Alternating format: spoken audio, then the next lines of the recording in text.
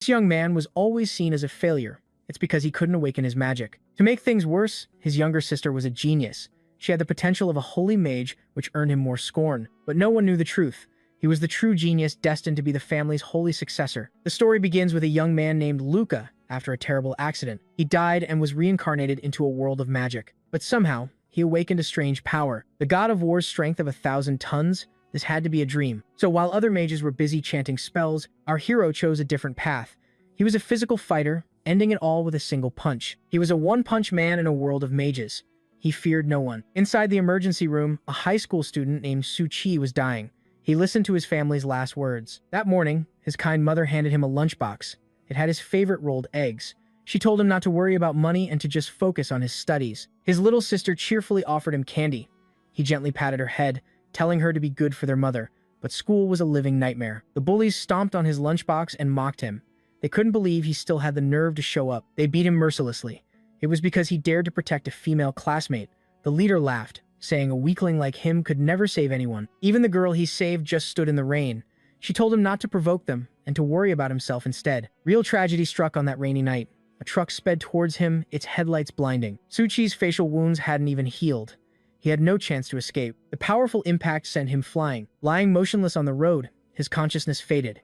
He desperately wondered, "Am I going to die?" Su-Chi painfully called out for his mother with his last breath. He was filled with regret for not being able to protect his loved ones. Amidst the whispers of passers-by, a fierce desire ignited within him. In his next life, he would become strong. He wouldn't let anyone bully him again. On the magical continent of Arcanas, the annual Holy Blessing ceremony was taking place. The priest declared to the crowd that children under 6 must offer their most valuable possession to the gods. If accepted, they would be granted a spirit messenger. This was the only chance for citizens to awaken their latent magic and become true mages. In the crowd, a poor boy naively asked his mother if his candy was enough to trade for magic, but his mother could only reply sadly, "No, my son. It must be expensive jewelry, like what the nobles offer." Indeed, noble families like Lady Blank's prepared lavish jewelry boxes. The more valuable the offering, the higher the chance of receiving a blessing. A buzz of conversation erupted when the Rian family appeared. Some even claimed they had bet their entire fortune for this one chance to change their destiny. Hojian, the head of the Rian family, looked at his children with a determined gaze. He told himself he had made a great gamble for the future of his family, for Lucas and Julia. The two smartest children in the family would surely receive high-level blessings. Soon after, the priest called the next name, Julia Rian. The small girl walked towards the altar. She placed a golden crown on the stone pedestal. The magic circle beneath her feet immediately activated and lit up. A powerful bolt of lightning erupted from the magic circle. No one could believe their eyes. The blessing had reached level 7, a feat unseen in the past 12 years. Julia stood amidst the blazing electricity. Her eyes shone with divine power. The entire square was shaken by her incredible natural talent. Witnessing Julia's success, the crowd began to whisper. They realized her offering was the crown of thunder, but some were still skeptical. They didn't think it was worth the Ryan family's entire fortune. Meanwhile, Lucas was enthusiastically clapping for his sister. His father, Hojian, approached him. He kindly adjusted his son's clothes and said, "Lucas, it's your turn." The boy replied confidently, "Yes, father." The butler slowly opened a wooden box. It revealed a sword, radiating an immense, powerful aura. The sword's appearance shocked everyone present. The magical energy it emitted was terrifying. The image of Vulcanus, the primordial god of fire magic, appeared in a blazing inferno behind Lucas. Everyone gasped in amazement. While Julia cheerfully wished her brother luck, Lucas calmly took the sword and walked to the altar. Even the priest was in awe of the priceless artifact. He understood the head of the Ryan family was betting everything on this child. As soon as Lucas placed the sword on the pedestal, the magic circle exploded in a blinding light. At the same time, the sky above the academy suddenly turned a blood-red color. Witnessing this unprecedented phenomenon, Hojian was stunned.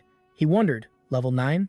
Or did I spend too much money? Inside the shrine, a giant pillar of fire erupted from the pedestal. However, the situation suddenly took a terrible turn. Lucas looked down at his hands. He saw flames erupting from within his own body. The sudden pain caught him completely off guard. His eyes blazed with a fierce fire. In extreme agony, Lucas screamed as the magical flames consumed him. The sword continued to float above him. It was like a cruel, sacrificial ritual. The sky slowly returned to normal, but the atmosphere of the ceremony was thick with anxiety. Lucas's father shouted in panic, "Is the ceremony over? Where is the spirit messenger?" Amidst the whispers, someone pointed towards the shrine. "Hey, look at the altar." Julia stared in shock. The candy in her hand fell and shattered as she saw the light. Her brother was thrown from the stone pedestal. he fell through the gray smoke to the ground. Lucas lay motionless on the ground, his eyes stared blankly into the void. "Big brother!" Julia screamed through her tears. Hojian also rushed forward frantically, calling his son's name. The family gathered around Lucas's cold body. His mother sobbed, not understanding what was happening. His father desperately begged Lucas to wake up. The priest stood there, drenched in sweat. He trembled as he made the grim announcement. "The god has rejected the boy.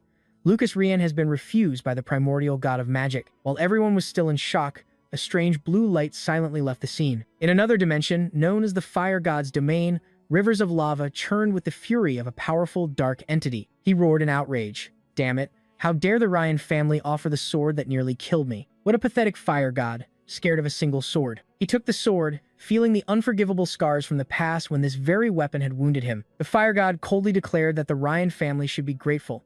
He had only incinerated the child's soul. The little demons around him praised his mercy and generosity. Suddenly, a small demon noticed something unusual. A guest from another planet just checked into that body. Should I burn it again? But the fire god just sneered with contempt. "It's unnecessary. An insect from another world isn't worth my effort." He turned back to the offering and admitted it was a rather fine item. Meanwhile, in the real world, a blue, butterfly-shaped light began to land on Lucas's forehead. His eyes suddenly snapped open, emitting a blinding light. The scene shifts to the god of war's domain, the heavenly cave. A man with fiery red hair and bulging muscles floated in the void. Golden energy swirled around him, creating a divine pressure that was suffocating. When he opened his eyes, his pupils glowed a brilliant orange. They radiated the aura of a supreme ruler. With each step he took through the void, reality shattered around him like glass. The god of war continued to walk majestically. His every movement caused the space around him to tremble violently. Directly ahead, a colossal entity with blue skin and countless red eyes emerged from the darkness of space, blocking his path. Looking at it, he realized this was the source of power that ruled this world. Without any fear, the god of war crossed his arms arrogantly and challenged it. "Trying to block my path to ascension? You're not worthy." In response to the challenge, the cosmic monster opened its mouth full of sharp teeth. It fired a powerful beam of dark energy, intending to swallow the disrespectful being. An immense pressure shot straight towards the god of war, but he stood his ground in the center of the blast. His eyes blazed as he channeled all his power into his fist. The god of war unleashed a mighty punch. It created a massive explosion of light that wiped out the enemy's attack. Amidst the dissipating fragments of energy, the god of war stood tall. He walked towards the brilliant light after defeating the cosmic entity. The god of war let out an arrogant smile. "Cosmic power that feels like a mosquito bite. What a waste of my time." Just then, Ma, his guardian spirit, rushed towards him with a desperate cry. "Lord God of War." Interrupted, the god of war coldly pushed the small spirit away and demanded to know why. However, his expression suddenly changed. He sensed a horrifying truth. This aura, Retsuko, my old partner, has been destroyed. He began to question what was happening on the Arcana's continent. In his memory, 1,000 years ago, martial arts was the supreme power, far surpassing magic. He couldn't accept that Volcanus, the weakling who nearly died from a single slash of his, was now revered as a supreme fire god. Ma cried and complained that if he hadn't been so engrossed in martial arts, he wouldn't have let that minor god run rampant. Faced with the changing times, the god of war crossed his arms and pondered. Having to spread martial arts himself was a heavy burden. However, looking at the smoldering soul flame, he understood it was his responsibility to pass on his knowledge to future generations. With an unwavering will, the god of war decided to step into the light to seek a new level of ascension. At the same time, in the real world, Lucas slowly regained consciousness. He heard echoing voices in his head. He wondered in shock, "I'm already dead and still being bothered like this? How annoying." As soon as he opened his eyes, he froze. A host of Ma faces were pressed close, staring at him intently. The small spirit declared, "I am the martial god, Ma. With my protection, your life will be blessed." Lucas lay motionless on the bed. Specks of magical light danced all around him. Ma clearly declared, "I shall grant you the protection of the god of war." Before Lucas could even process it, a wave of blinding light shot out from the void and struck him. Instantly, a mystical notification appeared. "Blessing of the god of war, level 9. The level cap for martial arts training has been removed." He woke up on a bed, his body surrounded by a golden aura. Lucas was stunned. He wondered about the strange level 9 power and the spirits he had just heard. He stared at his trembling hands. His mind was in turmoil from this absurd reality. Lucas remembered the horrific moment he was hit by the truck in his past life. "I should have died that day. Why am I still alive?" Memories of the original Lucas Rian, the child rejected by the gods at the ceremony, flooded his mind. They mixed with his old memories, causing him to clutch his head in pain. He gave a bitter smile, wondering if the heavens were toying with his fate. Being reborn as a god-forsaken child in a world of magic made Lucas extremely anxious. He feared his family would soon abandon him, leading to a life even more miserable than his last. Deep down, he hoped his mother and sister Azusa from his old world could live well with his insurance money. Looking at the strange light on his hand, he still couldn't understand what the god of war's blessing meant. He knew nothing about martial arts. Suddenly, the sound of a falling candy made him turn around. Julia was standing at the door with teary eyes, whimpering, "Big brother." The little girl rushed forward and hugged Lucas, sobbing with joy. "You're not dead? I thought you were gone for good." Lucas gently patted her head to comfort his sister. "Don't cry anymore. I'm okay now." Looking at Julia, he felt a pang of sadness as he remembered Azusa. His sister from his past life must be heartbroken over his death. Lucas's eyes became determined. He vowed that in this new life, he would use everything he had to protect what was most precious. Gazing out the window, Lucas made a silent resolve. "I'm counting on you, god of war." In a dark shrine, a statue of an angel suddenly shed horrifying tears of blood. A demonic woman with long green hair slowly materialized. She sensed the disappearance of the cursed entity. She wondered if it had died or if it had left this world, and gave a sinister smile. She declared that even with only a remnant of their power, this world would eventually belong to them. 9 years later, at the Rian family mansion, Lucas had now grown into a tall and handsome young man. Wiping the sweat after his training, he thought that since the sky was clear, Julia's magic training must be over. Lucas intended to go pick up his sister, but immediately, a sudden murderous aura from behind put him on high alert. Thorny vines suddenly wrapped tightly around his body, lifting Lucas into the air. Instead of being scared, he just sighed in annoyance. He was all too familiar with this childish prank. The one who had just appeared was Jeremy Rian, the fourth son of the Ryan family and Lucas's half-brother. He leaned on his staff with a smug smile. He sneered, "You god-hated thing, why are you still here in this house?" Jeremy continued arrogantly, stating that this backyard was only for family members who could use magic. He tightened the vines, threatening to break a few of Lucas's ribs to teach him some manners. However, Lucas responded with a long, bored yawn, completely unfazed. He calmly reminded him that his sister's training was over and gave a warning. "Want to get roasted? Let me go before I change my mind." Although Jeremy trembled, he tried to act tough. He said that a weakling who needed his sister's protection had no right to order him around. But immediately, a massive bolt of purple lightning struck Jeremy from the sky. He screamed in agony as the electricity engulfed and scorched his entire body.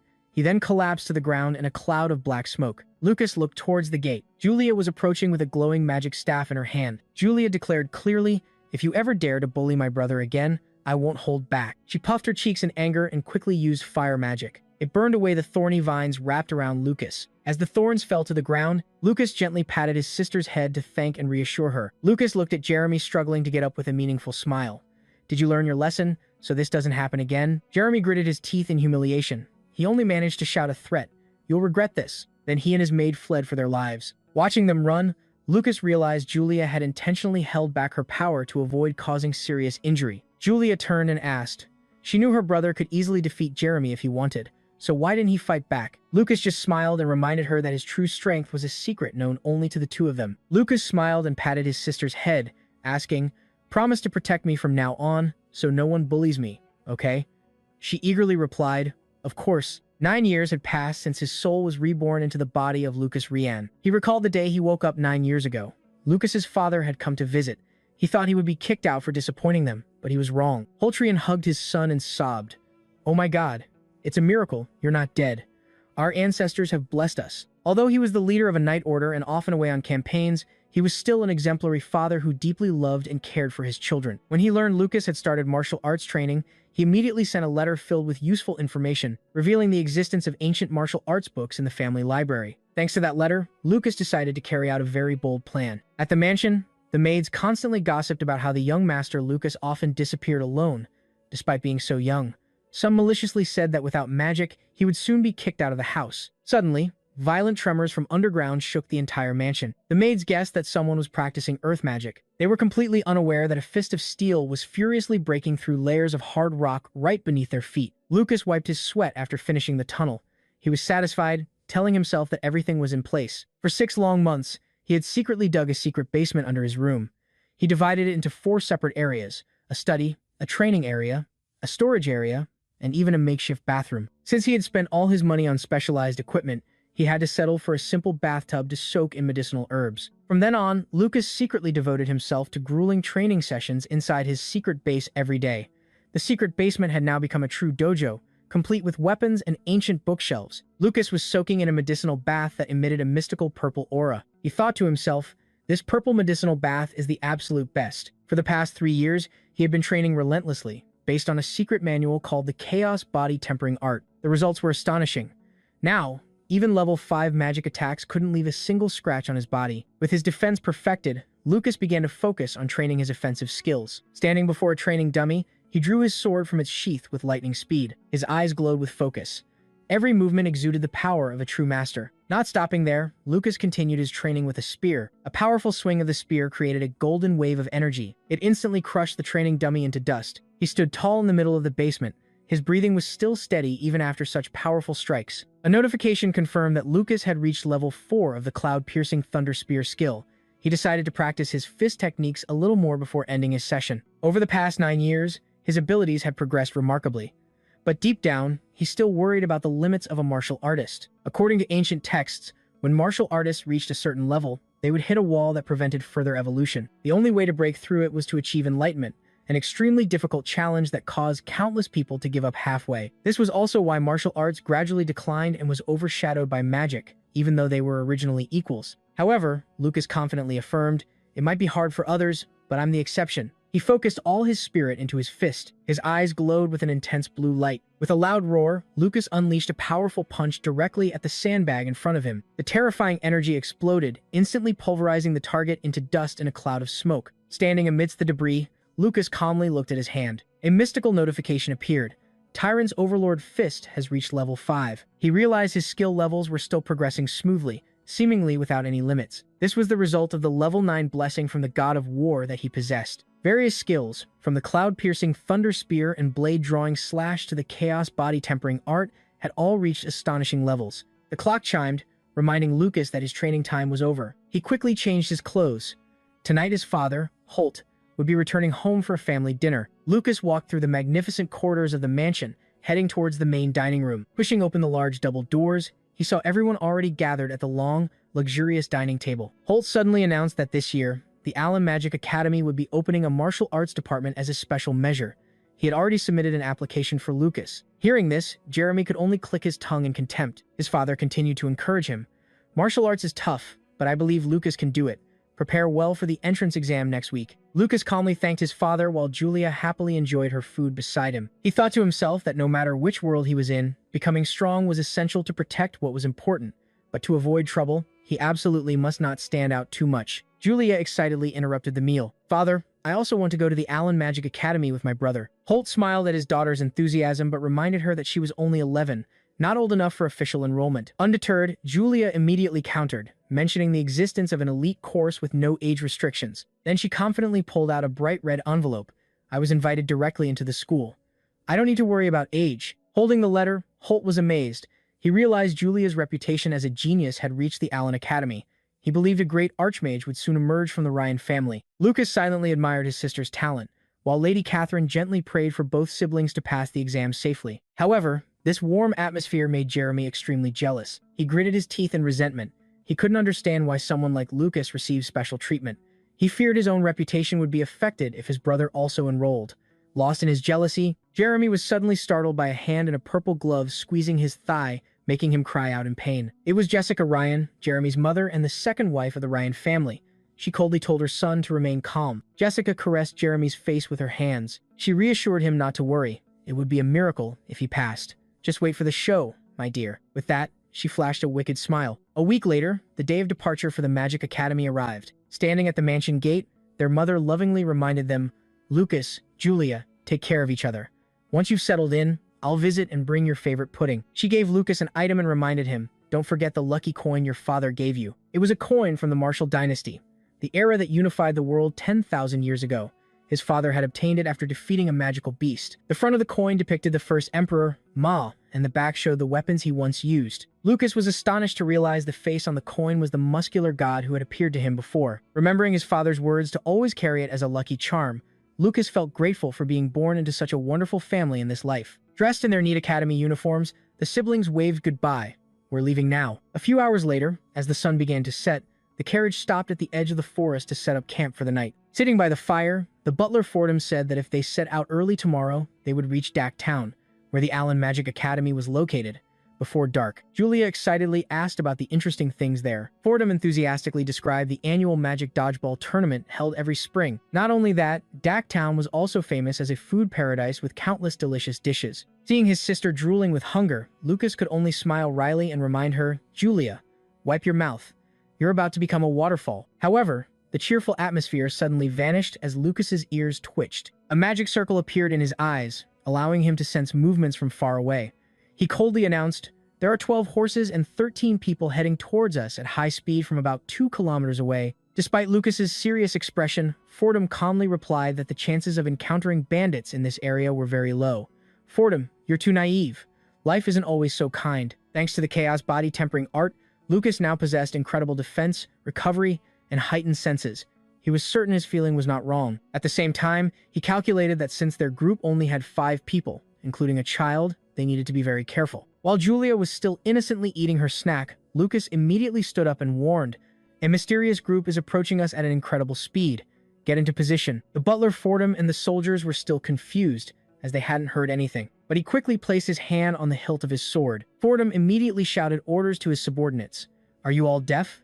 We have guests at our door. Go greet them." Although he didn't know where Lucas got his information, he understood that it was better to be cautious at a time like this. Shortly after, a gang of fierce bandits on horseback burst out from the darkness at lightning speed. The soldiers were shocked and exclaimed, "Impossible, they're really here." The bandit leader, with a long scar and an eye patch, laughed triumphantly. "We've got some fat prey. Just as I predicted," he said smugly.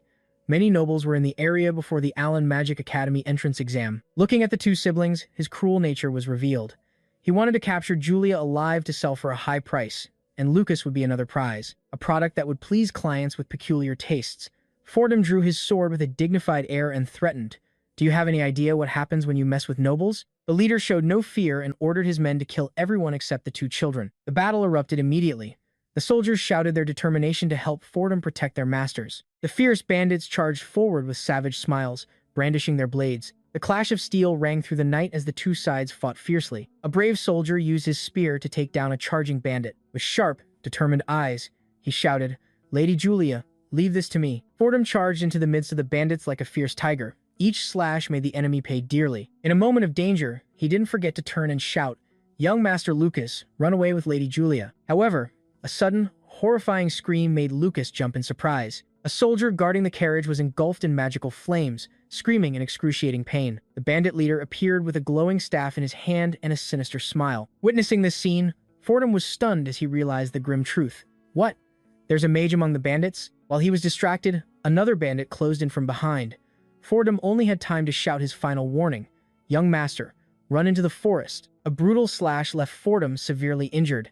Lucas was extremely worried. Though his body was exhausted and surrounded by bandits on horseback, Fordham still managed to prop himself up with his sword. The lead mage approached with a menacing look. He growled, "You killed my comrades, so I'll burn you alive." Facing the glowing muzzle of the magic staff, Fordham resolved to protect his 2 young masters until his last breath. Standing in the shadows, Lucas calculated, a level 2 trying to fight a mage? That's like throwing an egg at a rock. He had intended to hide his true strength.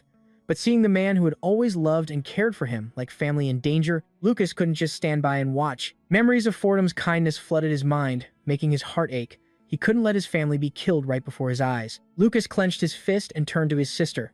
"Julia, you hide here. I'm going to help Mr. Fordham." He crouched low, preparing to enter the fight with a completely different aura. Julia worriedly instructed, "Okay, please be careful." At that moment, the battlefield became incredibly fierce. The butler Fordham let out a roar and swung his sword, cutting down another bandit. However, his strength was depleted. Fordham collapsed, gasping for breath amidst the tragic scene. Seizing the opportunity, a bandit leaped from above, swinging his blade. "Die, old man." But it wasn't him who was hurt. It was the surrounding bandits who were screaming in panic. "What is this?" Small stones covered in golden spiritual energy shot through the air at incredible speed. They pierced through the enemy formation, taking down the bandits in an instant, much to the astonishment of the survivors. Lucas stood in the darkness, tightly gripping a pebble that radiated a terrifying aura. He thought, "Luckily, my wind strike skill reached level 4 from throwing rocks at birds." With a cold gaze, he declared, "These bandits dare to challenge me?" Witnessing his men being wiped out in an instant, the mage leader screamed in fury, "Damn it, who did this?" He trembled as he activated the blazing magic circle on his staff, roaring his intention to take Fordham down with him. "Old man, you're coming with me." A giant fireball carrying destructive power shot straight towards Fordham. He helplessly closed his eyes, awaiting his end. He was thankful that at least his two young masters would be safe thanks to the mysterious helper. Just as all seemed lost, Lucas suddenly shot out like a flash of lightning. He channeled all his power into his fist and directly clashed with the giant fireball to protect the devoted butler. Fordham stared in shock at his young master's back and exclaimed, "Young master." The fireball was completely neutralized, much to the mage's astonishment. He desperately tried to counterattack. "Even so, I can still use Fire Serpent to fight back." But before he could act, immediately, Lucas closed the distance and unleashed a powerful violent burst fist. The leader could only scream in terror as he was hit head-on. The powerful punch sent the mage flying, killing him instantly. Fordham stood stunned, watching Lucas. He still couldn't believe his eyes. Just now? How could you? A young boy instantly defeating a high-level mage was unprecedented in history. Lucas turned back and smiled confidently. "Actually, it seems I have a talent for martial arts." Fordham could only say his young master's name with emotion and admiration. However, the joy was short-lived as both suddenly felt a thick, murderous aura. Dark, sinister vines suddenly shot up from the ground, causing Fordham to cry out in terror. Wah! A giant entity with the form of a monstrous skeleton, purple fiery eyes, and red flesh began to take shape. At the appearance of this terrifying monster, everyone was shocked and exclaimed, "Where did this messed up work of art come from?" It opened its mouth wide, revealing sharp fangs. The hideous monster continuously roared resentful cries of "Die." The horrifying sound echoed, seeming to freeze the space around them. Watching the monster wildly swing its sharp claws, Lucas thought to himself that he couldn't let Julia see this horrifying sight. He needed to end this quickly. Immediately, Lucas leaped into the air like a bolt of lightning. He channeled all his power into an attack infused with golden spiritual energy, striking down at the target's head. However, the monster was completely unharmed. Instead, it radiated a sinister purple energy. Demonic chains emerged from its body. They pulled corpses from the ground, much to Lucas's surprise. "What the hell is this?" the monster growled, its eyes glowing with a strange snake symbol. Its body began to mutate, growing larger and radiating a deadly pressure that enveloped him. Seeing the symbol in its eyes, Lucas realized this monster could actually control the dead. Realizing that normal physical attacks were ineffective, he decided to change his strategy. If physical attacks don't work, let's try this. Lucas channeled all his spiritual energy into the palm of his hand. He unleashed a powerful violent energy palm. The golden wave of energy pierced through the evil entity, creating a blinding explosion of light that wiped out the darkness. The monster screamed in despair as its body disintegrated into demonic fragments. As the night gradually fell silent again, Lucas stood tall, ending the battle decisively. After the enemy had completely vanished, Lucas wearily sat down on the ground and sighed in relief. Hearing his name called, he smiled as he saw Julia running towards him. She jumped into his arms, praising him in awe. "You took care of everything?" Even the old butler was dumbfounded. He had no idea when his young master had become so strong. He had even defeated such a huge monster like it was nothing. The sound of a horse neighing broke the silence. A black horse slowly emerged. On its back was a silver-haired girl, tightly bound and gagged. Her face was contorted in pain. Lucas was surprised to see there was still someone to be saved. Meanwhile, in a sinister space filled with corpses, a demonic woman with long horns was leisurely bathing in a pool of blood. She sipped red wine, her sharp eyes flashing as she realized one of her pawns had been destroyed. "Number 4 is gone. Who dares to touch my toys?" Back with Lucas's group, after being rescued, the silver-haired girl introduced herself as Maya Rasta. Hearing the name, Lucas pondered. Rasta.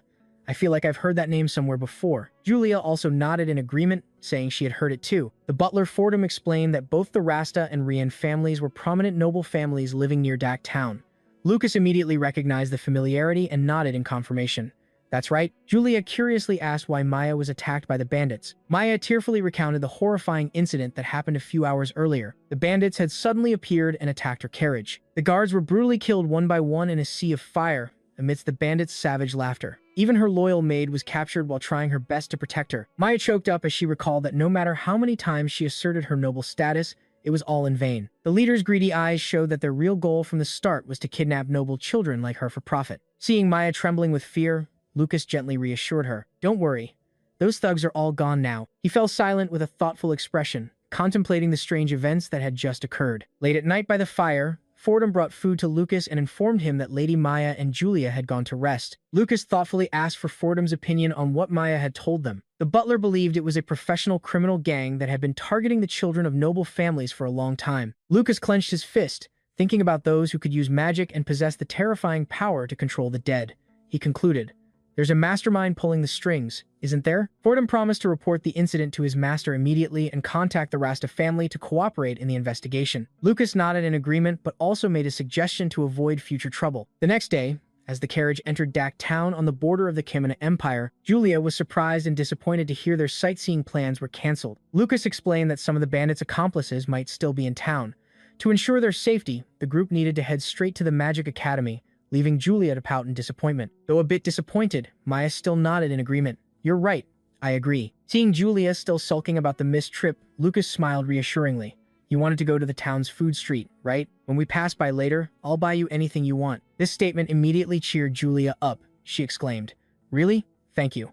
The bond between the siblings made Maya remark in admiration, "You two are really close." Just then, Mr. Fordham announced that the carriage had entered the town and invited everyone to look outside. As soon as she opened the carriage window, Julia gasped in amazement at the splendor of the place. This was the second largest town in the empire, second only to the capital. It had ancient architecture and streets bustling with people. Witnessing the lively shops and the crowds of people flocking there, Maya also chimed in excitedly. Looking at the passers-by, Lucas felt a sense of nostalgia.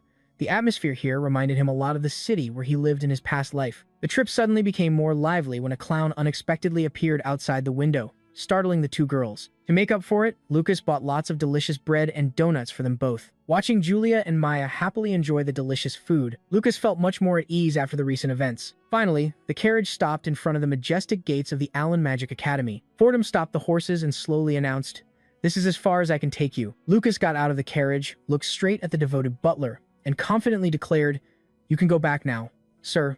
I can handle any security here." Julia was not to be outdone. She hugged her brother's arm tightly and proclaimed, "That's right, and I'll protect my big brother, too." Lucas patted his sister's head and smiled. "I'm counting on you, my genius mage."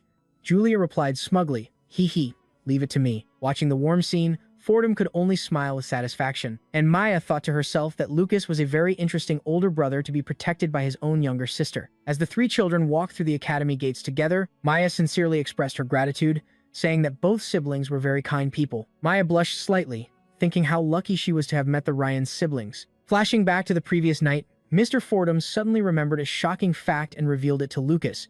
"It turns out Maya is your fiancée.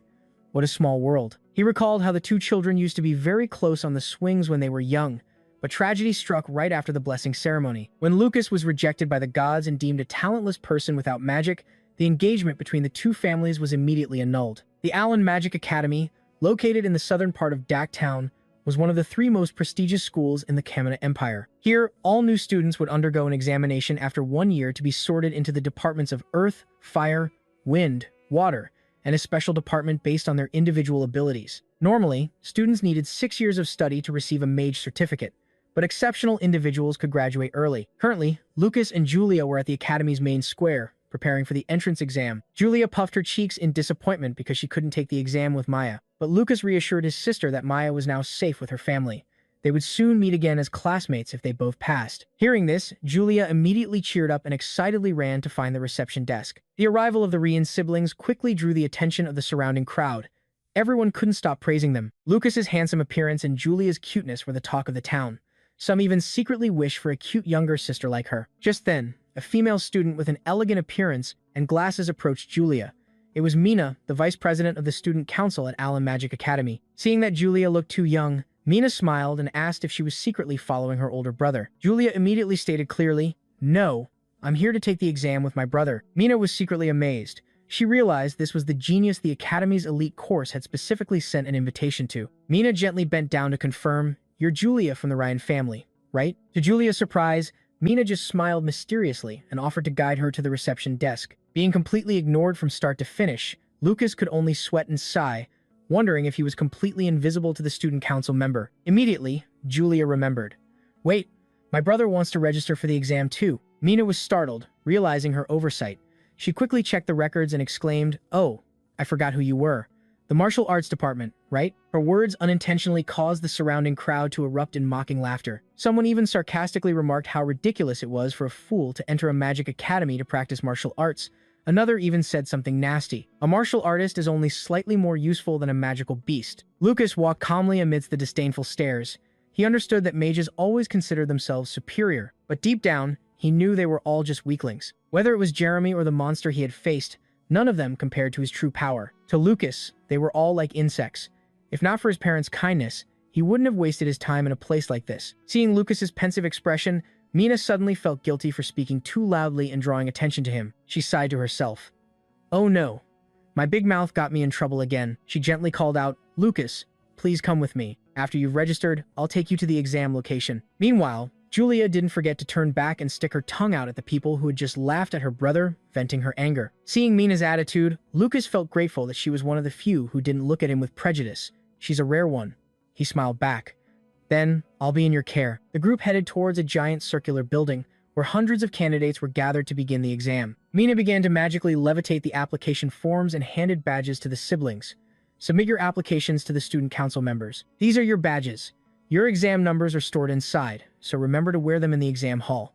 Then, she explained the three main parts of the test. First was measuring magical potential with a magic light orb. Next was testing elemental compatibility. And finally, measuring destructive power on test dummies. Lucas asked if martial arts candidates had to go through the same process and received an affirmative answer from Mina, explaining it was to ensure fairness for all departments. Lucas could only sweat at this absurdity. He knew the academy was just too lazy to create a separate test for martial arts. Lucas clenched his fist with determination. "I understand. I'll show them a fraction of my power to crush their prejudice against martial arts." At the potential measurement area, the headmaster loudly announced the start of the first round and asked the candidates to place their hands on the magic light orb one by one. The examiner looked at the magic orb and exclaimed in shock, "This is the first time in my life I've seen something like this. A phenomenon that only happens once in 100 years. No, once in 1,000 years." However, in complete contrast to that astonishment, the orb in Lucas's hand showed a big, fat 0. The surrounding crowd immediately burst into mocking laughter. "A perfect score of 0. That's a record that'll never be broken." Someone even sneered.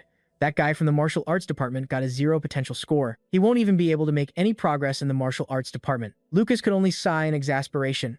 Here we go again. Soon after, it was Julia's turn. The moment her small hand touched it, the orb immediately emitted a mystical purple light, stunning everyone. "Huh, purple light? Julia's on another level." The color purple symbolized a potential of 7 out of 10, a score high enough to place Julia among the top candidates this year. Witnessing everyone's shock, Lucas thought, "They're already dazzled by just a little light." He loudly advised his sister, "Julia, you don't have to hold back today." She replied confidently, "I understand." The examiner standing nearby was puzzled by Lucas's strange advice. Immediately, Julia focused her mind. The orb in her hand began to emit a light more brilliant and intense than ever before. A blinding golden light suddenly erupted from the orb, sweeping across the entire square, forcing all the candidates to shield their eyes in terror. The examiner was so stunned he trembled. "This is golden light, just one step away from the maximum value of 10. He recalled that 2 years ago, a student had also achieved this level of light, but Julia was much younger than that student. He couldn't help but marvel at such a truly astonishing natural talent. At the end of the test, Julia jumped for joy and ran straight to her brother. "Brother, did you see how good I was?" Lucas gently caught his sister and praised her with a smile. "Amazing. My Julia will definitely become a great archmage in the future." Amidst the whispers about the stark difference between the siblings, someone was about to mock Lucas as a talentless loser, but his friend immediately covered his mouth. "Shut up. If you dare insult her brother in front of her, who knows what she'll do. Don't pick a fight with a genius over some piece of trash." Seeing everything unfold as he had planned, Lucas gave a mysterious smile.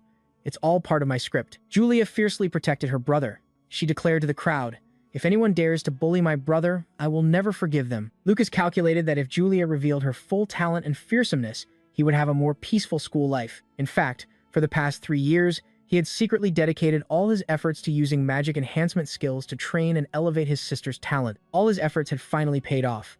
The examiner then loudly announced the start of the second and third rounds. He asked everyone to move to the spirit house. Lucas gently patted Julia's head encouragingly. "Today is the day all my efforts will bear fruit." The massive gates of the academy slowly creaked open, welcoming the candidates to their next challenge. Lucas held Julia's hand tightly.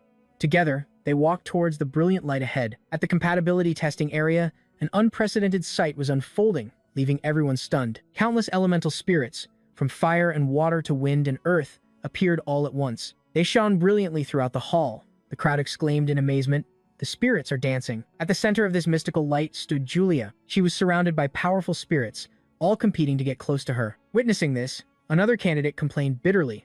"Even though I received a level 6 blessing from the wind god, I can't understand it. Not a single wind spirit will come to me." People began to realize the shocking truth. All the spirits are heading towards her. Does that child have maximum compatibility with all elements? Her talent is truly terrifying. Watching from a distance, Lucas was pleased. Good. The Mage Shi Meridian technique I created is successfully enhancing Julia's potential. He thought that even though Julia was only at level 2, it was more than enough to pass this entrance exam. Soon after, a loud announcement was made. Julia Rian's compatibility is 90, the highest score among all candidates. The examiner smiled and congratulated her. Julia politely replied, "Yes, thank you." However, the excessive attention from the crowd began to make Julia feel pressured. Dark figures around her kept whispering, "She's so good, so cute, let's be friends." Feeling frightened by the scrutinizing gazes, Julia immediately ran to hug her brother and called out, "Brother." Seeing his sister trembling, Lucas kindly asked what was wrong. Julia sobbed, "Why is everyone looking at me like that? It's so scary." Lucas gently patted her head to comfort her. "It's okay. It's because you're a genius, Julia. From now on, you'll receive even more looks like this." Lucas continued to soothe his sister. "Don't worry about what others think. Just get used to it slowly." Hearing this, Julia regained her determination. She firmly declared, "You're right. I need to become stronger because I will protect you, brother." Julia is truly the ideal little sister. Lucas smiled encouragingly. "That's right. Do your best." However, deep down, he realized he also needed to train Julia to have a strong mind and the courage to face public opinion. At the same time, malicious whispers rose from behind again. "With such talent, I thought she had royal blood. But since her brother is a loser, I guess not." When someone asked about Lucas's compatibility, the answer was just sarcasm. "It's probably another perfect 0. Haha. Indeed, as soon as Lucas walked by, the elemental spirits immediately scattered to avoid him. The crowd witnessing this could only shake their heads in contempt, thinking that even the spirits found him disgusting. In the crowd, whispers about Lucas began to rise. A candidate whispered to his friend about a strange phenomenon that occurred right after the second round. He claimed that the moment Lucas walked out, a fire spirit's arm was torn off, scaring him speechless. Although his friend thought spirits were very small and he probably saw it wrong, Lucas, who was walking by, heard everything. He thought to himself. He never expected a witness during the second test. Lucas's memories flooded back. He realized why the fire spirits treated him so badly. It was because the fire god rejected him. They constantly made faces, teasing, and mocking him. When the test ended, Lucas turned to leave. But one fire spirit went too far. It spat fire at him. Lucas never forgave those who crossed him. He coldly picked up a small stone. He channeled power into his fingertips. He flicked the stone at lightning speed. It shattered the insolent fire spirit's arm. He thought with conviction, "A servant of the fire god has no right to act so arrogantly before me." Back in the present, Lucas gently took his sister's hand. He urged Julia toward the final test. Julia playfully asked, "Are you going for first place again?" Lucas smiled back. He joked that he let his sister protect him, so he wouldn't have to show off too much. They walked toward the magic destruction power test area. Metal training dummies were already lined up. Seeing Julia shine, a magic class student gritted his teeth. He planned to take his frustration out on a dummy. Someone worried the Rian genius would destroy the target. Another student immediately dismissed it. He said it was impossible. He explained the dummies were made of special metal. They were reinforced with defensive magic. They could withstand any attack below the curse level. He insisted that at Julia's age, she couldn't possibly unleash a curse-level attack. Lucas stared at the sturdy dummies ahead. He secretly clenched his fist. His eyes lit up with determination. This was the perfect chance to test his level 6 skill. Attending school wasn't so bad, Lucas thought. He had access to expensive equipment. While standing in line with Julia, a loud shout came from behind. "Hey, don't cut in line. Wait for your turn." A girl with shoulder-length hair stepped forward. She pointed her finger arrogantly. "The rule here is that the untalented go to the back." The one being criticized was a girl with long black hair. Suddenly, her eyes blazed with immense pressure. The other girl flinched, too scared to say another word. She felt a terrifying grip on her heart. Then, the girl's gaze fell on Lucas and his sister. She looked down at Julia and asked, "So, you're Julia, the one who got a perfect score on the compatibility test?" Her aura was overwhelming. Julia hid behind her brother, trembling. "Brother, this woman is so scary." Lucas calmly stepped forward to shield his sister. He coolly asked, "And who are you?" The girl proudly raised her head.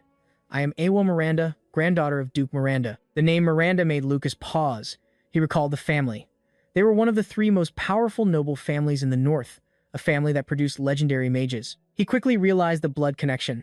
This girl was the daughter of his uncle Cien, his mother's younger brother. Lucas smiled faintly. He asked a familiar question. "Iwa, how old are you this year?" "I'm 15, Awa replied, annoyed. Lucas remained relaxed. He told her not to glare at him like that. After all, they were cousins. This statement made Iwa furious. She yelled, "How rude. I've never heard of having any cousins." To punish the imposter, Iwa activated a magic circle. A glowing hexagon enveloped Lucas. She gritted her teeth and gave a cruel command. Start fire dancing. Let everyone see how useless you are. Lucas just smiled at Awa's attack. He taunted her. Using mind magic on a relative you just met? Is this how the Miranda family raises their children? Awa was shocked. Her strongest magic was completely useless. Inwardly, Lucas scoffed. Such cheap magic couldn't control a martial artist, not one with a will as strong as his. Just then, the announcer called his name. Lucas Rian, prepare for your test. He walked away calmly. Sorry, I have to go. Unwilling to give up, Awa pointed at Julia and snapped. Julia, don't get complacent. I will take first place in this test. Looking at the ranking board, Julia was first. Awa was second. Lucas understood. She came here to declare war. For his own peace, he told himself, he couldn't let his sister lose her top spot. Lucas took out a pill. Julia, want some candy? He asked. Julia innocently popped it into her mouth, but she immediately started coughing violently. She cried out, "You tricked me. What kind of candy is as bitter as poison?" Lucas chuckled and apologized. He explained it was a special magic potion. It was made from rare ingredients. She would soon feel its effects. The examiner urged him onto the field. Lucas waved goodbye. I'll improve the flavor next time. I'm off now. Julia could only watch resentfully. She no longer trusted her brother's promises. Lucas confidently stepped into the arena before the examiner. The man instructed him. Attack this training dummy with all your magic power. We'll evaluate your destructive force for a final score. Now, begin. Lucas replied calmly, I don't know how to use magic. The examiner looked stunned. Lucas tightened his fist and asked, can I use a physical attack instead? Seeing Lucas prepare for the test with just a punch, the crowd began to whisper. They mocked him.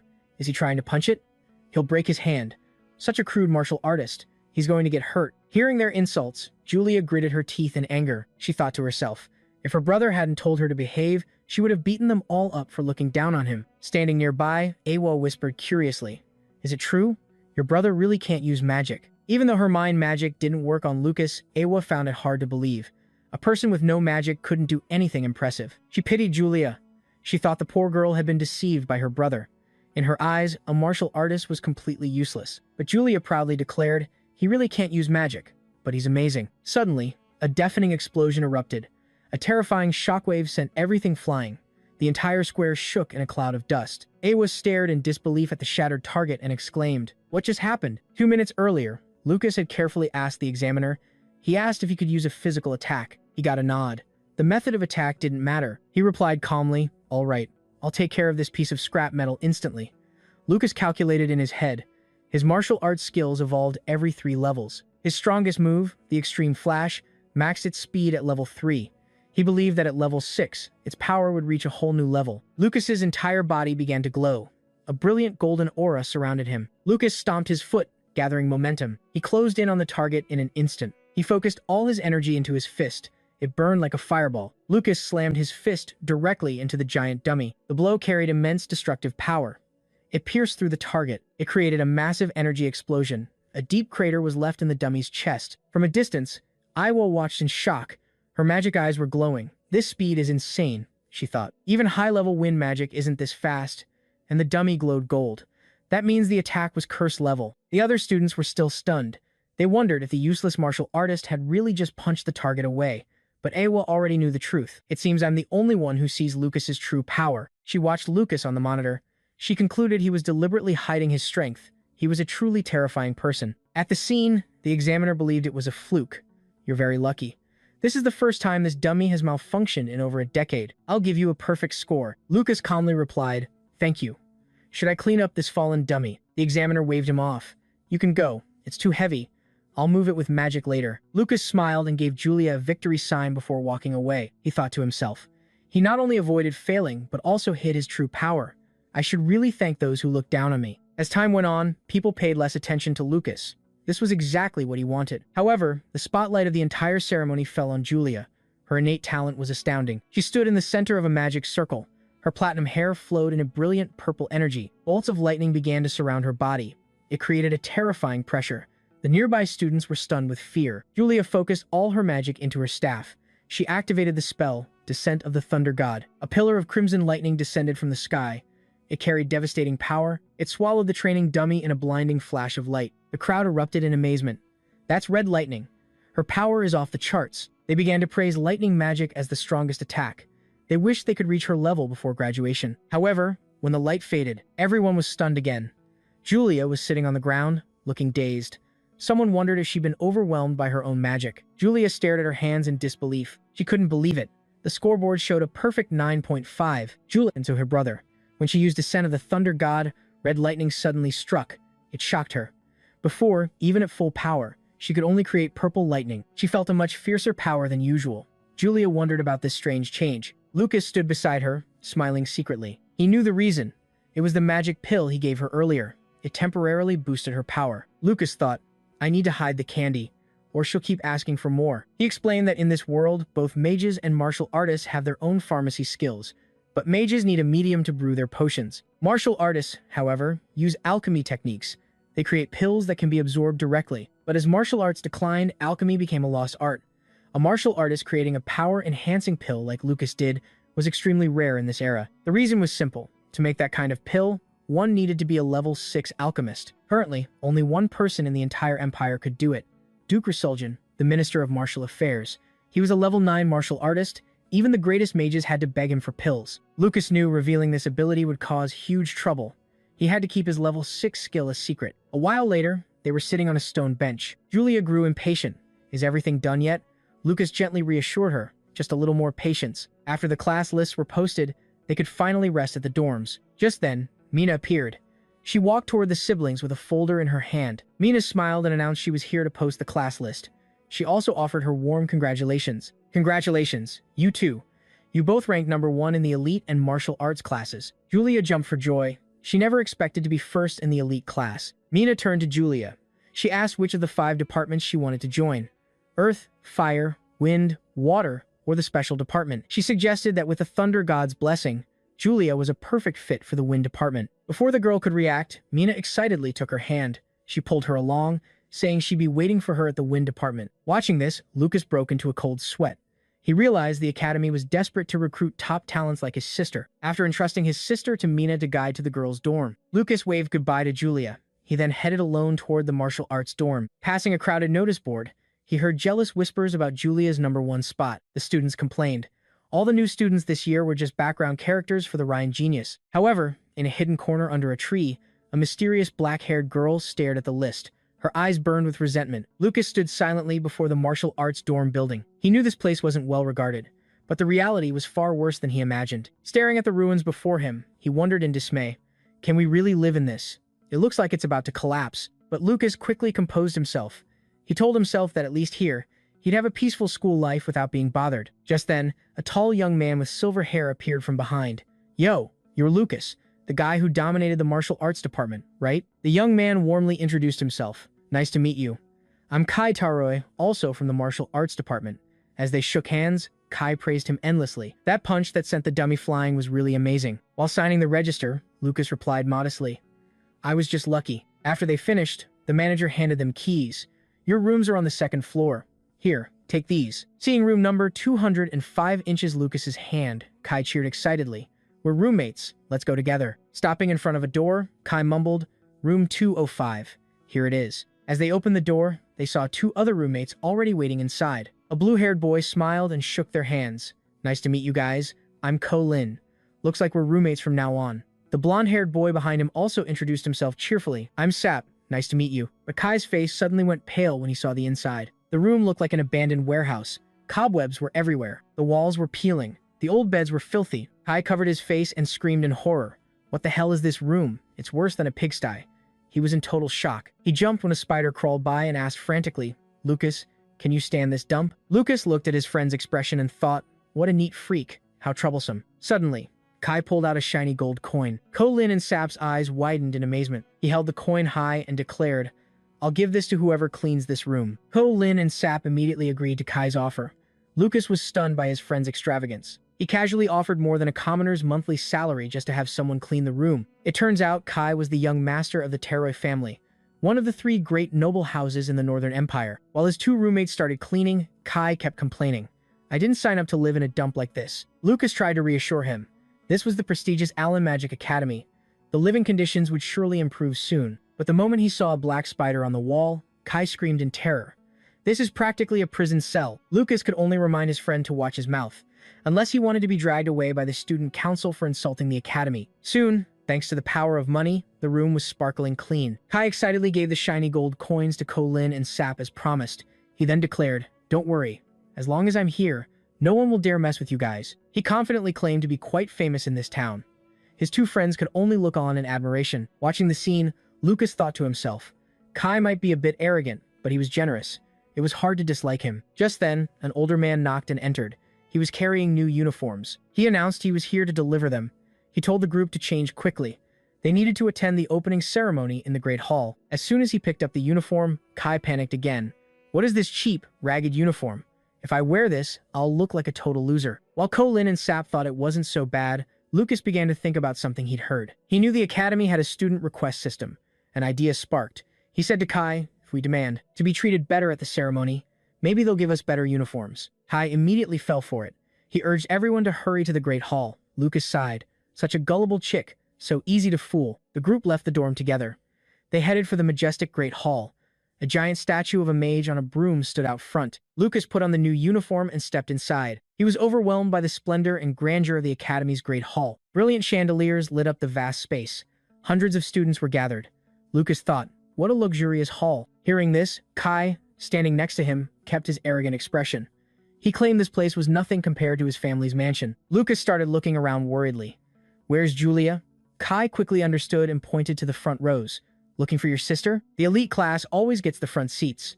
Their uniforms look amazing, too. He also reminded Lucas that martial arts students had to sit in the farthest rows. If he wanted to talk to his sister, he had to do it now. Lucas looked at Julia and smiled to himself. My sister looks beautiful in anything. She's the best. The group trudged to the back of the hall. Kai couldn't help but grumble. The martial arts department was being discriminated against with these terrible seats. Lucas quietly settled into his seat next to his new friends. He prepared for the ceremony to begin. Suddenly, a fire blazed violently from above. It caught the attention of all the new students. A powerful level 6 fire spell called Flying Swarm appeared. It blazed brightly, engulfing the hall as the crowd watched in awe. In the middle of the sea of flames, a young man with brilliant red hair appeared majestically. He declared, "New students, you should feel honored." He slowly landed on the stage and introduced himself. "I am Ted Faremel, the Student Council President. Today, I will introduce you to our school's point system." Witnessing a level 6 magic display before graduation, the students below cheered wildly. Amazing. His aura is incredible. He's a true genius. While everyone was excited, Lucas remained calm. He watched the president on stage. Ted continued to explain. At Allen Magic Academy, the point system was the foundation of everything. Any academic resource could be exchanged for points, magic skills, rare books, rare materials, tame beasts, and even direct guidance from great masters. Ted listed ways to earn points. First was manual labor like mining or cooking, but this only earned 1 to 5 points per hour, an extremely small amount. He emphasized that instead of labor, participating in department events was much more efficient. Even today's orientation was a golden opportunity for upperclassmen to earn points. Another way to get a stable monthly income was to join the student council. The president earned 500 points, the vice president earned 200, and members earned 100. Finally, there was a riskier method, hunting monsters. He explained that behind the school was the Demon Beast Mountain Range. It was famous for countless ferocious beasts. If students could hunt them and turn in the collected materials, they would receive corresponding points. Hearing this, Lucas wasn't scared. He grinned confidently. The Demon Beast Mountain Range? That's my personal playground. A few hours later, after nightfall, Lucas began his plan. Thanks to the soothing incense, his roommates were all fast asleep. Lucas sneaked out of the dorm. He thought about the martial arts dorm's location. Being at the edge of campus was a huge advantage. He could act without being discovered. Standing behind the building, Lucas looked up. A towering wall separated the school from the outside world. He knew that once he crossed this wall, he would enter the dangerous Demon Beast Mountain Range. Without hesitation, Lucas stomped his foot for momentum. He leaped high into the air. He crossed the solid wall like a ghost in the night. He plunged straight into the ancient forest, where beasts lurked. The moment he landed, a giant, purple-skinned beast lunged at him. Lucas swiftly dodged the attack. He spun around and unleashed a lightning kick. A powerful blow slammed into the monster's head. It crashed to the ground, creating a deep crater. Looking at the defeated beast, Lucas identified it. It was a massive black-horned frog. He knew the horn of this poisonous frog was a valuable ingredient. It was used for making magic potions. It would surely trade for a lot of points. Lucas's real goal was to gather enough points. He wanted to acquire the martial god's legendary techniques. They were stored here at Allen Academy. Standing on a cliff under the crescent moon, he quickly scanned the area. He needed to find his next targets. Lucas covered his eyes, activating his ocular art. His pupils glowed with an intense golden light. A wave of spiritual energy spread from his body. It radiated through the forest like a radar, searching for targets. Instantly, a level 1 armored rat charged him. It had rough skin and sharp teeth. Lucas didn't flinch. He threw a powerful, direct punch. The monster collapsed on the spot. He said coldly, "Sleep well, don't be a rat in your next life." The night hunt continued dramatically. He faced a level 3 demon seal leopard. He launched an attack so strong it shattered the ground. He defeated it in an instant. Lucas smiled with satisfaction. He looked at the full sack on his shoulder. What a huge haul today. Besides materials for points, I also have ingredients for alchemy. However, he suddenly noticed something unusual. The forest had become strangely silent. Kneeling to check the ground, Lucas saw something. The tracks of other beasts had almost completely vanished. He suspected a powerful creature was dominating the area. It was scaring the other monsters away. Lucas focused his mind. He activated his spiritual wave again to find the answer. From deep within a dark cave, a dense, blue-purple aura began to radiate threateningly. A pair of fiery purple eyes and sharp fangs filled with killing intent appeared in the darkness. Lucas smirked confidently. "Found you." He raced through the treetops at incredible speed. He realized his opponent had also sensed his presence. Even from a kilometer away, he landed in a clearing. Lucas stood facing a giant creature with gray-white fur. It was a level 6 icefire wolf. A top-tier predator growled, drool dripping from its fangs. It was ready to tear apart anyone who dared invade its territory. Lucas smiled. He understood. So that's it. As a wolf, its territorial instincts are very strong. The monster immediately lunged to attack, but Lucas was ready. "I've been waiting." The wolf opened its mouth, breathing a bone-chilling frost. But Lucas bravely charged through the icy mist. Lucas's hand was covered in a thin layer of ice, a side effect from his opponent's attack. The wolf was shocked. Its enemy was completely unharmed. Seizing the opening, Lucas delivered a powerful punch to the monster's jaw. The impact was so strong it sent the wolf's massive body flying. It crashed to the ground in pain. Looking at his stunned opponent, Lucas felt a twinge of regret.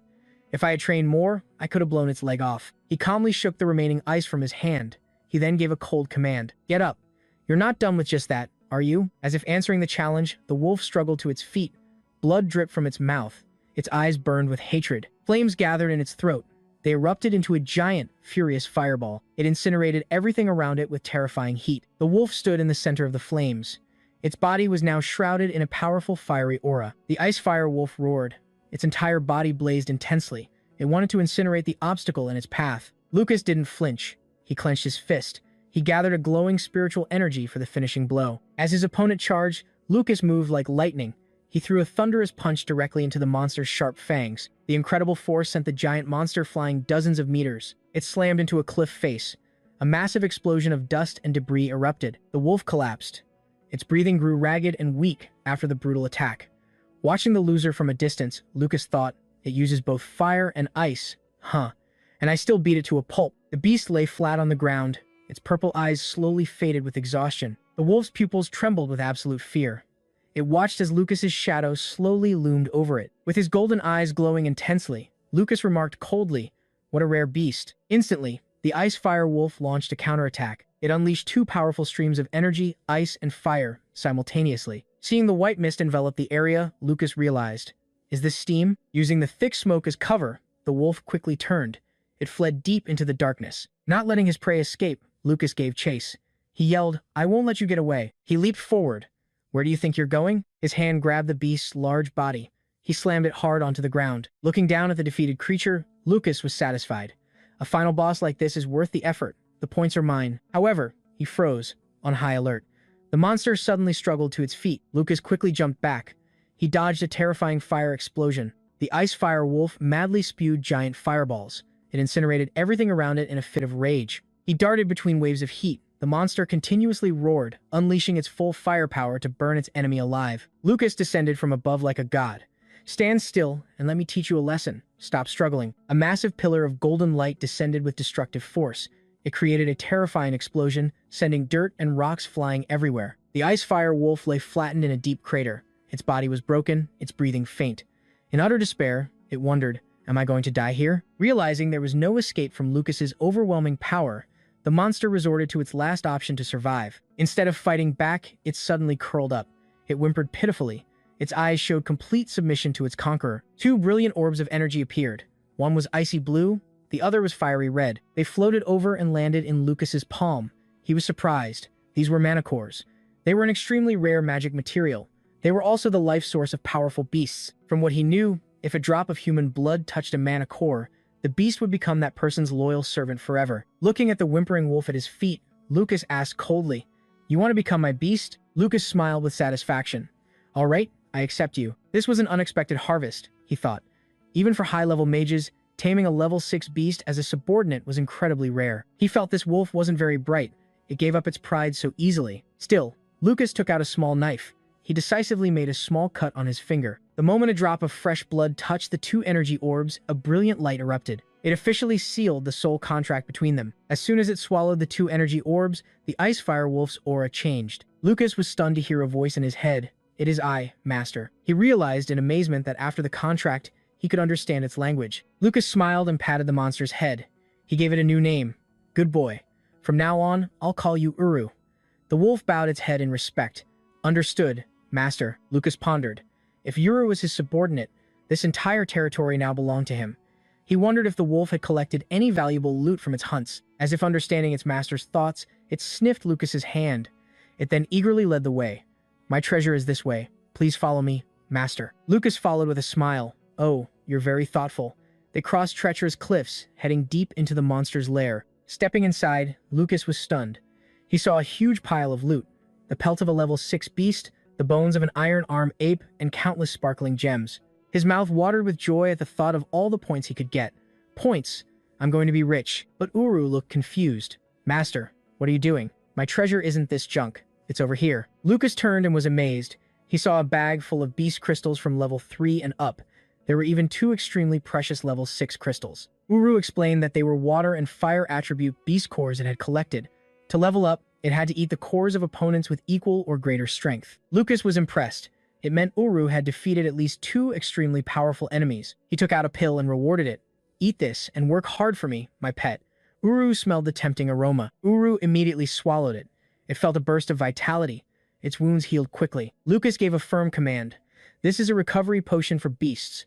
While you recover, stay here and guard this treasure for me." Uru eagerly accepted the order. "Leave it to me." Lucas stood at the cave entrance with a confident look. "Now then, what's next?" A mysterious smile crossed his face. He seemed ready for his upcoming plans at the academy. The next morning, bright sunlight covered the majestic academy building. Inside the classroom, the new students of the martial arts department had gathered. They were ready for their first day of class. Sitting in class, Lucas couldn't help but yawn. He told himself that even though he stayed up all night, the soothing incense made his fatigue disappear. He recalled the bittersweet scene from last night. He was busy inventorying his treasure. Uru kept bothering him with affectionate licks to the face. The clock struck 9 in the morning, but the classroom remained unusually quiet. Colin looked around and asked, "Where's the teacher?" Logically, the teacher should have been waiting for the new students, not the other way around. Kai was also worried and shouted, "Did they forget to assign a teacher? What kind of school is this?" Lucas calmly replied that was impossible. Suddenly, hurried footsteps echoed down the hall. A man cursed himself for drinking too much last night. The classroom door was then kicked open. It was done so violently that the entire class jumped in surprise. A man with a scruffy beard leaned against the door. He declared, "I'm Sigan, your homeroom teacher for the martial arts department. Class starts now." Lucas silently watched the sloppy-looking professor. His eyes were filled with doubt. Sigan walked to the blackboard. He lazily wrote his name on it. Then he let out a long, tired yawn while holding the attendance book. Kai stared at the disheveled professor with disgust. He leaned close to Lucas and whispered, "What's with this sloppy teacher? He's so annoying to look at." Instantly, a piece of chalk flew through the air. It slammed right into Kai's forehead, making him cry out in pain. Lucas was amazed by Sigan's swift movements. He assessed him inwardly. A level 6 martial artist? This teacher is no joke, Sigan announced coldly. "From now on, talking without my permission is forbidden. I'll now take attendance." He began to call out names. A short-haired girl named Tessie answered loudly. Next, it was Lucas's turn. Looking at Tessie, Lucas remembered. He had seen her at the opening ceremony. She stood out for her composure, unlike the noisy crowd around her. After calling Ko Lin and Sap, Sigan decisively closed the book. He announced, "Good, everyone's here. Let's see. Today's lesson is..." "Oh, I forgot the textbook. Tessie, I'm appointing you as class president. Go to my research room and get the books." Tessie pointed to herself in disbelief. "Huh, me?" Sigan confirmed it nonchalantly. "That's right." Kai immediately slammed his desk and stood up to protest. "Wait a minute. The class president should be chosen fairly, through competition among candidates." He began to boast about his wealthy family and his abilities. He claimed that he was the one who deserved to be class president, but before he could finish, another piece of chalk flew at incredible speed. It slammed right into his face. It knocked him backward, and he fell to the floor instantly. Sigyn repeated coldly, no talking. After assigning Tessie to distribute the textbooks and telling the class to self-study for the day, the sloppy professor simply turned and walked out. Tessie answered clearly. A strong determination burned within her. She told herself she would seize this opportunity to change her own destiny. Meanwhile, Kai rubbed his bruised head, whining about the violent teacher. Lucas observed thoughtfully, realizing something was very wrong with this man. When Kai angrily suggested reporting the teacher to get him fired, Lucas remained silent. He watched Sigyn's retreating back. Observing his steps closely, he noticed how the man shifted his weight. It showed he had suffered extremely severe injuries in the past. Lucas was secretly amazed. He wondered, if he's this terrifying now, how strong was he before he was injured? He believed that having such a powerful teacher would make his school life very promising. A few hours later, the group was in front of the academy's cafeteria. Along the way, Kai kept grumbling. That damn teacher had made the whole class self-study all morning. He angrily claimed Sigyn was a terrible teacher. He was irresponsible and arbitrarily appointed a class president. Just then, Julia ran over from a distance, calling out, "Brother!" Lucas affectionately patted his sister's head. He asked about her first day of class. Julia happily shared that her homeroom teacher, Linda, was extremely kind. She even encouraged Julia to do her best. She told me to try to become the class president next week. Hearing this, Kai trembled with frustration. He realized the other classes had a proper election process. They had a week-long process for choosing their president. Unlike his own dictatorial class, Julia curiously asked if her brother was chosen as the class president of the martial arts department. Lucas smiled and replied that it wasn't him. He quickly changed the subject to lighten the mood. More importantly, let's get some lunch. I heard the food here is delicious. Julia excitedly pulled her brother's hand and led him away. Kai was left to jog behind them. At Allen Magic Academy, even eating followed the strict point system. New students with no points were allowed to exchange cash for points only once at the beginning. However, this exchange rate varied depending on the student's department. On the table, delicious-looking cakes and egg rolls gave off a fragrant aroma. Julia was extremely excited. She ate enthusiastically. "This is so delicious. Brother, you should eat too." In contrast to the abundance of the elite class, Kai was munching on dry bread. He was filled with utter resentment. He bitterly realized the ridiculous injustice of the academy. For the same amount of money, the elite class gets 100 points, but the martial arts department only gets a measly 10. This is so unfair. Kai even went to the front desk to complain. He only received a cold reply from the staff. "Those are the rules.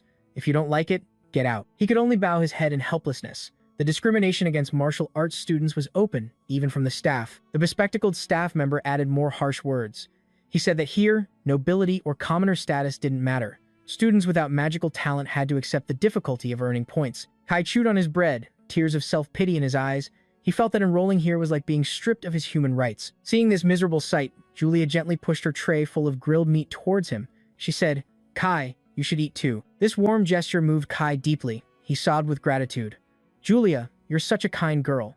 Standing beside them, Lucas was speechless at his new friend's overreaction. Just then, a familiar figure approached their table. Maya Rasta appeared with a bright smile. She greeted them softly. "Hello, Lucas. Hello, Julia. We meet again." Julia cheered and immediately invited Maya to eat with them. Maya politely declined, as she had already eaten. "I ate earlier, but I baked some cookies to thank you for the other day. Would you like to try some?" Julia excitedly took them. She praised them endlessly while enjoying the delicious cookie with a hot coffee. "Wow, these cookies are amazing. Thank you." Even Lucas was drawn in by the wonderful taste. Julia continued to praise Maya's excellent baking skills. Seeing the tasty food, Kai also rushed over to ask for a piece. He showered it with praise. "Delicious. This quality is comparable to the special desserts of the Taroi family. It's a pleasure to meet you. I'm Kai Taroi." Maya blushed slightly and replied humbly, "I'm Maya Rasta. I'm honored by your compliment." Kai quickly turned to nudge Lucas, teasing him. "Wow, you know such a beautiful girl?" Lucas could only force a smile. He thought to himself that he could never let them know Maya was his former fiancée. After saying goodbye and watching Maya leave, Lucas sighed wearily. He realized the chances of running into acquaintances in this cafeteria were disturbingly high. He remembered an earlier time. Mina had approached their table and asked how the cafeteria food was. Suddenly, whispers filled the air as Ted appeared. He was floating on the balcony with his fire magic. It's Senior Ted.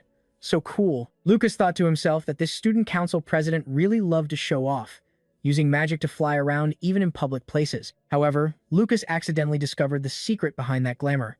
He saw Ted exhausted in a hidden corner. He was chugging a potion and muttering, "That was close. I can barely use level 6 magic." Luckily, thanks to this potion, I managed to look cool in front of the new students. Lucas chewed on a donut, thinking. He once thought Ted was amazing. until he overheard his confession after the opening ceremony. Lost in thought, the sound of a bottle rolling on the floor caught his attention. Huh? He recognized the familiar back of his teacher, Sigyn.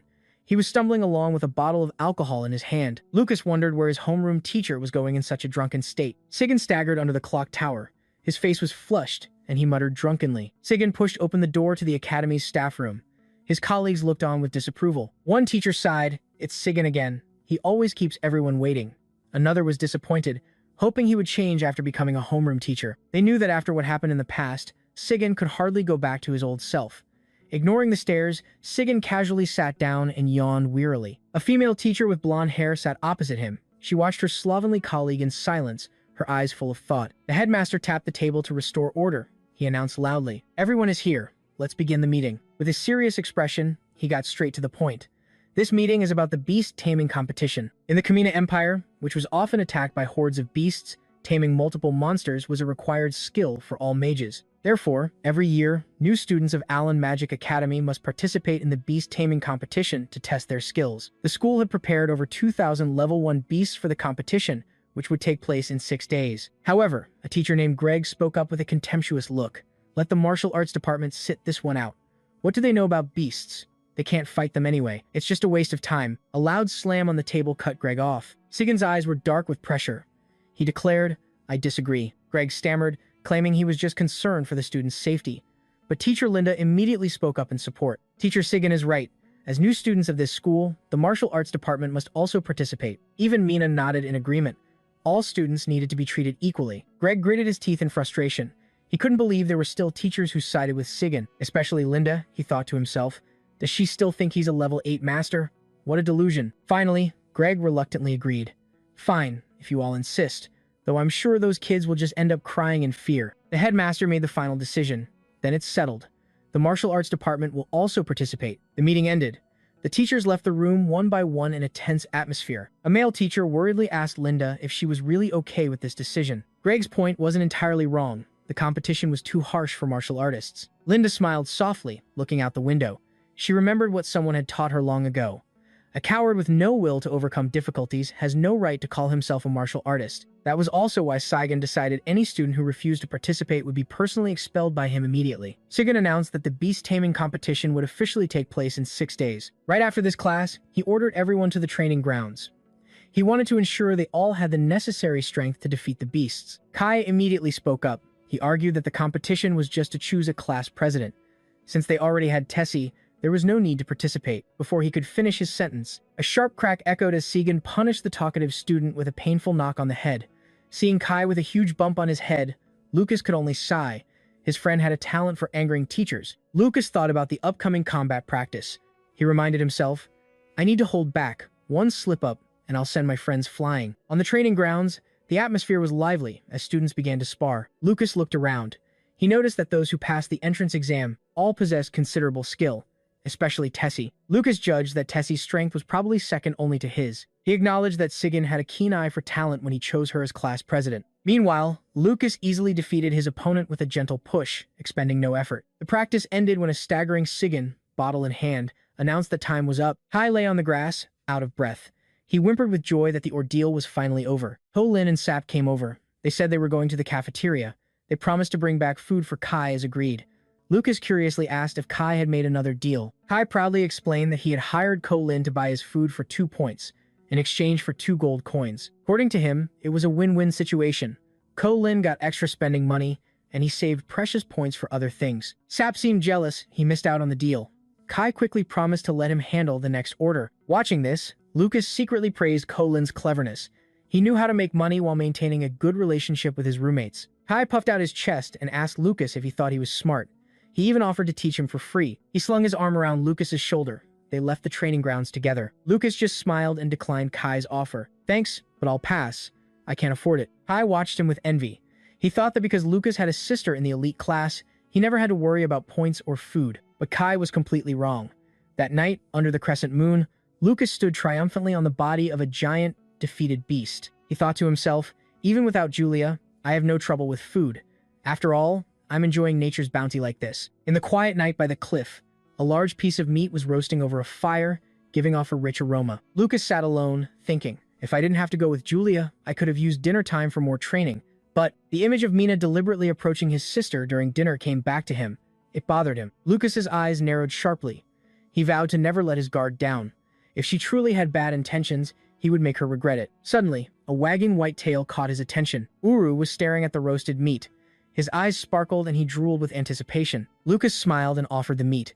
Here, eat up. You've got it good, Uru, having such a dedicated master. Looking at the wolf's happy face, he thought Uru was actually quite cute, and having a beast subordinate to get free food wasn't bad at all. But as soon as Uru finished eating, Lucas stood up and cracked his knuckles menacingly. All right, after eating, you'll train with me. I promise I won't hurt you. It seems even a subordinate couldn't enjoy a free meal in peace. At the same time, at the Ryan family mansion, Lady Catherine sat quietly in the garden under the moonlight, a worried look on her face. Hearing slow footsteps approach, she remained still in the silent space. Hojia came and placed a hand on his wife's shoulder. He asked gently, "Catherine, are you worried about the children again?"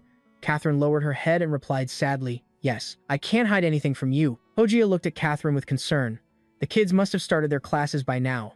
If you miss them so much, why don't we go visit?" Seeing his wife still teary-eyed from missing her children, he gently comforted her. He said he had business in town anyway, so he would take her with him.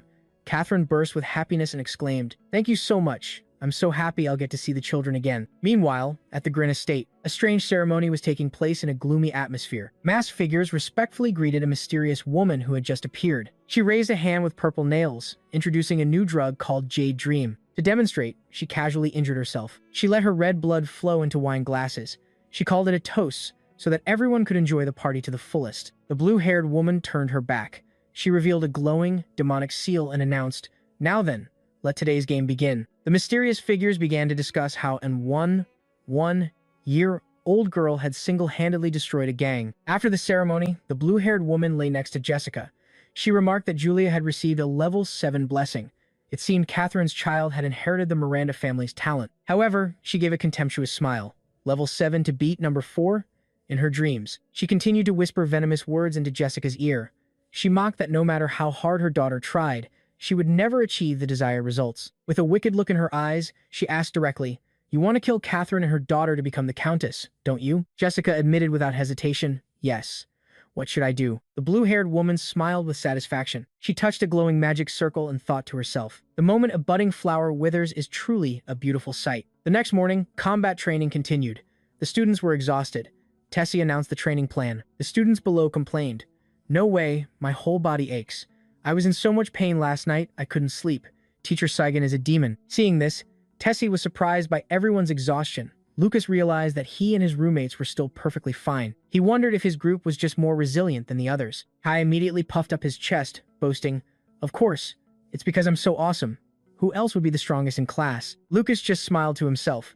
He knew the group's alertness was actually thanks to the soothing incense he had used the night before. Watching from a distance, Tessie was impressed by the stamina of Lucas's group. She believed that with this foundation, they could endure tougher training and become promising martial artists. Soon after, Kai shouted excitedly, "Let's go." He then suddenly lunged at Lucas to start the sparring session. Kai threw a flurry of fast punches, but Lucas remained calm, easily parrying them. He didn't want to reveal his true strength too much. Lucas secretly activated a level 5 restriction. It suppressed his power to a minimum. The two engaged in a dramatic exchange of techniques. Kai grinned excitedly at his opponent's resilience and admitted, "Not bad." Lucas also smirked back, "You too." However, in the middle of the fight, Lucas's keen senses made him freeze. He felt a strange presence secretly watching him from afar. He narrowed his eyes.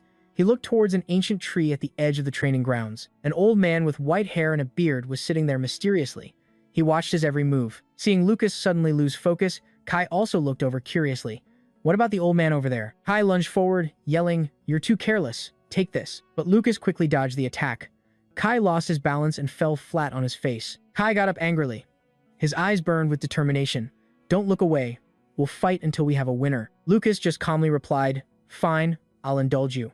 He then returned to his defensive stance. From afar, the old man, Otani, smiled mysteriously.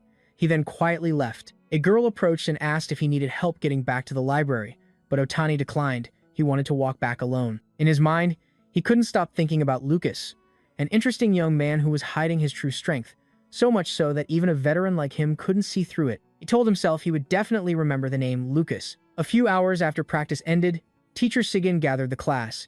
He taught them a massage technique. He told everyone to memorize it well, as it was very important. The effect of the massage was incredible. It relieved all the students' muscle fatigue in an instant. Lucas thought that this would make his classmates forget that only his group of 4 had been full of energy since the morning. After class, he decided to buy the necessary materials to build his own new training ground. Lucas went to the Allen Academy's magic materials store. It was a luxurious and spacious place, like a shopping mall. It sold countless rare items that ordinary people would never have a chance to touch. Just like everywhere else at the academy, all payments here are made with points. A high-grade training dummy cost 30 points. Lucas sighed. Everything was way too expensive for him. He estimated he would need to spend 100 points each month just for training. He knew Julia had a lot of points, but Lucas told himself he couldn't keep relying on his sister. It would be a shame if she spent all her allowance on him instead of food. In the end, he decided to just buy magical herbs for his bath. Everything else would wait until he could trade the materials from Uru's cave for points. Across the room, a girl had fallen asleep.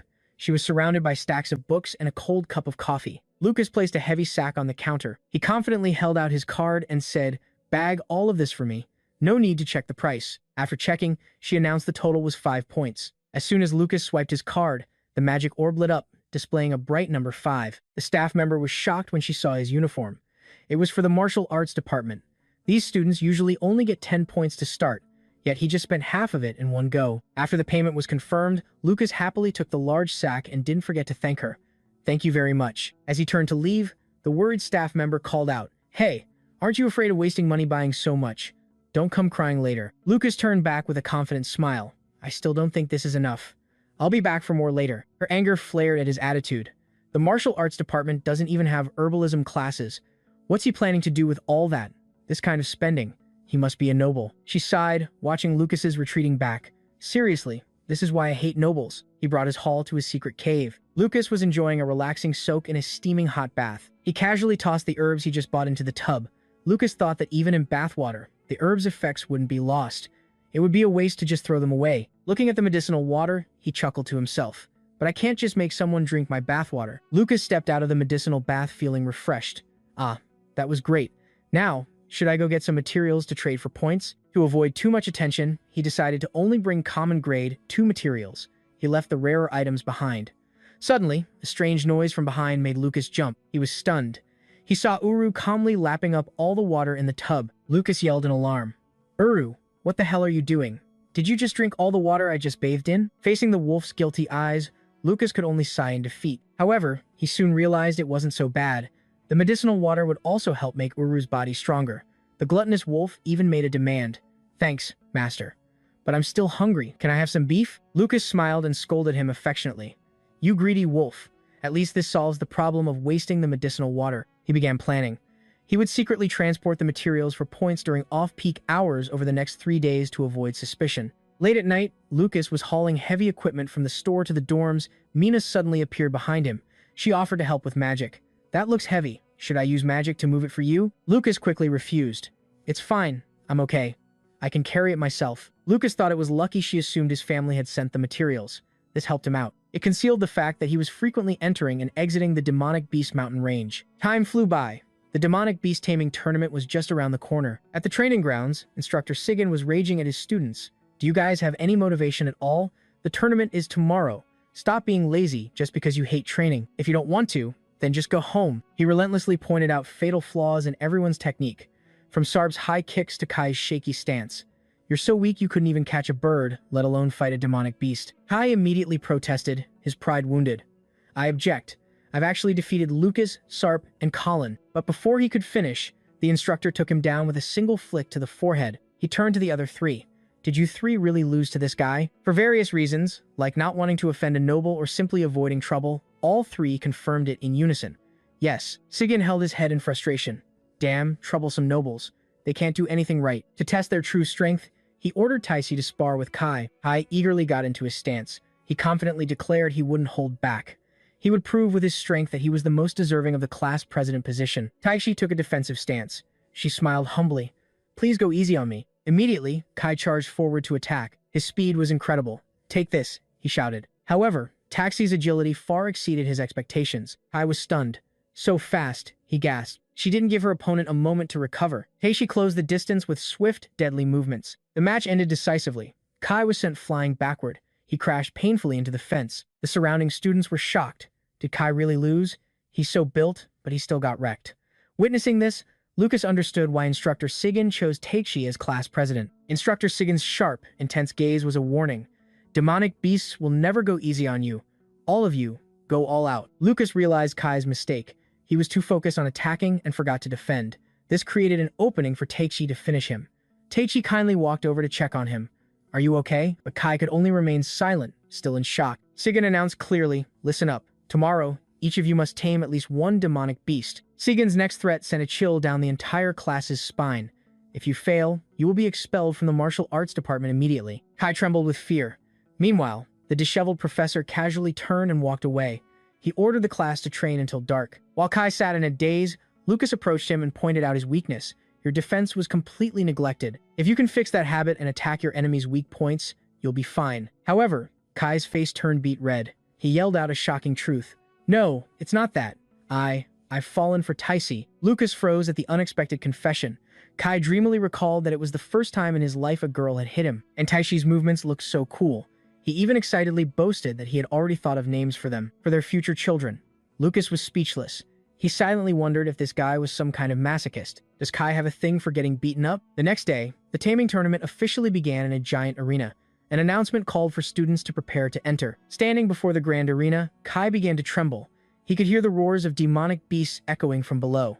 It's so loud. How many of them are in there? Just thinking about those monsters roaring right under my feet is terrifying. At the same time, Magic Department students from above jeered at them. The Martial Arts Department is participating? Did they come to be beast fodder? Suddenly, Sigen appeared from behind. His intense presence silenced the arrogant crowd. He warned them coldly. If you have time to think about useless things, you should be cramming the tournament rules into your heads. The magic students quickly agreed and backed away. Lucas was surprised to see Instructor Sigen defending his students. However, Kai couldn't stop shaking with anxiety before the life or death moment. To calm his friend, Lucas gently advised, just imagine they're Instructor Sigen. Then you can go all out, nothing to worry about. Kai imagined himself pummeling a super weak version of Instructor Sigen. He burst out laughing. That's awesome. I'm feeling fired up now. Seeing his friend's excitement, Lucas could only play along. You brats. I heard everything. Right after, Lucas started giving Kai practical strategic advice. You remember what we talked about yesterday, right? Low-level demonic beasts can't break your defense. So if you focus on defending, you'll definitely win. Kai declared he wouldn't repeat yesterday's mistake. Even Saigen had to silently admit that Lucas gave really high-quality advice. On the arena's large screen, the judge announced the rules. In this tournament, those who tame 10 demonic beasts will receive a perfect score. Points will be deducted for those who accidentally kill them. The time limit is 10 minutes. If you're injured, call out loudly for the teachers outside the arena. Immediately after, Julia walked out confidently. She was in the first group of contestants to enter the challenge area. She stepped through the magic gate. Julia was surprised to find herself in a vast barrier space. This is a barrier space? So that's it. I was wondering how 50 demonic beasts could fit in such a small building. From the darkness, 2 giant demonic bears with glowing red eyes and sharp teeth suddenly appeared. Instead of being scared, Julia flashed a mischievous smile. She casually remarked, "This one's small and cute. Let's catch it." The girl raised her staff. She activated a brilliant purple magic circle and unleashed her Thunder Ring spell. Powerful bolts of lightning erupted. They engulfed the demonic beasts, making them roar in pain. According to the rules, all beasts in the tournament are coated with a special magic dye. When they are tamed, a thick purple smoke rises from their bodies. Outside the barrier, teachers used magic circles to sense the situation inside. This allowed them to accurately track the number of beasts each student had tamed for fair scoring. The judge outside couldn't help but sweat when he saw the signal from Area 5. Is the counter broken? How did she finish so fast? An announcement echoed through the arena. Area 5, mission complete, exam finished.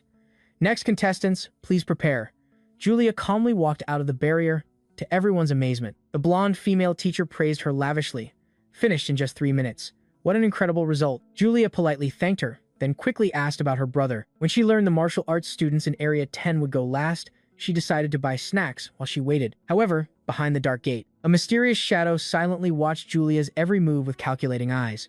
She wondered if the martial arts boy could create another shocking miracle like he did at the opening ceremony. 2 hours passed. The atmosphere in the arena grew somber as contestants emerged one by one. It seemed this test was quite difficult. Kai started trembling again. He doubted their group could even remain in the martial arts department given the tournament's harshness. Lucas reassured his friend, "Don't worry. In terms of actual strength, we martial artists are no less than those mages." Instructor Sigen suddenly spoke up. shattering the student's self-doubt. Why the low self-esteem? If you can't even handle a grade 1 beast, you should just pack up and go home. He emphasized that martial artists always surpass low-level mages in both physical strength and close combat.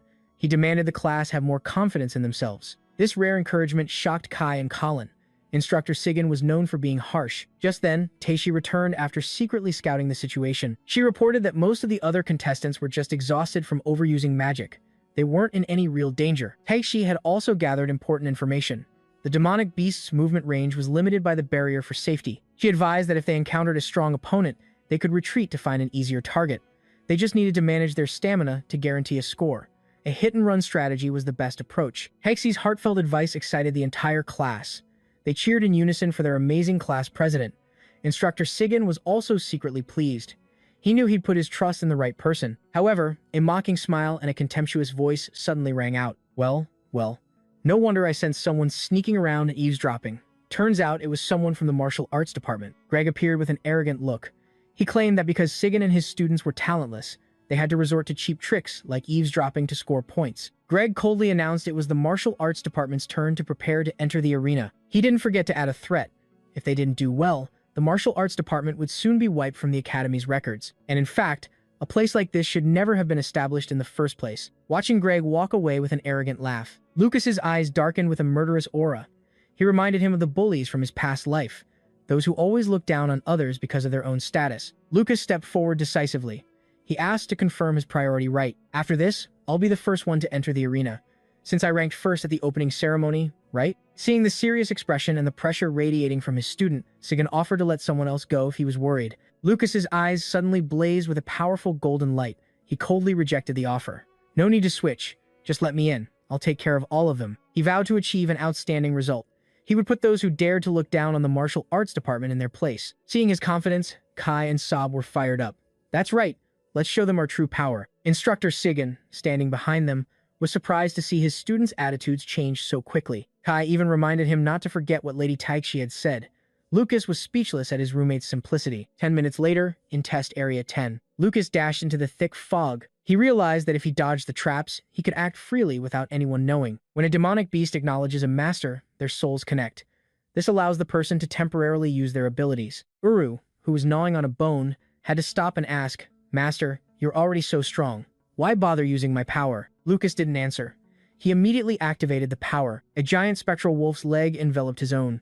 It enhanced his speed and explosive power. Using brute force to suppress these low-level demonic beasts was incredibly easy. The surrounding demonic beasts fled in terror from the presence of a high-level predator. However, instead of attacking directly, Lucas realized it would be more effective to psychologically corner the beasts and crush their will to fight. The presence of a high-level beast spirit image like Oru's easily made the weaker ones tremble in fear. Lucas was pleased to see the magic owl quickly submit, but he also reminded himself to be careful. He couldn't let the magic smoke leak too far outside the barrier, not before he made every single beast in the arena submit to him. Meanwhile, outside the arena, the scoreboard still showed a big fat 0 next to Lucas Rian's name. Half the time had already passed. Seeing the pathetic result, Greg didn't miss the chance to mock him. Scoring 0 points means he can't even defeat the lowest level demonic beasts. This is the massive difference between a martial artist and a mage. These words infuriated Julia. She yelled to defend her brother. "Don't you dare mock my brother. He may not be able to use magic, but he's truly amazing." Greg just snorted in disdain. He thought she had lost her judgment, just like Lena, and he asserted that the results on the scoreboard would speak for themselves. However, just as Greg finished speaking, the announcer's voice suddenly rang out. 1 point scored, Lucas Rian. His friends cheered with joy. At least Lucas had scored enough to stay in the department. Greg still looked smug. He thought 1 point was nothing when the best student in his class had already scored 5. But his smile quickly vanished as the number on the scoreboard shot up to 2, 3, 4, then stopped at 5. Greg was so shocked he broke out in a cold sweat.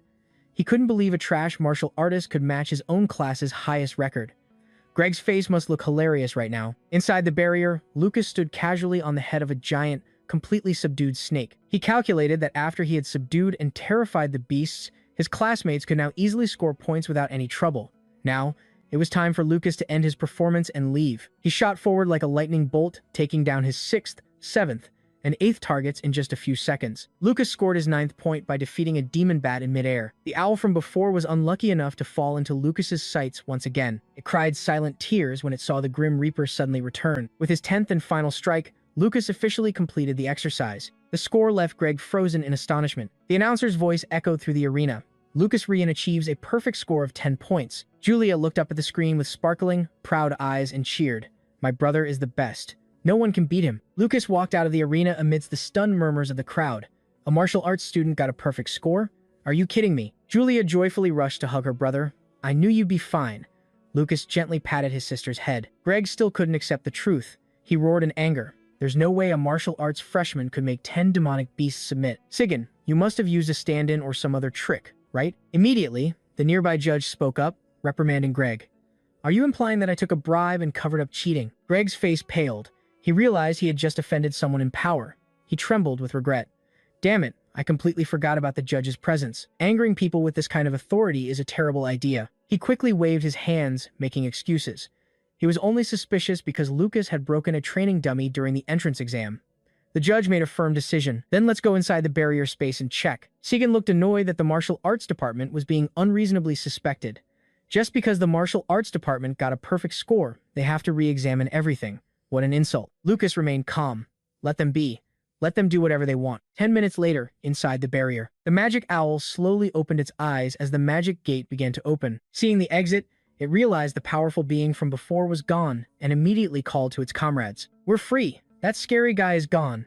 Everyone, run. Just as the beasts were about to escape, the judges quickly used their authority to activate golden magic circles. Chains of light bound the owl in midair, rendering it immobile. The judges noted the beasts were quite agitated, but not enough to change the test location. One of them still wondered if Lucas had truly earned his score legitimately. The head judge observed thoughtfully, then silently concluded, I find no evidence, but something definitely happened to these beasts. The judges decided to let the tournament continue. The 10 beasts Lucas had just faced would be taken for detailed examination. Soon after, the announcer's voice echoed through the arena. No issues found with the inspection results. Next contestant, please prepare. Lucas stood with his arms crossed calmly. He thought that even though they found no errors, they clearly still didn't fully trust his abilities. Looking towards Taixi, Lucas smirked slightly. Interesting. But the real surprise has only just begun. When it was her turn, Taixi decisively charged into the arena with fierce determination. She told herself she absolutely could not lose to Lucas. As soon as she entered the barrier, she quickly devised a strategy. If she couldn't make an opponent submit within 30 seconds, she would immediately switch targets to save time. However, the demonic beast suddenly froze. Its eyes widened in terror when it saw Taixi. It trembled, realizing the scent and aura on this girl were very similar to the monster that had tormented its comrades earlier. It was terrified. It frantically wondered if that fearsome creature was still lurking nearby. Seizing the opportunity, Taixi threw a powerful punch. It made the grade 3 Shadow Wolf whimper and immediately bow in submission. She couldn't help but be puzzled. A grade 3 wolf went down that fast? Something feels wrong. She looked at her own hands. Taichi's eyes lit up with confidence. She wondered if martial arts students weren't as weak as everyone thought. With rising momentum, Taichi successively defeated a giant lizard, then a giant boar, making the scoreboard continuously tick upward. In the stands, Kai enthusiastically cheered for his goddess, while instructor Saigen maintained a thoughtful expression. Taichi's score soared from 3, 4, all the way to 5. She unleashed powerful punches, conquering her 6th and 7th targets in the blink of an eye. Soon after, she took down her 10th target, officially completing the test with a perfect score. The entire arena erupted in shock. Another perfect score. Taishi's completion time was even shorter than Lucas's, making Kai cheer wildly. Witnessing this unbelievable sight, the judges were once again thrown into confusion. What is happening? Another technical error? They quickly ordered this group of beasts to be taken for immediate inspection. Amidst the murmurs, Taichi stood proudly, looking at Lucas with a radiant smile. She silently confirmed that just as Lucas had said, these demonic beasts weren't as scary as she thought, and martial artists were definitely not weaker than mages. The third match went by in a flash, as a demon bat was sent flying by a powerful energy blast. Anto flashed a bright smile. He easily added his name to the list of perfect 10 scorers. The whole martial arts department is hacking the game, folks. Immediately after, in the fourth match, Colin unleashed a thunderous kick, felling a giant ape. He brought home another perfect 10 for the martial arts department. In the fifth match, Kai poured all his strength into his fist, stunning a tiger. The beast was so terrified it shed tears before completely submitting. Kai stood arrogantly over the creature's body, a confident, contemptuous look on his face as he received the perfect score announcement. On the leaderboard, martial arts students like Julia, Lucas, and Taisi continuously dominated the top spots. This created a true earthquake, shaking the entire academy to its core. Witnessing the martial arts department's performance, which exceeded all expectations, Saigon smiled with immense satisfaction. He quietly slipped into a hidden corner and took a long, refreshing swig of alcohol to celebrate his student's victory. After placing the beasts in cages for a thorough inspection, the judges were shocked to confirm there were no abnormalities with the barrier or their physical conditions. Regarding the martial arts department's outstanding results, they concluded the beasts must have been terrified by attacks from the magic classes that competed earlier. The martial artist's aggressive, close combat style pushed the beasts' fear to the extreme. This was the first time this department had ever participated. The long-bearded headmaster Otani thoughtfully made the final decision. I see. From next year on, let the martial arts department compete first. This year's results will stand. This declaration shocked Greg so much, he blurted out, "What?" He couldn't accept the martial arts department surpassing the magic classes to stand alongside the elite class at the top. Facing the headmaster's cold gaze and his question, "Is that so? Do you have any objections?" Greg could only stammer, "No, I have no objections." However, he still grumbled that the martial arts department's top rank was pure luck, not real skill. Headmaster Otani coldly dismissed his claim. Luck is also a part of one's ability. Since this is not the student's fault, we cannot nullify their results. The other teachers agreed that the headmaster's opinion was entirely correct. Greg could only grit his teeth and obey before leaving resentfully. Looking at Instructor Sigan's back, he seethed with a bitter desire for revenge. "Sigan, I will remember this." In the demonic beast enclosure, a high-ranking official approached Headmaster Otani and asked seriously, "This is a matter of survival for the martial arts department. As a grade 9 martial artist, you must have realized the true cause, right?" The headmaster replied pensively, "It's not convenient to discuss, but our school can rest assured. There is no harm." Looking towards the academy tower, he silently vowed to keep the secret of Lucas's true strength, just as the young man wished. Meanwhile, in the hallway, Kai was laughing smugly about his perfect score. "Unbelievable. I have to tell my father immediately." He excitedly claimed that taming demonic beasts wasn't as hard as people said. He believed their group had improved dramatically since the entrance exam. Lucas sighed in relief that no one suspected him. He smiled and played along. It's all thanks to Instructor Saigon's special training. Kai sat down and eagerly asked the group, "Hey guys, what are you going to do with the 20 bonus points for taking the top spot?" Colin and Saab planned to save the bonus points for emergencies or to treat the group to a meal. However, Kai immediately dismissed that idea. Points are meant for buying top-tier gear for real combat training. That's the only way. Hearing the phrase real combat training, Lucas couldn't help but be curious. It was the challenge at the Tower of Iran, a unique training facility at the Magic Academy. Inside the tower was an illusory world. It was filled with countless races, from demonic beasts and beastmen to giants. Since it's all an illusion, participants can't die. It's an excellent opportunity to learn how to fight against various opponents, and to hone one's true combat strength. However, Colin was worried. Only 100 freshmen are allowed into the tower. Since the 12 elite class students are guaranteed spots, their chances of securing the remaining positions are slim. Kai confidently put an arm around Lucas. He asserted that participants are usually chosen based on their ranking in the annual taming tournament. Since they all got perfect scores, they would definitely be on the list. Immediately after, Colin and Saab excitedly ran off to the material shop to buy training equipment. Watching his two friends hurry away, Lucas thought to himself, "Look at them run off to train. Their desire for strength is truly intense." Lucas told himself that secretly helping everyone get perfect scores was the right decision. Lost in thought, he was suddenly grabbed by Kai, who urged him to go to the material shop with them. Lucas firmly refused because he had something more important to do. He took out a pendant shaped like a sharp, intricately carved beast fang. This was the item Instructor Sigan had given him earlier. Lucas squinted at the strange item.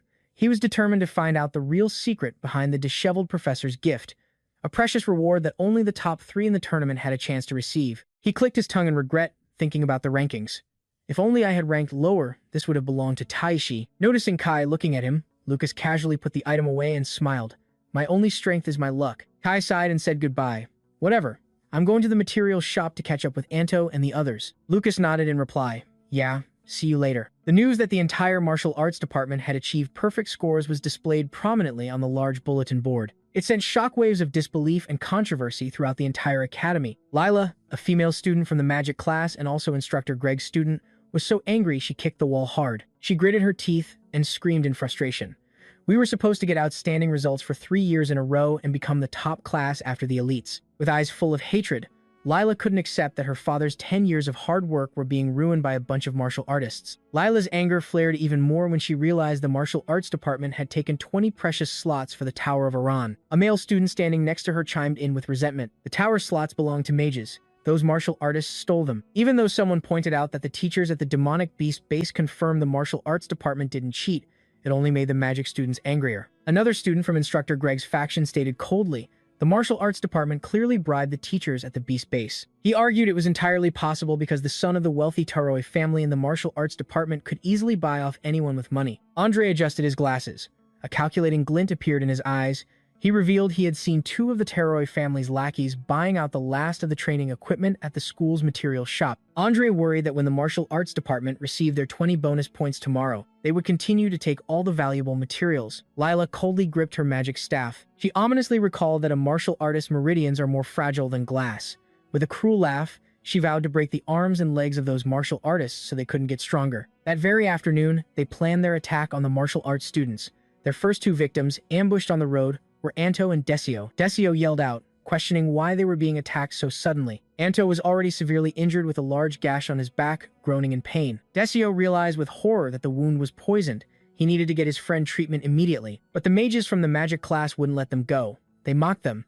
If you want points, we'll grant them to you right now. Lila activated her magic circle. She launched a merciless attack aimed directly at the two injured students. Heart-wrenching screams echoed as Desio and Anto were tortured by demonic vines and ice, unable to resist. Lila watched with a vacant expression. She declared coldly, "Shut up. I don't need your points." Anto trembled, asking why they were being treated so cruelly. She coldly stated that her request was actually very simple. Lila held a vial in her hand. Her face twisted into a demonic, terrifying expression. "Crawl back and insult your martial arts department," she ordered. "Tell them you're all just trash." A few hours later, after dark, the other martial arts students searched for their teammates with lanterns. They desperately called out Desio and Anto's names in the quiet night. Kai wondered why Lucas seemed so alarmed.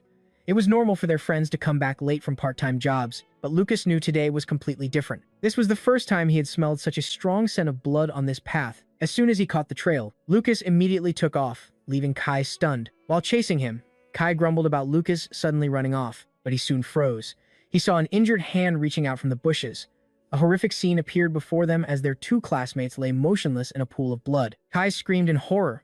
Who in the world did this? Lucas immediately knelt down, quickly checking the victim's conditions. The injured friend weakly revealed the culprit was Lila from instructor Greg's class. She had ruthlessly severed their meridians. Witnessing his comrades being harmed, a dark, cold, murderous aura erupted violently around Lucas. Lucas quickly reassured them. He's alive, just unconscious. He immediately assigned tasks. I'll stop the bleeding. Kai, go find medicine. As soon as Kai left, Lucas focused his spiritual energy into his hands. He performed emergency first aid to prevent the wounds from worsening. Touching the victim's body, Lucas was shocked by the severity of the injury, cursed with all his bones shattered into pieces. This was clearly bone-crushing art, a technique often used by black market assassins. He clenched his fists, veins popping in fury as he thought, to harm them both with such a cruel technique. I will destroy them. This isn't bullying. This was a murder attempt. Below, his friend groaned in delirium. Dad, Mom, it hurts. Lucas looked at his pained friend and declared firmly, don't worry. I'll take care of them and get revenge for you. In the dark forest, Lucas diligently tended to them until Kai returned with Taishi. Seeing the tragic scene, Taishi gasped in shock. Anto and Desio were attacked. Kai explained he had run into Taishi while looking for medicine. Lucas updated them on the situation. Yes, their lives aren't in danger, but they'll need to rest for a few days. Kai handed the bag of medicine to Lucas, silently thanking him for the timely first aid. He then gritted his teeth in anger. Damn it. I'll never forgive them. Kai decided, tomorrow, I'm going to the student council. However, Taishi was pessimistic. She believed the teachers were turning a blind eye, so the student council wouldn't take the martial arts department's issues seriously either. Lucas cut her off. I don't care. His terrifying expression stunned Taxi into silence. A dark, murderous aura erupted, engulfing Lucas's entire body. He looked like a completely different person from his usual gentle self. Lucas gritted his teeth with resentment, vowing, I will settle this score, no matter what it takes. In the student council room, the atmosphere was tense as Theon listened to Lucas's group's request. He smirked. I see. So you want to challenge instructor Greg's class to a fight? Lucas stated clearly that if they won, he demanded a formal apology from those who attacked the two martial arts students. In return, Lucas was willing to bet his S-rank reward, giving it to Greg's class if they lost. However, Theon smiled sinisterly and said there was no proof Greg's students were the culprits. Then he reached out, grabbed the Beast Fang pendant and asked, Is this what you mean by an S-rank reward? Suddenly, Theon let go, and the pendant fell to the floor, shocking everyone. He uttered a fake apology. Oh, my hand slipped. Theon continued his contemptuous mockery. For something as serious as a challenge, don't you think betting something so cheap is inappropriate? Seeing Theon's insulting act, Kai gritted his teeth, ready to charge. but Lucas quickly stopped him. Lucas looked straight at the student council president and asked, then what would be considered appropriate? Theon pretended to think for a moment. Then he slowly suggested that something unique and iconic to the school would be better. He smiled with a calculating look and made a shocking proposal. The losing side will permanently lose their right to enter the Tower of Around for training. While Kai and Teichi were stunned, Lucas remained terrifyingly calm. He decisively accepted the high-stakes challenge. Deal. The announcement of the duel between the martial arts department and Greg's class was quickly posted. It caught the attention of the entire school. The event was set to take place in 2 days. The news delighted the freshmen who were dissatisfied with the martial arts department. They gloated, relentlessly cheering for instructor Greg's class. Even Greg himself openly praised the 3 who had attacked Anto's group in front of everyone. In contrast to the uproar, instructor Sigyn made no comment. He silently intensified his students' combat training under immense pressure. In the middle of the training ground, Lucas trained quietly. His eyes burned with resentful fire. He was ready to reclaim justice for his fallen comrades. And so, the day of the duel finally arrived. The atmosphere in the arena was hotter than ever, with thousands of spectators eager for a good show. Cheers roared from the stands. Those 3 are fighting for the martial arts department. Let's support them with all we've got. Facing Lucas's group, Lila smiled smugly and continued her arrogant mockery. So many people are watching. If you apologize now, I might consider forgiving you. Lucas remained terrifyingly calm. He looked straight at his opponent and replied coldly, we still don't know how this match will end. When the referee ordered both sides to their positions, Kai bravely stepped forward. A glowing short sword was in his hand. He declared firmly, let's end this quickly. His opponent was a male student with glasses holding a staff. He casually adjusted his glasses and replied smugly, bring it on. The match officially began. The magic student activated a giant, glowing magic circle under his feet and shouted, blizzard. Sharp shards of ice rained down with destructive power, heading straight for Kai. But he shocked everyone. He used incredible speed to deflect every attack in the blink of an eye. The glasses-wearing mage turned pale, sweating profusely in shock. What? He deflected all of them. Amidst the dissipating ice shards, Kai stood tall with a look of contempt. He challenged, is that all you've got? So weak. Kai swung his sword, deflecting the sharp ice shards and snorted. Is that really all you have? However, the glasses-wearing mage, Andre, still had a smug smile. He thought to himself, you fell for it, you idiot. Martial artists are so easy to fool. Immediately, Andre activated his ice prison magic. Sharp ice pillars suddenly shot up from the ground, locking Kai's feet in place. He arrogantly adjusted his glasses. Lie still and die, you half-baked noble. Andre swung his staff, pouring all his ice magic into a final blow to end the match. Kai was crushed by giant blocks of ice. His body was battered and severely injured in the disastrous scene. Hey, do you understand now? This is the price for provoking a mage. He pretended to cup his ear and mocked. What was that you said?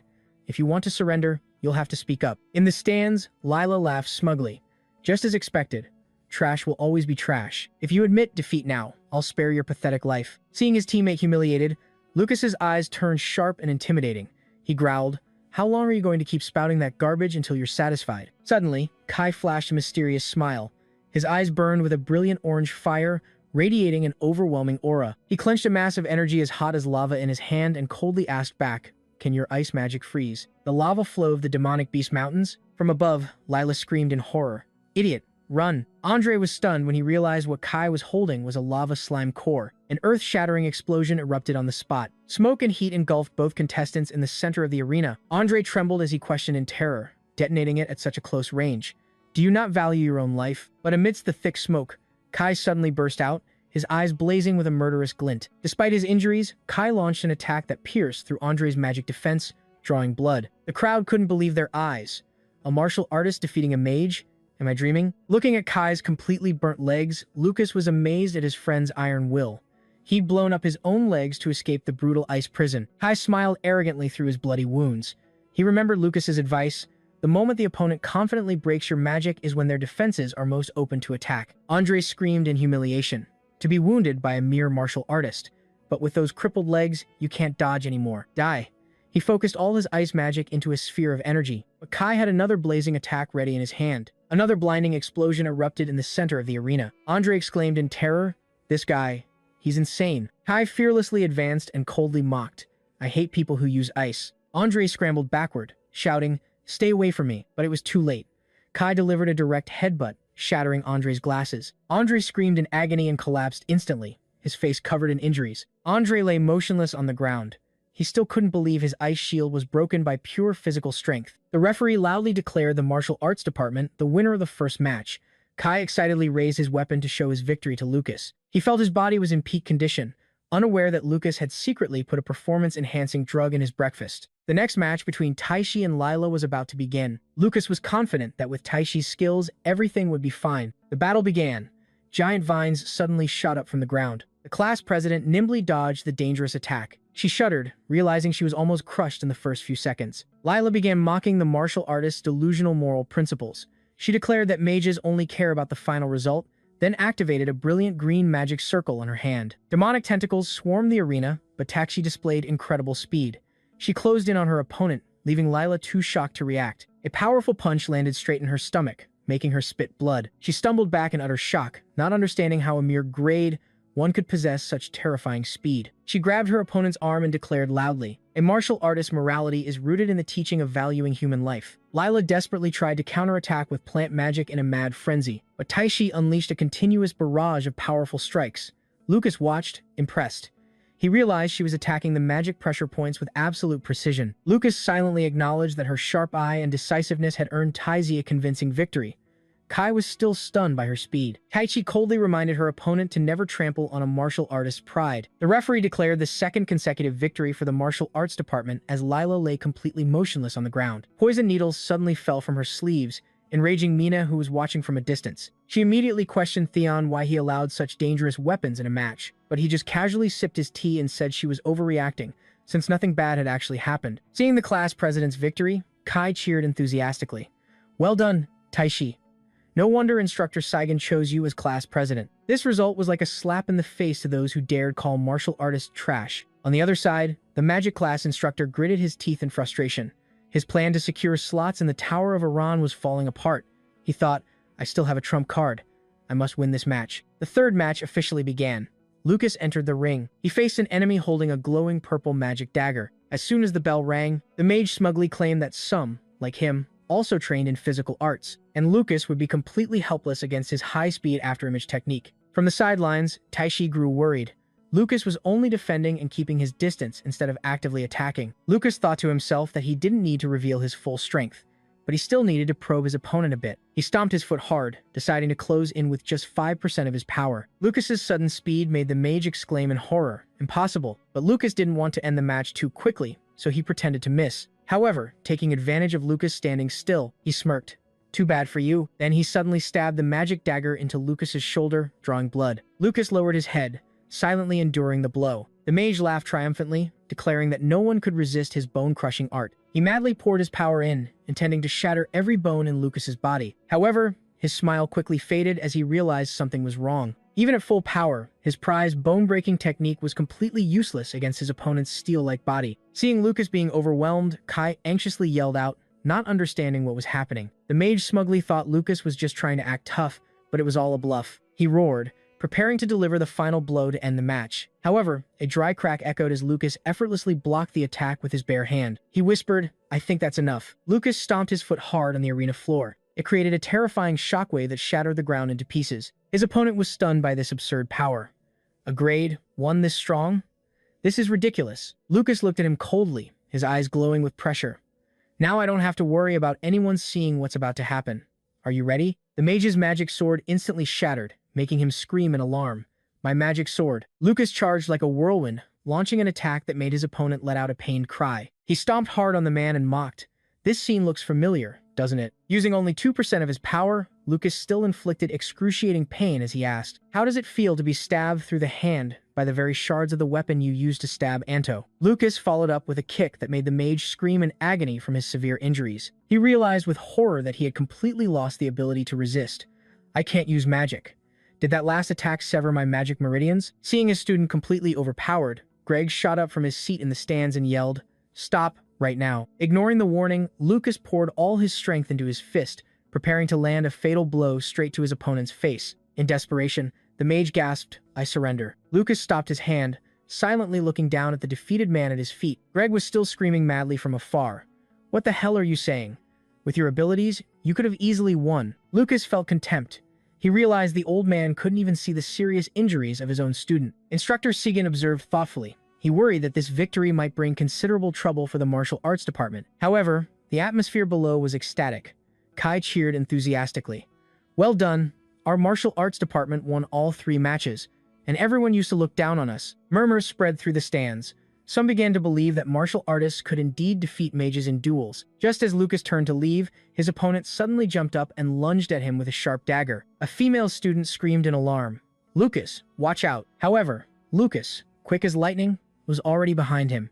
He said coldly, "I've been waiting for you to show your true colors." He attacked the back of his opponent's neck without any mercy. The student, Brick, felt the power inside his body slowly fading away. He realized with horror that all his magic meridians were being torn apart and wondered what Lucas had just done. Brick collapsed instantly, his eyes vacant and filled with despair. Lucas stood tall over the defeated man and reminded him coldly, "When you used the bone-crushing art, did you not think you'd get the same in return?" The announcer clearly declared the absolute victory belonged to Lucas of the martial arts department. In the stands, Awa was so stunned she couldn't believe her eyes. She was completely devastated by the unbelievable result. Noticing her strange behavior, Julia asked with concern. Iwa didn't answer. Deep down, she was in shock. She recognized the last strike as meridian severance, a high-level technique lost for 100 years. Her eyes burned with suspicion. She wondered to herself who Lucas really was to possess such terrifying power. Meanwhile, everyone was excitedly celebrating the victory. Iwa declared that the mages were just cowards who specialized in sneak attacks. She announced she would challenge anyone who dared to look down on her. Taishi humbly said that today, the group had simply performed better than usual, but their joy was short-lived. Instructor Sagan suddenly appeared from behind with a stern look. He warned them coldly, "You win a little, and you're already on cloud 9? Getting delusional, are we?" Sagan roared, demanding the class not to get arrogant over a few initial victories. Although Iwa tried to remind him they had also won the taming tournament, the disheveled professor firmly dismissed it. He asserted that their victory in the taming tournament was purely due to luck, as the demonic beasts were already exhausted. Sigan turned his back and coldly stated that in the entire martial arts department, only Lucas, Kai, and Taishi truly possess real ability. Sigan stood under a tree. "Let me be frank. Are you planning to live your whole lives as parasites, leeching off the strong?" He emphasized that even when they were senselessly attacked and nearly killed like Colin and Saab, if they continued to let others handle their revenge and survival, they would never become strong. Sigan coldly walked away, leaving one final warning. "If you truly think that way of life is acceptable, then you'd better leave the martial arts department immediately." These words were like salt in the students' wounds of pride. Lucas thoughtfully watched his teacher's back. He silently acknowledged that Sigan's words were entirely correct. Martial artists need confidence, but if they don't train hard and let arrogance take over, they'll remain stagnant. Behind the tree, the female teacher, Linda, suddenly appeared and teased Sigan, saying he was starting to act like a real homeroom teacher. Sigan just sighed wearily. He admitted he just didn't want the kids to repeat his mistakes and end up like him. Meanwhile, in the infirmary, Brick's condition was getting worse. Black cracks spread across his hand like a spiderweb. It was a terrifying phenomenon similar to the ancient forbidden art known as meridian severance. Greg sat slumped on the hospital bed. His entire body was shrouded in a dark, evil aura.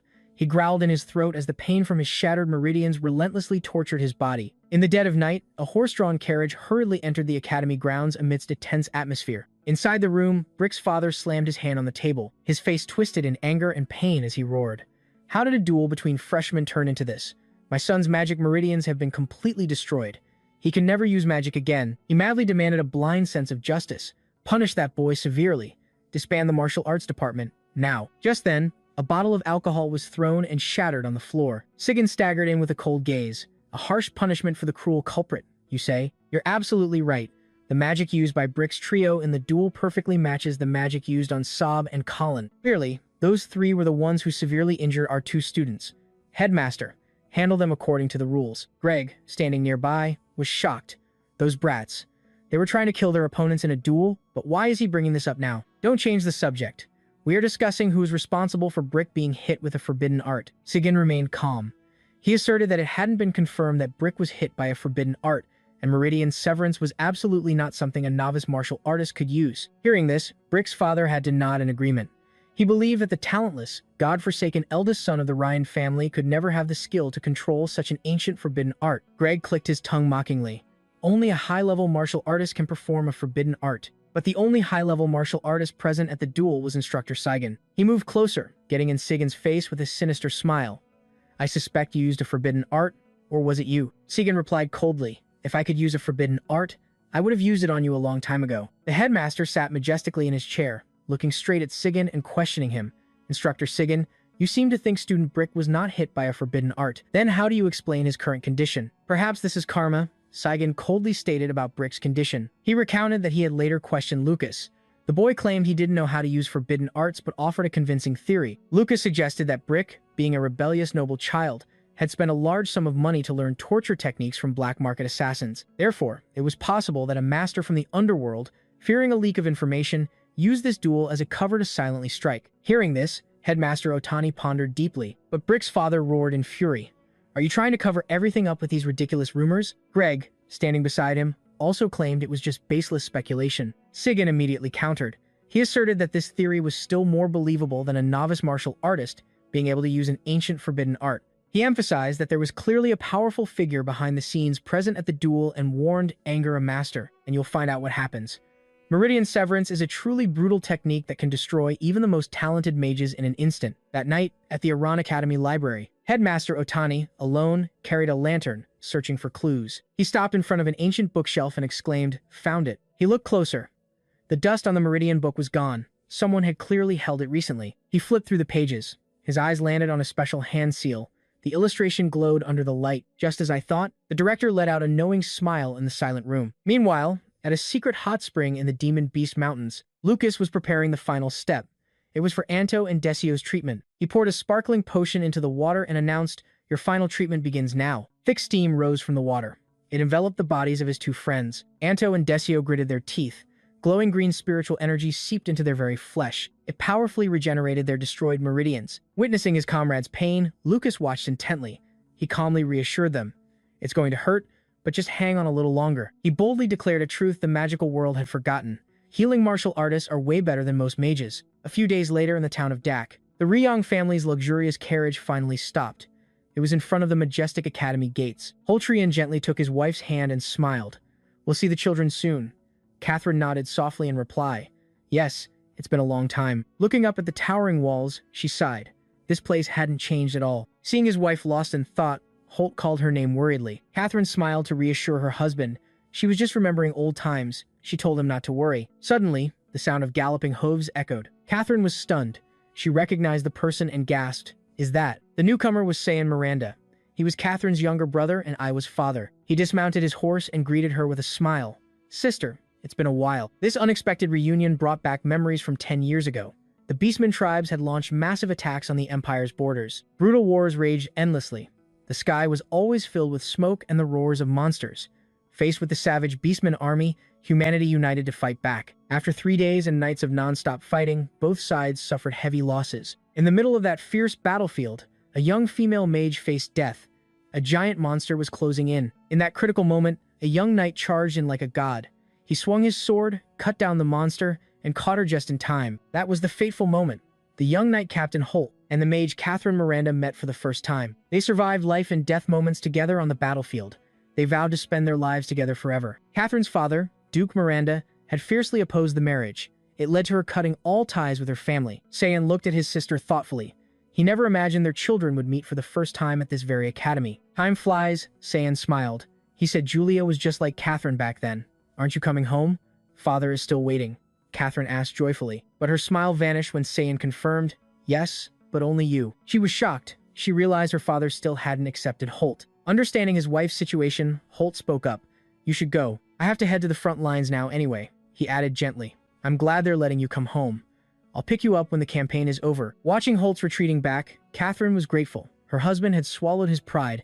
He secretly asked Saiyan to help her reconcile with her family. However, Saiyan was still troubled. His father hadn't forgiven a noble mage for marrying a martial artist. He secretly hoped someone would appear one day, someone who could erase society's prejudice against martial artists. At the same time at the academy, Lucas suddenly sneezed. He wondered if he'd trained too hard and caught a cold. Julia stood beside him, teasing Kai. He was carrying a large bag of food. It's rare to see Kai buying food for others. Kai grumbled back, "Mind your own business." He thought to himself that after Anto and the others recovered, he'd make them treat him to a big meal. Lucas could only smile wryly and reply, "I think that's fair." But malicious whispers from the magic students started again. They called Lucas the lucky king of the martial arts department. They said he only beat Brick because an assassin had weakened him first. Hearing the gossip, Julia unleashed a dark, threatening aura. It terrified the other students into silence. At the cafeteria, Lucas noticed his sister's new hair clip and asked about it. "Is that hair clip new?" Julia happily showed it off. It was a gift from Iowa of the Miranda family. Lucas was inwardly surprised. The Miranda family was actively approaching his sister. He realized it was understandable. They wanted to recruit someone with Julia's talent. For their mother's sake, Lucas told Julia to get along with Awa. Julia excitedly added, "I became the class president. I have to tell Mom right away." Mina suddenly appeared from behind. She put her food tray down and congratulated Julia warmly. Mina stated with confidence, "In the future, you'll surely become a pillar of this school. I'll always support you." Julia repeated blankly, "A pillar of the school?" Suddenly, a silent figure glided past, catching her eye. It was a female student with long black hair. She had a sorrowful face. She walked silently through the crowded hallway. Rewinding time a bit, inside a faculty office, the atmosphere was tense. The teacher behind the desk made a cold decision. "Although your psychic magic rivals Julia's, in every other aspect, Julia far surpasses you. That's why I think she's a better fit for class president." Awa stood there, her head bowed in humiliation and bitterness. As she walked out of the room, she gritted her teeth. Her eyes burned with resentment. She vowed to herself, "Just you wait. I'll show everyone who's the best." Back in the present at the cafeteria, Julia watched Awa's retreating back with concern. "She's gone." She looked really angry. "She's not eating properly either. Maybe I should buy lunch and bring it to her." Seeing this, Mina curiously asked if Julia was close with Awa. The girl eagerly confirmed they were roommates and praised her highly. "Yes, Awa's psychic magic is truly amazing. It was the first time I'd ever seen it." Lucas noted thoughtfully that psychic magic was indeed a rare ability. Meanwhile, Mina internally assessed Julia's brother's sharpness. Suddenly, Mina lightly tapped her finger on the table. A glowing magic circle activated, enveloping the group. Lucas immediately noticed the abnormality. A soundproofing barrier? "What's going on?" Mina put a finger to her lips, signaling for secrecy with a calculated smile. She thought to herself that overly intelligent people were difficult to deal with. Then, she casually suggested, "My wind magic is interesting too, if you'd like." Julia happily offered her remaining food to her brother, but Lucas had already seen through the vice president's intentions. He coolly put down his fork and asked directly, "Mina, you didn't just come here to chat, did you?" Mina adjusted her glasses, silently admitting Julia's brother was extremely cautious, but she believed that as long as she had Julia's affection, his interference was minor. Mina got straight to the point. "You're sharp, then I'll be direct. You know about the dangerous demon beast mountains behind the school, right?" Mina quickly revealed that there had been unusual ecological changes there recently. The number of low-level demon beasts was dropping drastically. Even the once common phantom leopards had completely vanished without a trace. Hearing this, Lucas froze. He remembered riding Uru through the forest that night. Mina continued, revealing that 3 days ago, the Imperial investigation team had discovered the lair of a high-level demon beast. Lucas was so startled he dropped his spoon. He worried, "Don't tell me it's Uru's lair." He quickly composed himself. He asked about the difficulty of the field mission the student council wanted to assign. Mina covered her mouth, her eyes shining mysteriously as she stated the reward, 100 points. Both siblings were stunned by the huge reward. Their eyes lit up at the thought of the points. Lucas thought with his and Julia's current strength, it would be an easy job. Meanwhile, at the Miranda mansion, a luxurious but suffocating banquet was underway. So Miranda, the Duke and head of the family, was calmly enjoying his dinner. Saiyan looked at his father and sighed. He recognized his stubbornness. He made his sister Catherine stay in the guest room, even though her old room was clean. Catherine sat silently opposite him. She hadn't touched a single bite of food. The atmosphere was as heavy as a funeral. Suddenly, Soa spoke his daughter's name. He tapped his fork on the table and declared, "As for Julia, a child with the potential to be a saint-level mage, I am willing to acknowledge her as a granddaughter of the Miranda family." Catherine thanked him emotionally.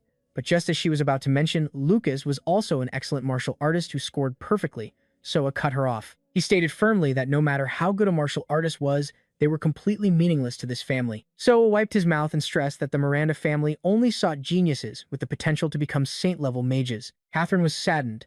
Her father's prejudice against martial arts hadn't changed after all these years. Just then, a servant entered with an urgent letter. It was from the Demon Beast Mountain investigation team. The letter's contents made Soa frown in thought. A new area had been discovered beneath the lair. The danger level was unknown. This news made Catherine and Cyan extremely worried. They feared the events in the mountains would threaten the students at Allen Academy. Soa stood up. He believed that with the protection of the teachers and his subordinates at the school, the children would be safe if they stayed inside. He told Catherine to wait until the situation stabilized before visiting her children. Catherine could only bow her head in sorrowful obedience. She looked down with sad eyes and silently told Lucas and Julia to wait for her a little longer. Back at the academy, Mina was shocked. An employee told her the mission required a minimum of 5 people, one of whom had to be a student council member. She shouted angrily. Yesterday, there was no rule about the number of participants. The employee explained that the president had changed the requirement due to abnormalities found in the mountain cave. Mina gritted her teeth in frustration. "Trying to make things difficult? You think I can't handle this?" Lucas thought to himself, so the vice president is so isolated she can't even find 5 people to go with her. No wonder she tried to get close to Julia from the start. Seeing Mina about to give up in disappointment, Lucas stepped forward decisively. "Leave the recruiting to us." Julia eagerly supported him.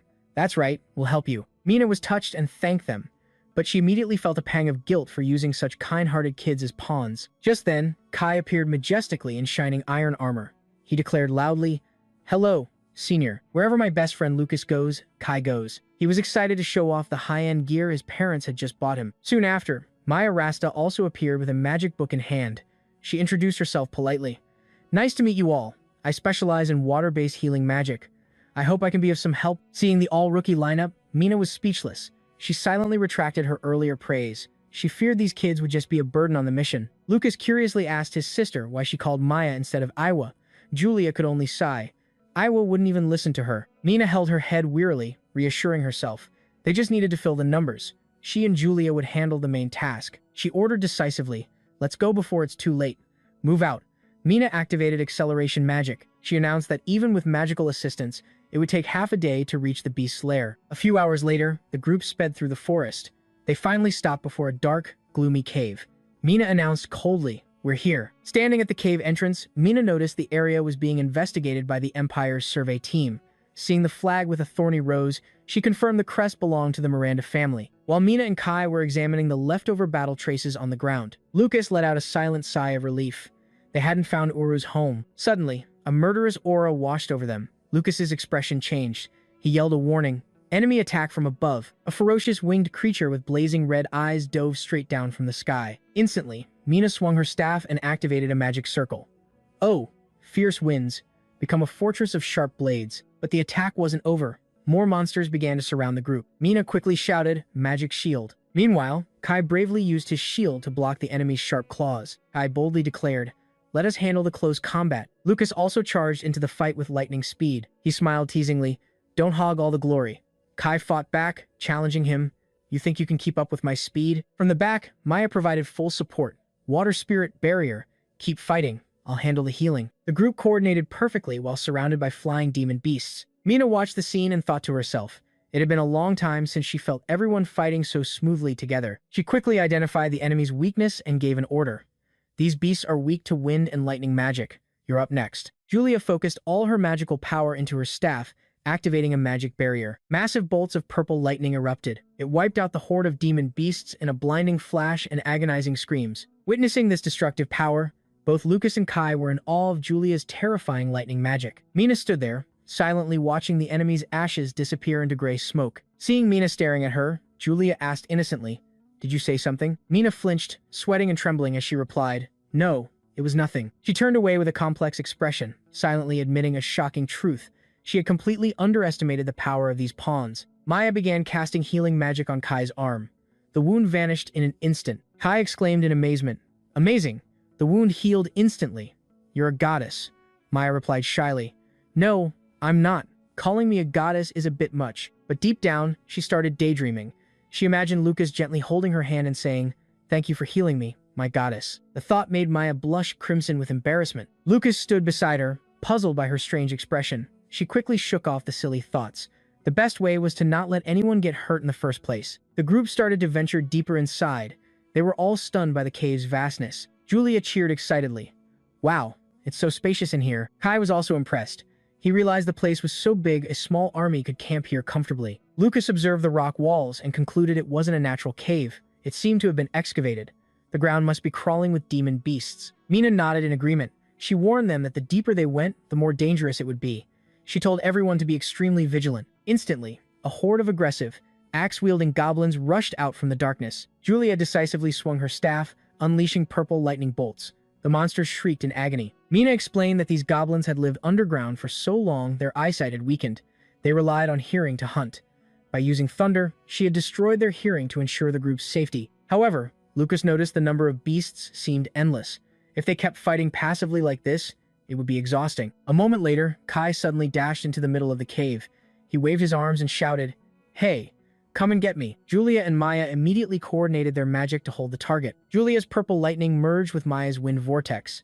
It created a massive energy storm. It wiped out all the goblins and slimes in an instant. Witnessing this, Lucas was impressed by the efficiency of wide-area attacks. Kai lay amidst the rubble, boasting smugly, "I lure the enemies into one spot, then the senior and Julia finish them all at once. What do you think? Great plan, right?" He even claimed this technique was only possible because of his high-end gear. Lucas, sorry for stealing the spotlight. Lucas just sighed. Not everyone is as obsessed with fame as you. After Maya healed his wounds, the group continued deeper into the cave. They eventually reached the center and found a treasure chest.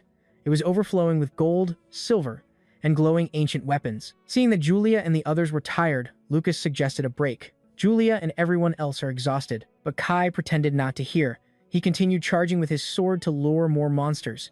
"Come out, you monsters!" He taunted them fearlessly. Julia noted, "He's pretending not to hear, isn't he?" A moment later, Kai ran back in a panic with a horde of lizard monsters. "I brought them. The rest is up to you guys." But he was soon bewildered to find the area empty. Huh? Where did everyone go? Hiding behind a rock, Lucas joked that they had to sacrifice a teammate. Julia clasped her hands in prayer. "Kai, may you rest in peace." Maya worried, "If he's still breathing, I'll definitely save him." Suddenly, a deep, heavy sound echoed from the cave ceiling. Maya looked up in terror. Lucas corrected her. "No, it's coming from the center of the cave.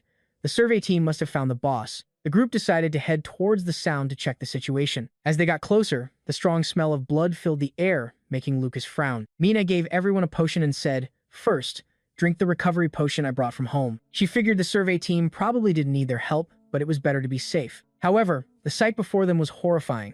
The entire elite survey team had been brutally massacred amidst a crimson mist. Mina trembled as she ordered, "Impossible. The entire team is dead? This is wrong. Abort the mission and retreat immediately." A terrifying explosion suddenly erupted. From the rubble, a massive entity emerged. It had the form of a merman, with burning blue eyes full of killing intent. The monster roared wildly. It swung a giant halberd carrying destructive powers straight at Mina. She was stunned.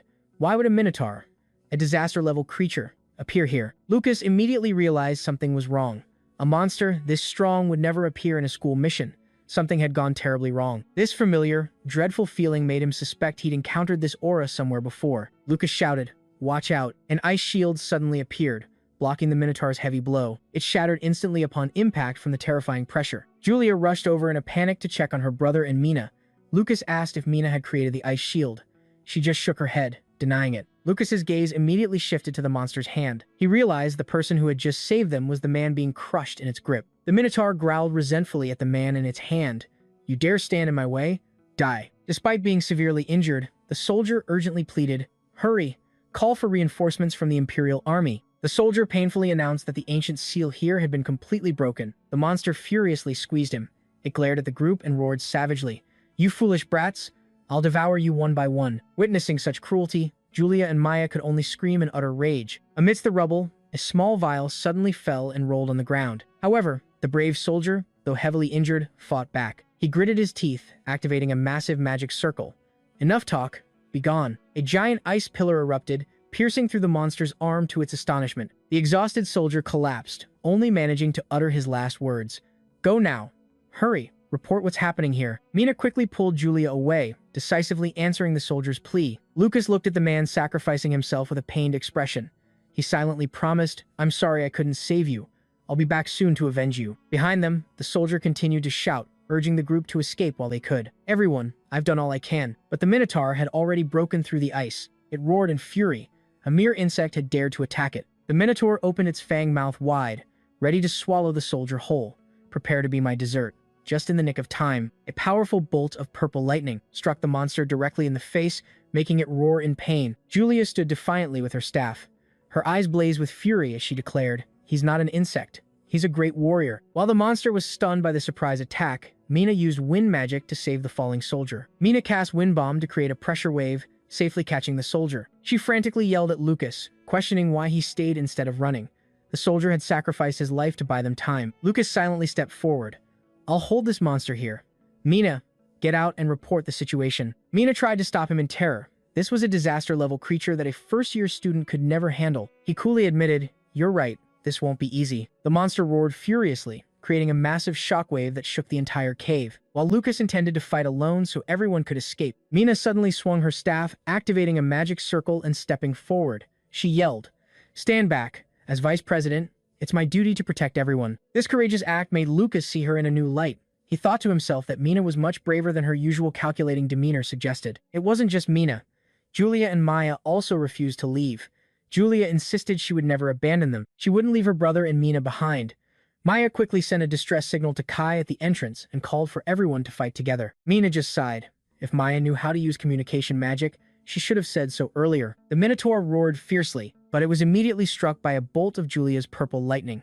Still, Mina worried that even together, they could hardly defeat this fearsome creature. Just then, his hand glowed with a golden aura. He said with confidence, "Please, trust in everyone." Lucas poured all his power into his fist. It blazed like the sun, emitting an incredible pressure. He charged straight at the giant Minotaur and roared with determination. "There's no way we're losing to a monster like this." The Minotaur roared madly, swinging its giant halberd down with terrifying force. Lucas didn't flinch. He focused all his spiritual energy into his glowing golden fist. He threw a full power punch. The impact was so strong that the monster's eyes widened in shock. Mina shouted, "Lucas, keep up the pressure. I'll attack while you have its attention." Lucas replied firmly, "Got it." Attacked by a being it considered an insect, the Minotaur roared in rage. "You pathetic insects! How dare you!" Mina quickly activated a huge, glowing magic circle at her feet. "Looks like he's ready." Instantly, Julia also channeled all her lightning magic into her glowing staff. She shouted, "You dare bully my brother? Eat this." An extremely powerful bolt of purple lightning struck down from above. It engulfed the Minotaur in its agonizing screams. Seizing the opportunity while the enemy was paralyzed by the current, Lucas relentlessly landed heavy blows on the monster's weak points, shattering the ground around them. The Minotaur roared in agony amidst the thick dust and smoke. Lucas's eyes narrowed with determination.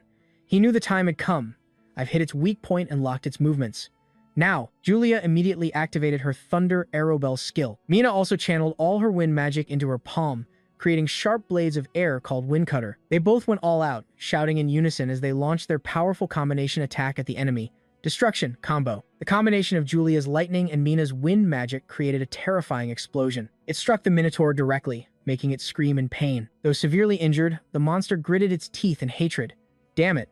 Once my legs recover, I'll tear you all to shreds." Hearing this threat, Maya stepped forward decisively. Her eyes shone with determination. "I won't let that happen. Take this." She activated a water-type spell called Waterfall. A massive torrent of water engulfed the monster's entire body. Maya gasped for breath, exhausted after pouring all her mana into the attack. But Mina was shocked to realize something was wrong. Its legs have already recovered? This boss has a healing hack? That's insane. The Minotaur casually swung its giant halberd, brushing off the water. It laughed arrogantly. "This cheap water trick is nothing. I'll eat you all alive." It charged straight at Maya with terrifying speed and a sky-high killing intent. Just in the nick of time, Julia shouted, "What happens when a wet target gets electrocuted?"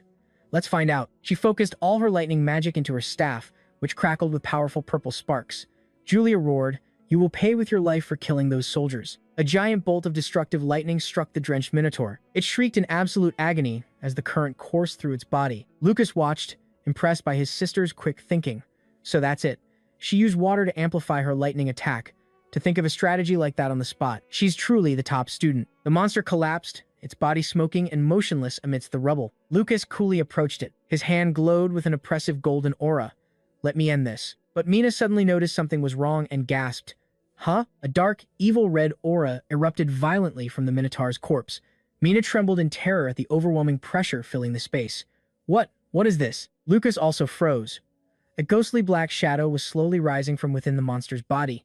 It radiated an evil power beyond imagination. From the rubble, a massive shadow entity with glowing red eyes and sharp teeth emerged, letting out a chilling, maniacal laugh. At the same time, the ground outside the cave began to shake violently. Kai, who was on guard duty, panicked and wondered if it was an earthquake. Realizing the escalating danger, he quickly made a decision. "I have to run and get help. Everyone, just hold on." Kai turned and dashed into the night to find reinforcements. The monster roared wildly, its sharp fangs bared amidst the thick black smoke. The red evil aura enveloped its body. A shocking explosion erupted from its roar, creating a shockwave that blew everything away. Lucas was sent flying, tumbling across the ground by the overwhelming power. The Minotaur now stood tall with glowing red eyes. Its entire body was cloaked in a powerful, dark energy. Lucas raised a hand to his ear. He was horrified to realize the sound wave from its roar alone was enough to injure him and draw blood. This thing has gotten much stronger. As he struggled to his feet, Lucas frantically asked if everyone was okay. The situation was worse than ever. Mina, Maya, and even Julia were all incapacitated, lying motionless on the ground with serious injuries. Seeing his sister lying in the rubble with blood on her lips, Lucas's eyes suddenly became lifeless and filled with a cold, killing intent. An ultimate rage erupted. He channeled all his spiritual energy into his body, preparing for a destructive attack. The monster roared a challenge. He closed the distance with unbelievable speed. Lucas's eyes blazed with a hateful golden light. He roared decisively, "I'm going to kill you." The monster roared back madly, but Lucas didn't flinch. A terrifying burst of spiritual energy exploded, sending everything flying and leaving a large wound on the evil creature's body. Lucas landed, his sharp gaze never leaving his opponent for a second. However, Lucas's expression quickly turned to shock. The monster didn't seem to feel any pain. What the hell? Why isn't it hurt? As Lucas retreated to create distance, a dark miasma swirled around the Minotaur's wound. He was horrified to see its mangled arm regenerating at an impossible speed. The monster swung its giant axe, smashing it into the ground. It created a violent shockwave that shattered boulders. Though he dodged in time, the pressure from the blow was so strong it made Lucas cough up blood. Wiping the blood from his lips, he cursed himself. "Just the pressure made me bleed. I was careless." Faced with Lucas's resilience, the monster's killing intent grew stronger. It was thrilled to feel the blood of a true warrior begin to boil. Another explosion erupted, shaking the entire cave. It forced Lucas to slide across the ground to evade the attack. The Minotaur gave him no time to rest. It charged with terrifying speed, its red eyes leaving streaks of light in the darkness. The force from the earth-shattering impacts caused the cave ceiling to crack violently. Giant boulders began to fall, threatening to bury everyone. Lucas was horrified by the imminent danger. Damn it, they're all falling where everyone is. Amidst the thick dust, Lucas dashed forward frantically. A large boulder plummeted right where Julia lay unconscious, but Lucas managed to shield her in time. He protected his sister from the fatal impact. He glanced back at his comrades with worried eyes. Meanwhile, the Minotaur continued to roar madly, cloaked in a red miasma. The evil entity opened its fanged mouth wide. Its brutal roar created shocking energy vortexes. It directly attacked Lucas's hearing and internal organs. He realized the situation was getting worse. The roar was echoing off the collapsed walls, becoming even stronger. The pressure from the resonating sound made Lucas unable to stand. He collapsed, breathing heavily and coughing up blood from his severe injuries. But the Minotaur had no intention of letting him go. It swung its giant arm, cloaked in black smoke, bringing down a fatal blow from above. With blazing red eyes full of malice, it roared a death sentence. "Go to hell." But the giant axe was suddenly stopped by Lucas with just one hand. His body was enveloped in a blazing golden spiritual energy. Lucas couldn't back down. Behind him were the people he needed to protect. Lucas's eyes blazed with a determined blue light. He roared with all his fury. "As long as I live, I will never let you touch Julia and the others." Before it could react, he quickly snatched the axe from the monster's hand. Lucas channeled all his spiritual energy, smashing the axe down. He brought it down on the monster's body, making it shriek in pain. Lucas's eyes flashed with rage. Every muscle in his face twitched as his fury reached its peak. He unleashed a lightning-fast punch. It directly shattered the Minotaur's jaw. Without a moment's hesitation, Lucas closed in. He used his bare hands to grab the monster's huge body and slam it into the rubble. The battle turned into a one-sided slaughter. The monster was thrown back, screaming in despair. Amidst the smoke and dust, Lucas emerged shirtless and covered in blood. The countless white scars on his body glowed under the immense spiritual pressure. His eyes were now blood-red. He radiated the aura of a true monster, standing proudly on the fragments of his enemy's own hide. The Minotaur roared madly. It swung its giant fist at the small figure before it. Despite the clear size difference, Lucas bravely faced it head-on. The impact created an earth-shattering explosion that rocked the entire cave. He got right in the monster's face. Lucas coldly delivered the death sentence in a low voice. "Time to send you to meet your maker." Around him, a thick killing intent formed into countless red characters for death, covering the space like a fatal curse. The monster cried out in utter shock at the sudden burst of power. What? Lucas's eyes blazed with malice. He poured all his rage into one final, devastating attack. A giant pillar of light descended, piercing the Minotaur's body in a massive explosion that shook the entire mountain range. Outside, violent tremors from within the cave continued to spread amidst the pouring rain. Julia groaned and slowly regained consciousness. She asked in shock, "We're still alive?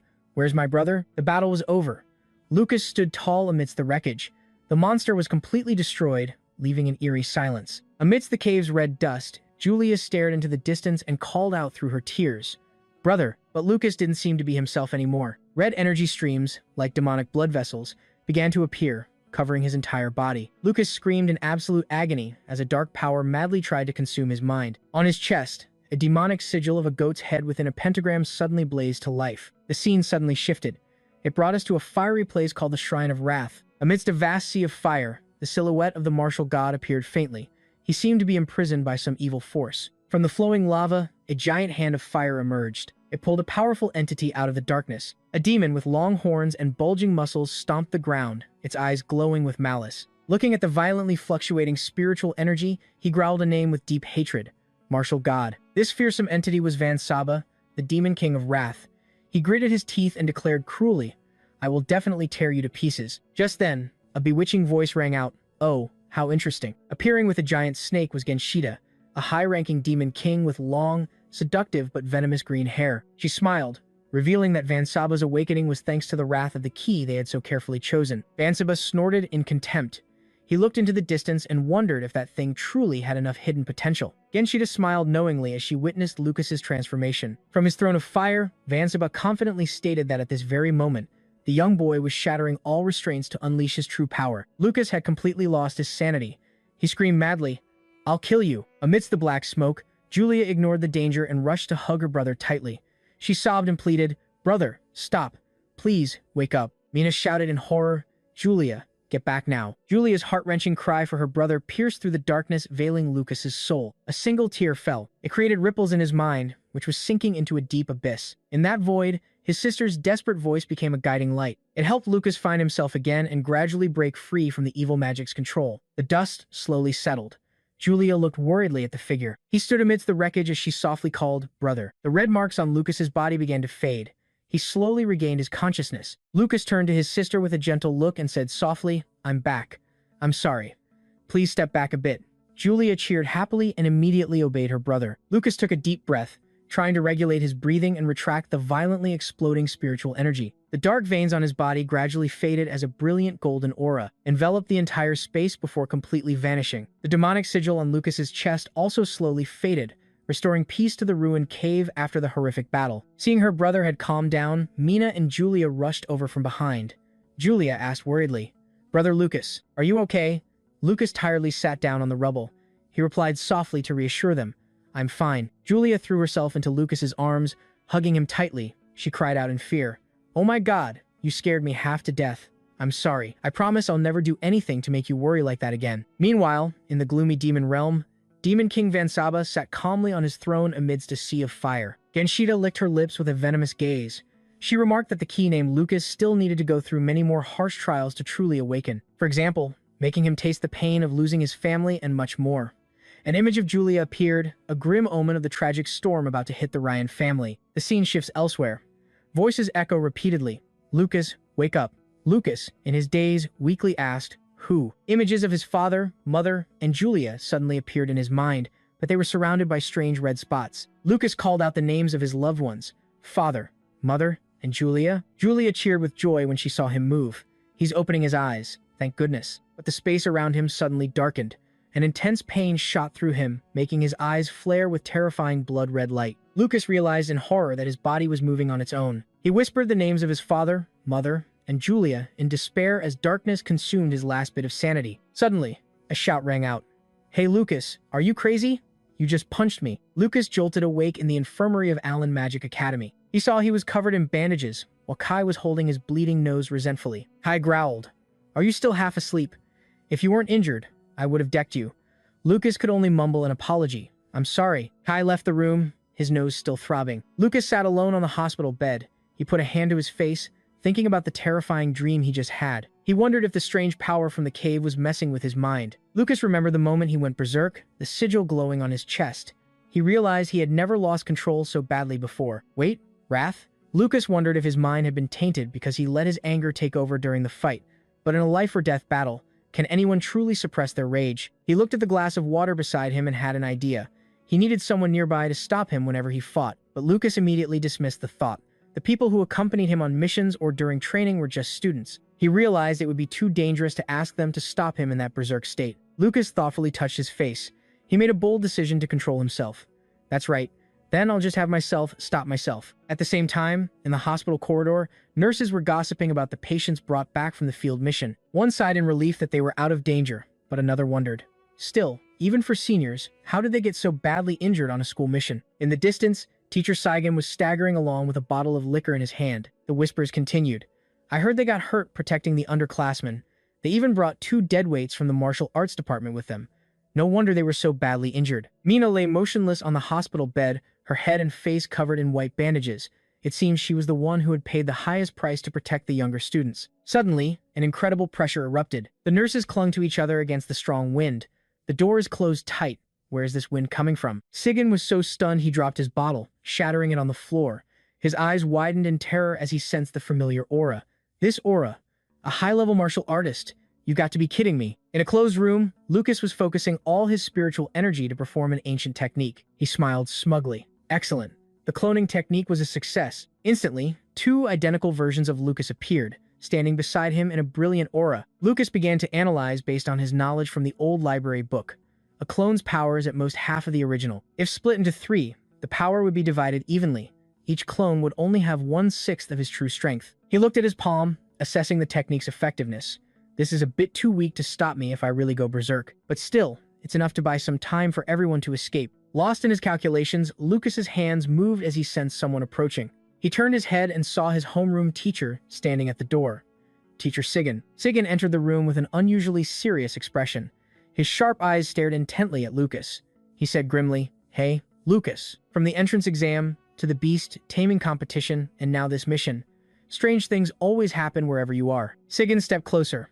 "What are you? Why did you come to this school?"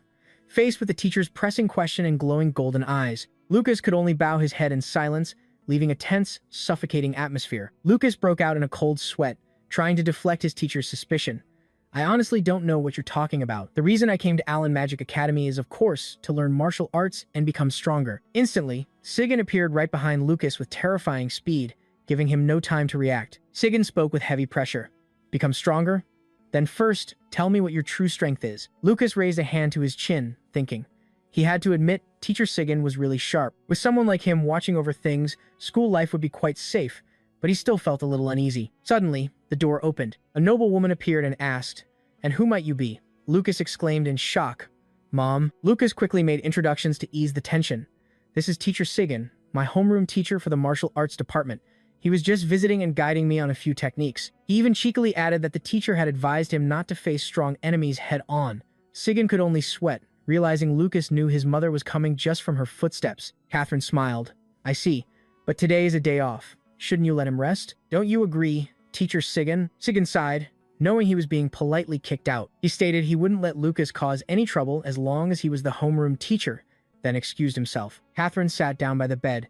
She told her son not to make selfish requests that angered his teacher. She revealed that after the incident at the cave, she had to stay at the Miranda estate and wait for things to stabilize before she could visit. Julia's eyes welled with tears. "So you've been nearby all these days? I wish I could have seen you sooner."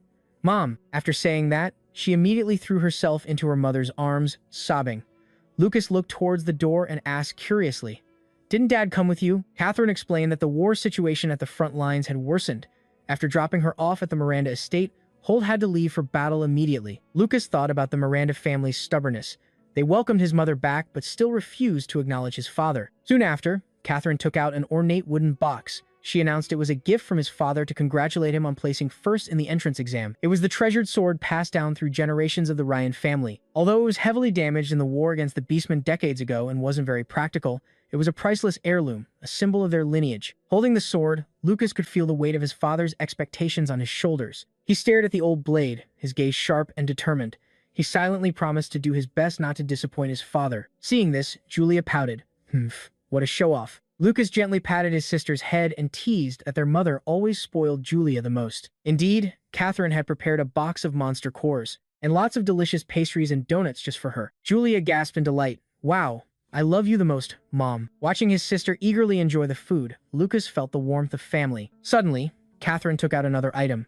She asked Julia to bring it to Jeremy later. Lucas asked curiously, "What is it?" Catherine explained it was also a monster core Holt had prepared for Jeremy. Since Lady Jessica couldn't come, she had accepted it on his behalf. Although she didn't like Jeremy much, Julia reluctantly agreed.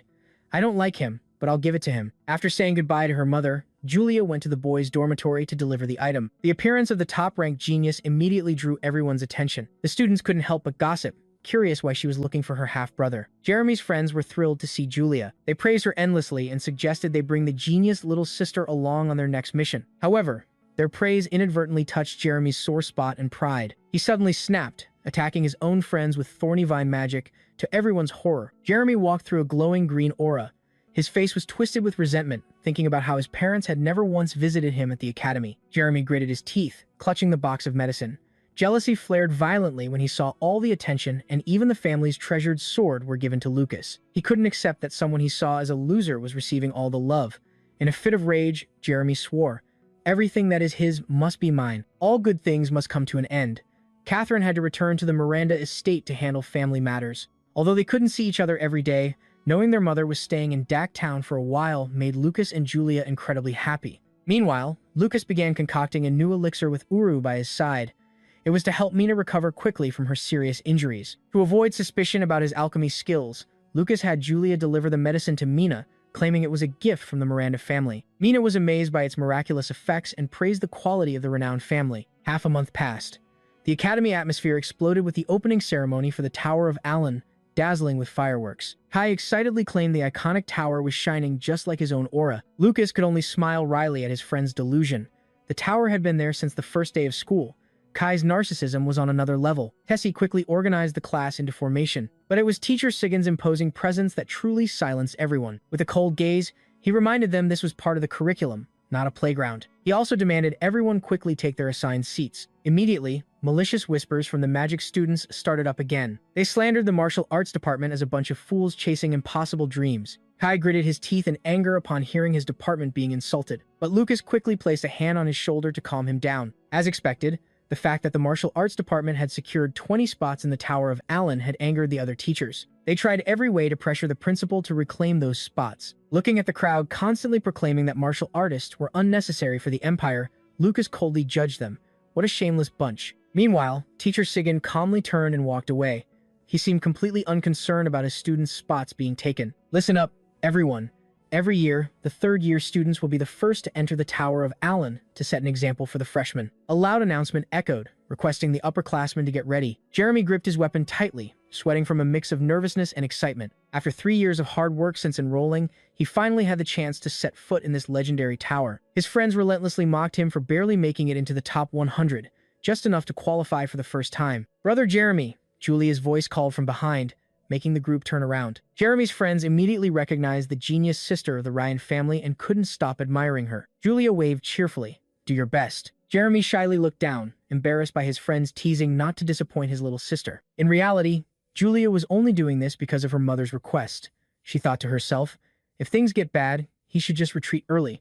She had fulfilled her mother's request. Meanwhile, Jeremy was filled with a fierce determination. He promised himself, "Just you wait.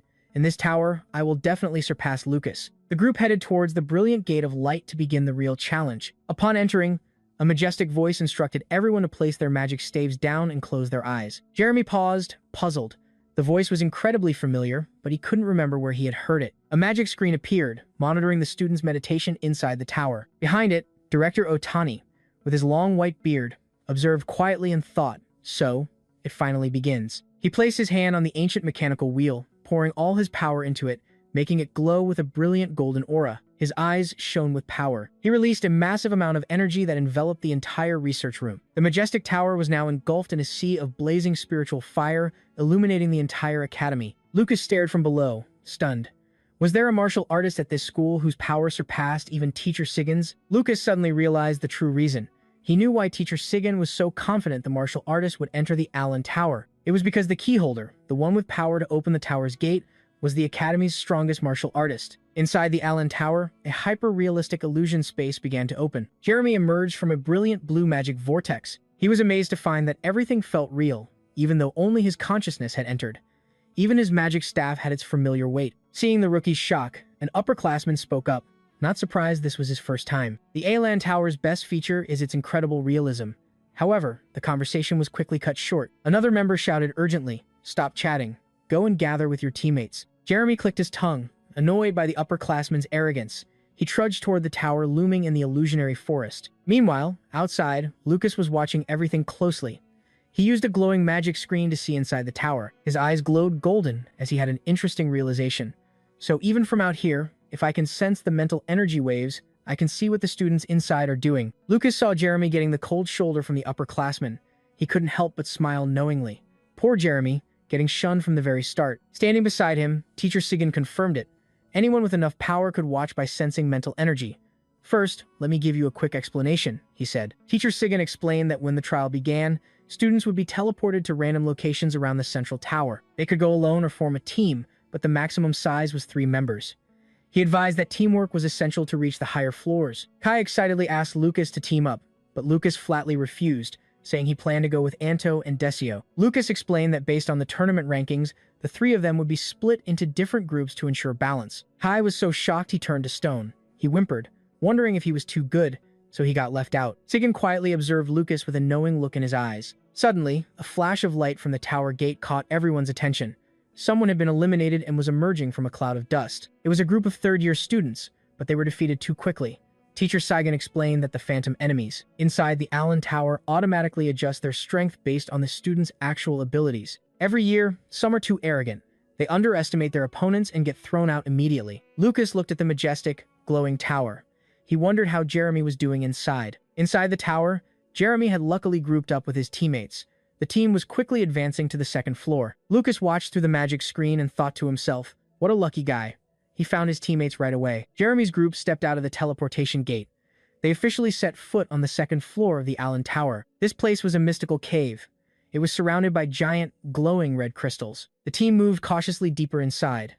They were unaware of the giant, dark figures with glowing red eyes watching them from above. Jeremy suddenly sensed a murderous aura. Green-skinned monsters with ferocious faces lunged down from above with guttural roars. Jeremy reacted quickly. He brandished his staff, activating plant magic. He created vibrant green vines that bound the enemy in midair. The monsters roared in pain as the vines tightened around them. Immediately, another team member channeled mana into his palm. He unleashed the Earth Wave technique. A huge cloud of dust and sand blasted the restrained monsters head-on. Jeremy's thorny vines writhed wildly. They bound and crushed the monsters in an instant. A notification confirmed the successful elimination of the elite Crystal Warriors, earning Jeremy 10 precious points. Standing amidst the rubble, the group breathed a sigh of relief. The second floor was as dangerous as rumored. They decided to press on while their mana and stamina were still high. In the central area of the second floor, Jeremy continued to show off his power. He easily defeated a Beastman scout to rack up more points. His teammate was just as impressive. He used a water blade to tear through the ranks of skeleton warriors. Fire and water magic attacks were launched continuously. They cleared every obstacle in their path. After the trial ended, the group left the tower in high spirits. One member teased his friend about being eliminated early, but the other remained optimistic. At least they weren't last this time. Noticing Jeremy's silence, a friend asked curiously, "You've been so quiet. Aren't you happy, Jeremy?" Jeremy smiled slightly and replied, "Of course I'm happy." He looked up at the majestic tower. He thought about how his father must face such terrifying enemies every day. He felt he had finally taken one step closer to his father's great legacy. A few hours later, the Allen Tower shone brightly against the Academy's sky. Watching from a distance, Lucas realized something by sensing the mental energy. He could clearly grasp everything happening up to the third floor of the tower. In these trials, phantom enemies with various traits would appear. Their difficulty would increase with each floor the students climbed. Lucas wondered if these illusions were modeled after real creatures. If so, the battle experience of the martial artist who opened the Allen Tower must have been truly terrifying. He glanced at Teacher Sigan and thought that he probably realized his true strength too. But for now, everyone was just quietly observing without interfering. Lucas wondered, is he showing me favoritism? Suddenly, an announcement called for the final group to gather at the entrance to begin their trial. The crucial moment had finally arrived. The leading group was already approaching the entrance to the fourth floor. Mina and her team, who had achieved the best results in the taming competition, were also confident they could catch up. Seeing Mina about to enter the tower, Julia excitedly cheered from behind. "Go for it, Mina." In response to the girl's enthusiasm, Mina turned and smiled gently. "Thank you, Julia." A male student approached and kindly asked if Mina's wound had fully healed. She confidently stated she was completely recovered and was encouraged to do her best. Behind her, whispers started up again. They talked about her becoming vice president in her second year and her close relationship with the genius student. Mina clicked her tongue, annoyed by the gossip, but she quickly pushed it aside to focus on her goal, reaching the 6th floor and breaking Theodore's record. Meanwhile, on the 3rd floor of the Allen Tower, a fiery space with molten lava awaited the contestants, surrounded by ferocious purple monsters swinging their weapons to attack. Mina ordered her team to ignore the small fry. They would use acceleration to go straight to the 4th floor. The group instantly transformed into streaks of light. They shot towards the central tower amidst a sea of fire. After just 30 minutes, Mina's group officially reached the 4th floor. It was an achievement worthy of the strongest third-year team. They were suddenly faced with a giant elite beastman exuding a purple miasma. Twice the size of the monsters on the lower floor, this was where most students gave up. A lightning-fast attack earned the group 80 points. They took down the beastman instantly. Witnessing Mina's incredible improvement after her recent field mission, her teammates were amazed. For Mina, a quick kill was the best way to save time. After all, these monsters were nothing compared to the fearsome minotaur she had faced. She decisively left the cleanup to her two friends. Then she dashed off alone to find the way to the 5th floor. She continuously defeated more beastman scouts to accumulate points. Mina became a whirlwind of wind magic. She swept away all obstacles and constantly received point notifications. She headed towards the tower, which was emitting a crimson aura. Mina and her teammates finally reached the 5th floor of the Allen Tower. Though her face was smudged with dirt, she wore a satisfied smile. We finally made it to the 5th floor. Outside, Teacher Sigan observed the monitoring board. He noted that 3 people had reached the 5th floor, a much better result than last year. Hearing this, Kai couldn't help but feel the pressure when looking at his own abilities. The 5th floor? When could I ever reach that level? Teacher Sigan noticed his student's anxiety and reassured him. There's no need to rush. For a first-year freshman, reaching the 3rd floor is more than enough. If you keep improving your skills, the monsters on the 5th floor will be nothing to fear. Observing his teacher's attitude, Lucas realized something. Teacher Sigan must have been a master of this tower. A moment later, the doors slowly opened. Mina's group had finished the trial. It seemed she hadn't achieved her goal. Mina lowered her head, her eyes filled with disappointment and humiliation. She couldn't break her predecessor's record. Meanwhile, in the student council room, Theo had his feet up on the table. He sipped his tea and watched Mina through a magic orb. He smirked victoriously. So, you understand now, don't you, Mina? Theo stared at Mina's anguished face glowing in the orb. He spoke with condescending mockery. Trying to surpass a genius like me? Not in a million years, sweetie. Julia excitedly shot fireworks from her fingertips to celebrate. Congratulations, Mina, on taking first place in the 3rd-year exams. Lucas also praised her for reaching the 5th floor, but Mina only managed a sad smile.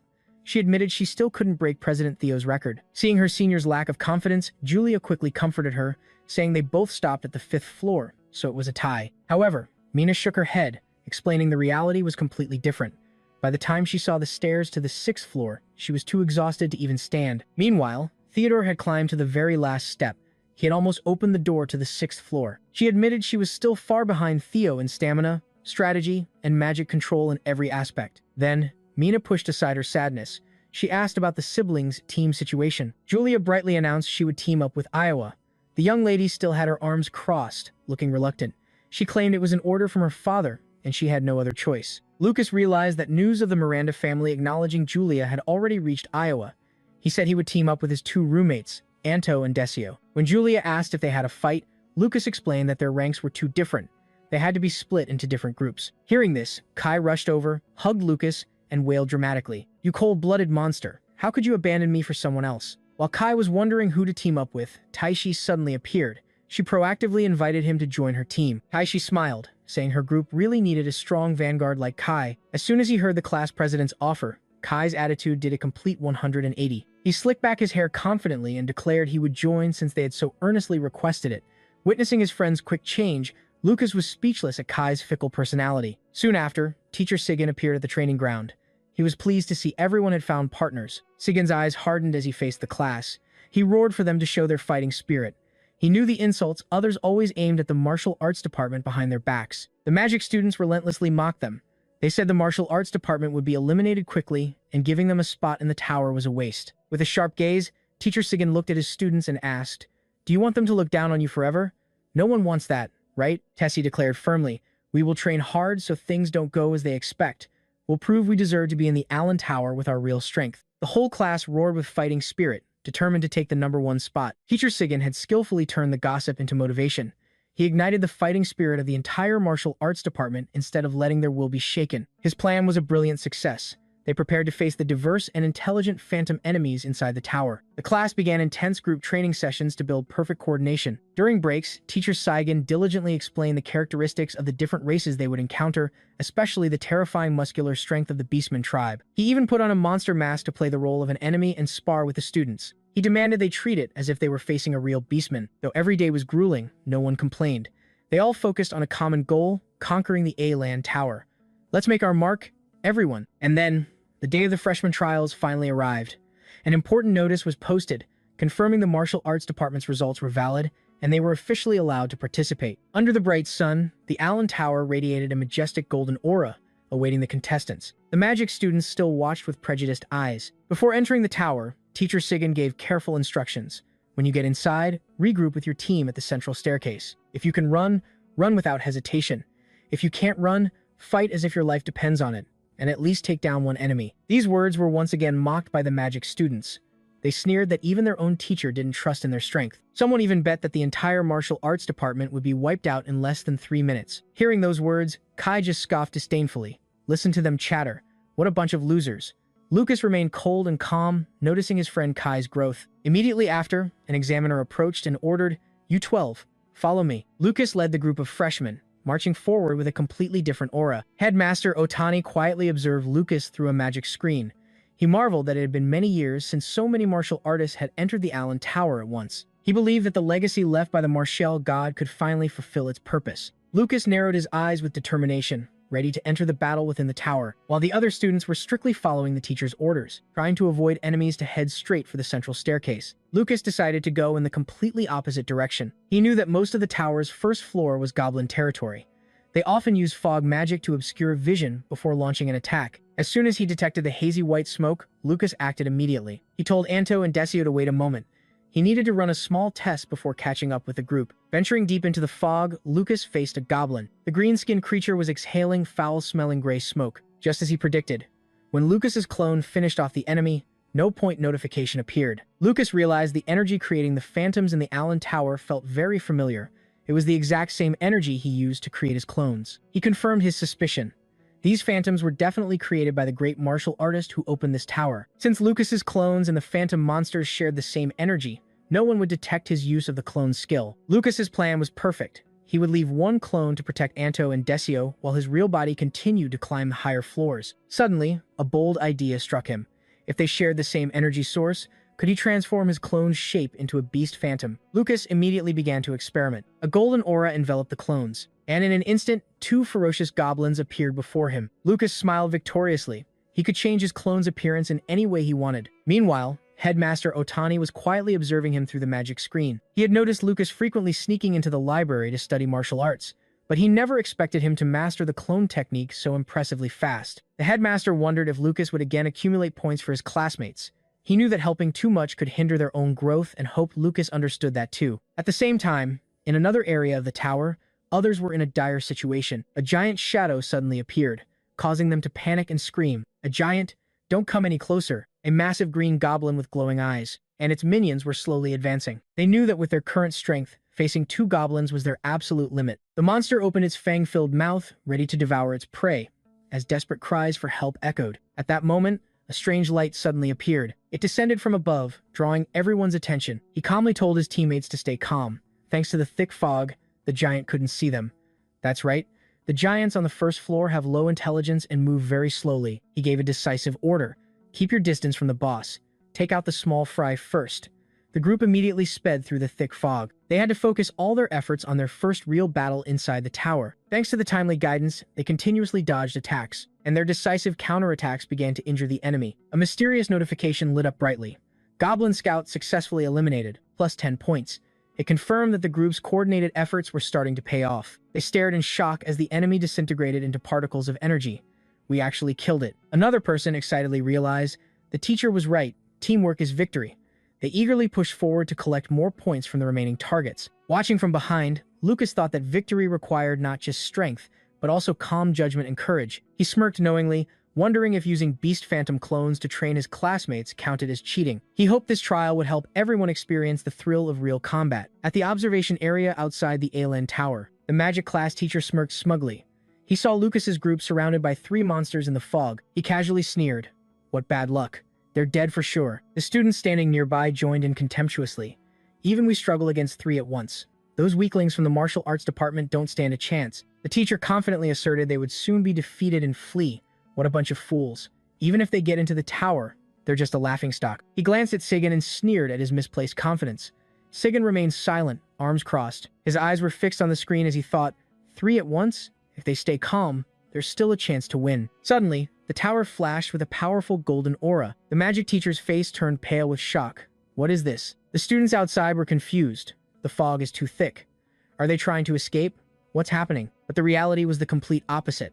The monsters fell one by one at the feet of the martial arts freshmen. From the white smoke, three figures with sharp, glowing eyes emerged, completely turning the tide of the battle. The giant green goblin was shocked to see its comrades fall. A sharp sword pierced through the monster's chest with terrifying force, instantly finishing the target. The team coordinated flawlessly. The notification for defeating a goblin scout appeared with 10 points, confirming the overwhelming power of the martial arts freshman. The magic class teacher's face went pale, contorted in horror at the unbelievable sight. Impossible. How did those martial artists defeat two high-level goblins so quickly? In contrast to the panic, Teacher Sigyn smiled proudly and praised them internally. Well done. Sigyn clearly announced the first victory to all the students. One of our teams has already defeated two enemies. Just fight as I've taught you. The monsters in the Allen Tower are nothing to be afraid of. The martial arts students' spirits soared. They would do their best not to fall behind their friends. The magic teacher tried to save face by sneering that they just got lucky. But someone else immediately pointed out the contradiction in his own words. However, Sigyn continued to gaze thoughtfully at the glowing tower. He sensed a strange energy that had just vanished and suspected. Don't tell me Lucas has pulled another trick. In a hidden corner on a high tree branch, Lucas suddenly let out a loud sneeze. In his mind, an image of his sister cheering enthusiastically appeared. Big brother, you're amazing. You'll definitely reach the top of the tower. Lucas jumped down and was immediately spotted by Anto and Desio. Seeing their friend was safe, they both cheered. Lucas, thank goodness, you're okay. Where have you been?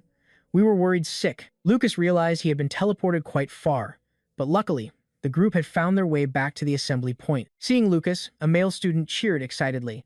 His female companion also congratulated the three for returning safely. Lucas waved back, sighing in relief. Everyone was exhausted, but no one was seriously injured. He gazed into the distance. He thought about his team. Sly's group and the others would probably arrive soon. Seeing Lucas standing there lost in thought, Anto asked if anything was wrong, but he just smiled and said it was nothing. Lucas looked up at the glowing peak of the tower. He told himself that as soon as everyone gathered, the entire department would advance to the second floor together. Meanwhile, outside the tower, the magic students were still gathered, whispering among themselves. They were surprised that the martial arts department hadn't lost a single team yet, but they quickly began to mock them. They assumed the martial artists were just hiding and panicking inside the tower. A worried magic class student ran to his teacher to ask about the martial arts department's status. Old Greg clenched his teeth in silence, sweat pouring down his face in fury. Damn it, how did they all get to the second floor? Greg fumed internally. Even the best magic freshmen often had someone eliminated on the first floor, yet those weaklings managed to escape every enemy spectacularly. He gritted his teeth bitterly. He realized if the martial arts department kept advancing like this, they would soon take all the magic class's resources and become a real threat. Inside the tower, Lucas hid behind a tree, watching the monsters. They had grotesque appearances and were swarming everywhere. He thought to himself, how are we supposed to fight this many? Lucas recalled the rules of the Allen Tower. From the second floor onward, teams are teleported randomly based on performance. The stronger the team, the harder the challenge. He told himself he needed his clones to find the other classmates quickly. Lucas immediately activated his spirit energy. He summoned beast phantom clones in the form of glowing golden wolves. Back with his group, Desio asked worriedly, Lucas, how is it on your end? Lucas replied calmly, there are a lot of enemies, and they're moving in groups. Anto agreed that avoiding a fight now was impossible. Lucas shrugged. Anyway, the challenge in the Allen Tower is for us to gain combat experience. Anto nodded. Right. What's the point of a trial if we just keep running? Suddenly, a monster spotted them. Lucas dodged swiftly and reassured them. I'm fine. Desio was stunned. He hadn't even noticed two enemies getting that close. He thought that if it had been him, he would have been eliminated instantly. The giant magic wolf roared, lunging at Lucas with incredible pressure. His eyes remained sharp and focused. As fast as lightning, he raised his hand and blocked the opponent's attack in midair. Lucas realized these monsters were truly cunning. They used a feint to immediately call for reinforcements. Lucas shouted a warning to his teammates. This is just the vanguard. If we don't finish them quickly, we'll be surrounded by reinforcements. Meanwhile, Desio frantically realized his short sword was gone. Anto asked in shock what happened. Desio could only stammer that he had accidentally thrown it away in a panic. Lucas immediately sensed a murderous aura from underground and yelled, Another enemy is approaching from right under us. Be careful. A green shadow suddenly burst from the ground. It launched a lightning-fast attack aimed directly at Anto. He dodged nimbly, admitting to himself that Teacher Sigyn was right. The monsters on the second floor were on a completely different level than the first. They were not only stronger, but also smarter, knowing how to ambush and even disarm their opponents. The green wolf victoriously swung the hammer it had just stolen, aiming for Anto, but he just smirked confidently. Even if you stole my weapon, You'll soon regret it. Anto felt lucky he had used his accumulated points to buy the Dragonstone gauntlets. He poured all his strength into a finishing blow aimed at the monster's jaw and roared, "You want a test of strength? Not a chance." Anto was fighting fiercely with the magic wolf. He shouted his teammate's name, Desio. Desio immediately rushed to help, responding decisively, "I'm here." Seizing the opportunity while the monster was vulnerable, Anto channeled all his power into his glowing fist and signaled, "Now." With a determined gaze, he roared, "Take this." Then he unleashed the powerful roaring dragon strike. A notification confirmed the successful elimination of the Beastman scout. It added another 10 precious points for the group. Witnessing his two friends' seamless coordination, Lucas smiled in approval. That was great teamwork. While Anto scratched his head with a smug grin, Desio was stunned by Lucas's appearance. Looking at the dissipating monster phantom behind them, Lucas encouraged them clearly. "Let's keep moving forward for the martial arts department." The martial arts department's progress left the magic class teachers in awe. They wondered why no one had been eliminated yet. At their level, they should have been surrounded and wiped out as soon as they set foot on the second floor. Some even suspected if the Allen Tower automatically lowered its difficulty because the martial arts kids were too weak. But that idea was quickly dismissed, as the teachers would have noticed the anomaly immediately. Old Greg watched with a contorted face, seething with anger. He clenched his teeth bitterly as he saw things spinning out of his control. On the second floor of the Allen Tower, earth-shattering explosions continuously rocked the cave. Anto and Desio were also fighting with all their might against the skeleton warriors, though their faces were smudged and they had minor injuries. Anto still fought tenaciously, swinging his sword to cut down the frenziedly charging skeletons. A skeleton warrior suddenly attacked from behind, but Anto quickly turned and delivered a finishing blow, shattering it to pieces. Anto panted, "How many have we taken down? Are you keeping score?" Desio replied, "Probably 3. How are they so tough?"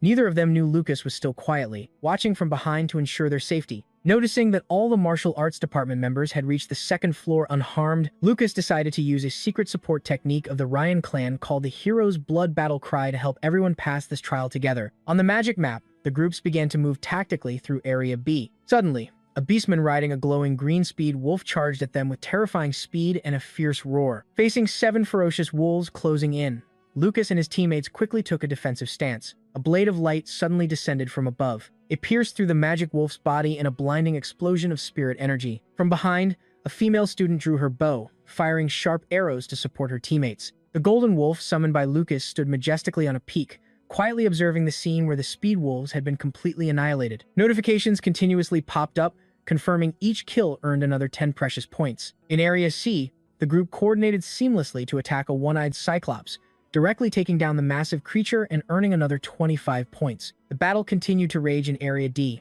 Young martial artists swung their swords, slicing through the hordes of charging goblin scouts. A series of point notifications from eliminating vanguard goblins and beastman scouts lit up the magic screen. Lucas was amazed by the group's Baofa power. "Amazing. I never thought we could defeat so many enemies. At this rate, we can actually make it to the 3rd floor." The image of Lucas's golden wolf continued to silently follow his teammates' every move from a distance. Through the observation orb, old Greg was so shocked that sweat poured down his face. He saw the glowing dots representing the students surrounding the tower. He couldn't believe his eyes. "What? They're all on the 3rd floor?" An announcement rang out. All 12 martial arts students had successfully reached the stairs to the 3rd floor. The magic class teachers began to panic. They couldn't believe these freshmen were so strong and wondered what teacher Sigan had taught them. Old Greg gritted his teeth in bitter resentment. But then, he suddenly broke into a sinister, calculating smile. He told himself it wouldn't happen. Some of the martial arts students seemed to have reached their physical limits. With a wicked glint in his eyes, Greg confidently asserted they would soon be forcibly ejected from the tower. The atmosphere inside the Allen Tower grew heavy as the members began to collapse from exhaustion on the stairs. Desio stumbled and fell, his breathing ragged and tired. Lucas quickly rushed to support his teammate and asked worriedly, "Desio, can you hold on?" With a pale face, Desio whispered that he had reached his limit. He looked at his hand, which was slowly dissolving into spirit energy, and urged, "Don't worry about me. Just keep going." It wasn't just Desio. Other members were also exhausted and had to sit down on the stairs. A female student tiredly announced she was stopping there. Others still tried to encourage Lucas to advance to the 3rd floor on their behalf. They desperately wanted Lucas to prove the strength of the martial arts department to the magic students. Lucas gently placed his hand on Desio's shoulder. Meanwhile, Anto gritted his teeth with determination. "We've come this far. We have to reach the 3rd floor." Seeing his teammates' unity, Lucas gave a confident smile. "That's right. We're a team, after all. Let's work together so all of us can step through that 3rd floor door as one." Lucas's call seemed to give the group one last burst of strength. Everyone cheered in unison, determined to use their last bit of energy to complete their goal. Under the brilliant light radiating from the top of the Allen Tower, all 12 martial arts freshmen advanced together amidst the sparkling crystals. A true miracle had occurred. All 12 students had successfully set foot on the third floor of the legendary tower, the third floor.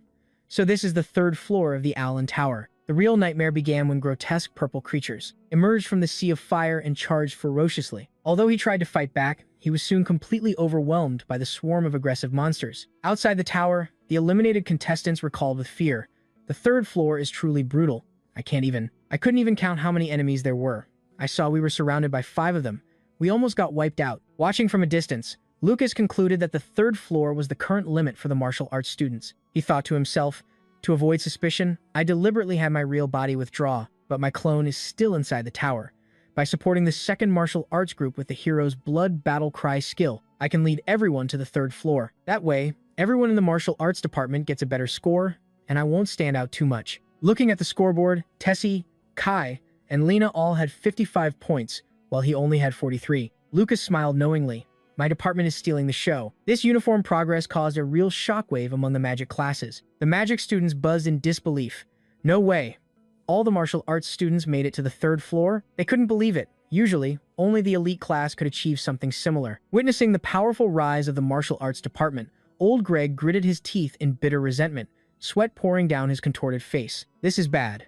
We have to beat the martial arts department in both points earned and floors reached. The magic class cannot lose to the martial arts department. A magic freshman was thrown out of the tower by a brilliant blue energy blast. Meanwhile, another was struggling against a swarm of fire monsters. Headmaster Otani quietly observed through his magic orb and sighed in disappointment. He thought, is losing to martial artists really that hard to accept? You've wasted mana like water since the first floor. What did you plan to do on the second and third floors? The magic freshman's lack of composure made the headmaster shake his head. The notification board continuously showed disastrous numbers. Groups 3 and 4 were completely wiped out on the second floor. Even the best performing group, Group 8, was annihilated upon reaching the third floor. Seeing the dismal results, old Greg flew into a rage, his face contorted with humiliation. He gritted his teeth as he realized not a single magic class student ranked below 40 had made it to the third floor. Some teams were even wiped out on the first. Greg frantically grabbed a colleague's collar and roared in frustration. This is completely wrong. This must be a trap aimed at the magic class. The monsters only got more numerous and stronger when it was our turn, right? Losing the game and then blaming the game? At Greg's outburst, Teacher Linda coldly stepped forward, reminding him not to deny reality in front of the students. She taunted, surely Teacher Greg knows the Allen Tower is operating normally. Or do you mean your own sensory abilities have dulled? His pride wounded, Greg gritted his teeth so hard they bled. His hateful gaze was fixed on Saigon and Lucas with utter resentment. He cursed internally, Saigon and that kid. Just looking at them makes me sick. Meanwhile, Linda smiled in approval of the martial arts department surpassing the magic class, stating she always believed in their abilities. Teacher Saigon remained calm. He humbly said it was entirely the result of his students' relentless efforts. Seeing the elite class's turn was about to start, Saigon reminded Linda to return to her position, but she casually replied that she didn't need to worry about those kids. Linda confidently stated she had her class's excellent representative there. Julia and Iowa confidently walked forward, to the admiration of everyone. Julia proudly boasted to her friends, "My brother is really amazing.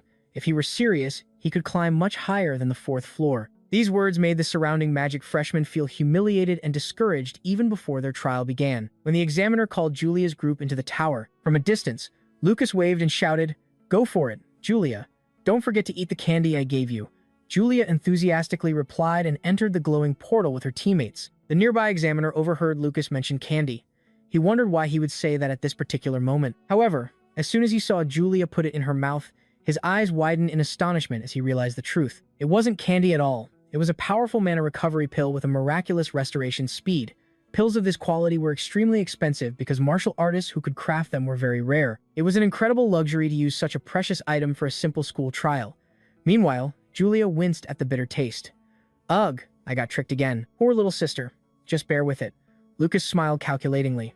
He thought that even though Julia already had plenty of mana, since everyone used medicine before the exam, he wanted his sister to use it too. It would ensure her best performance in the Allen Tower. As soon as the trial began, Julia immediately unleashed overwhelming power that terrified everyone. She brandished her staff, her eyes glowing with power, and shouted, "Heavenly thunder, descend." Massive purple lightning bolts rained down from the void. They directly engulfed the giant one-eyed monsters and other grotesque creatures in a blinding light. Witnessing this sight, Iowa Miranda was stunned by her cousin's natural talent. She thought in amazement, that level of control. She can strike the enemies with precision without harming a single blade of grass. Julia turned to Iowa with a confident, radiant smile. She eagerly urged, Iowa, stick close to me. Julia is carrying the team so hard. On the third floor of the Allen Tower, amidst flowing molten lava, devastating bolts of lightning continuously rained down from the sky. They crushed every obstacle swarming around. Julia stood majestically in the sea of fire. She summoned the powerful Thunderbird technique to completely wipe out the enemies. She smiled radiantly and urged Iowa and Derek to quickly move forward. Derek sighed in relief. He admitted that without Julia, his fire magic would have struggled against the fire-resistant lizards. This is what a carry looks like. Julia happily replied that it was all thanks to the team's smooth coordination. Iowa crossed her arms arrogantly.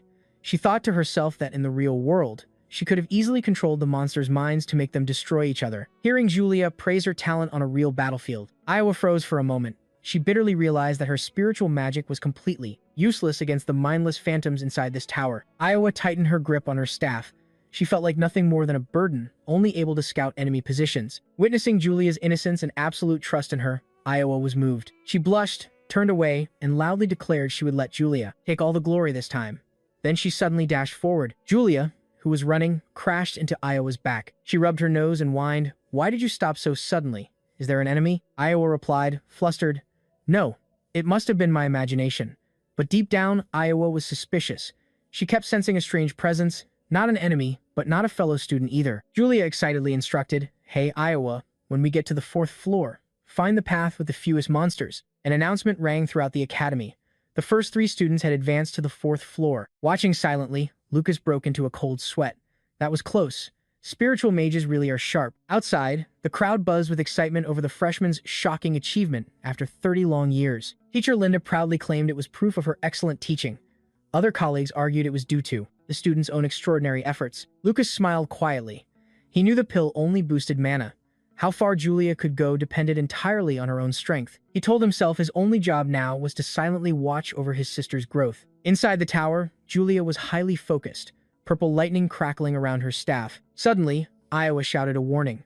"Be careful. There are 4 enemies behind us to the right. They're beast archers."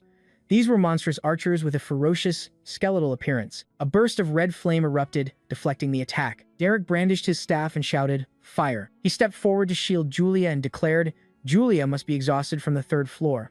Let me handle these guys." Derek continuously unleashed powerful fire spells to fight the horde of monster archers firing relentlessly. A giant magic circle glowed beneath his feet.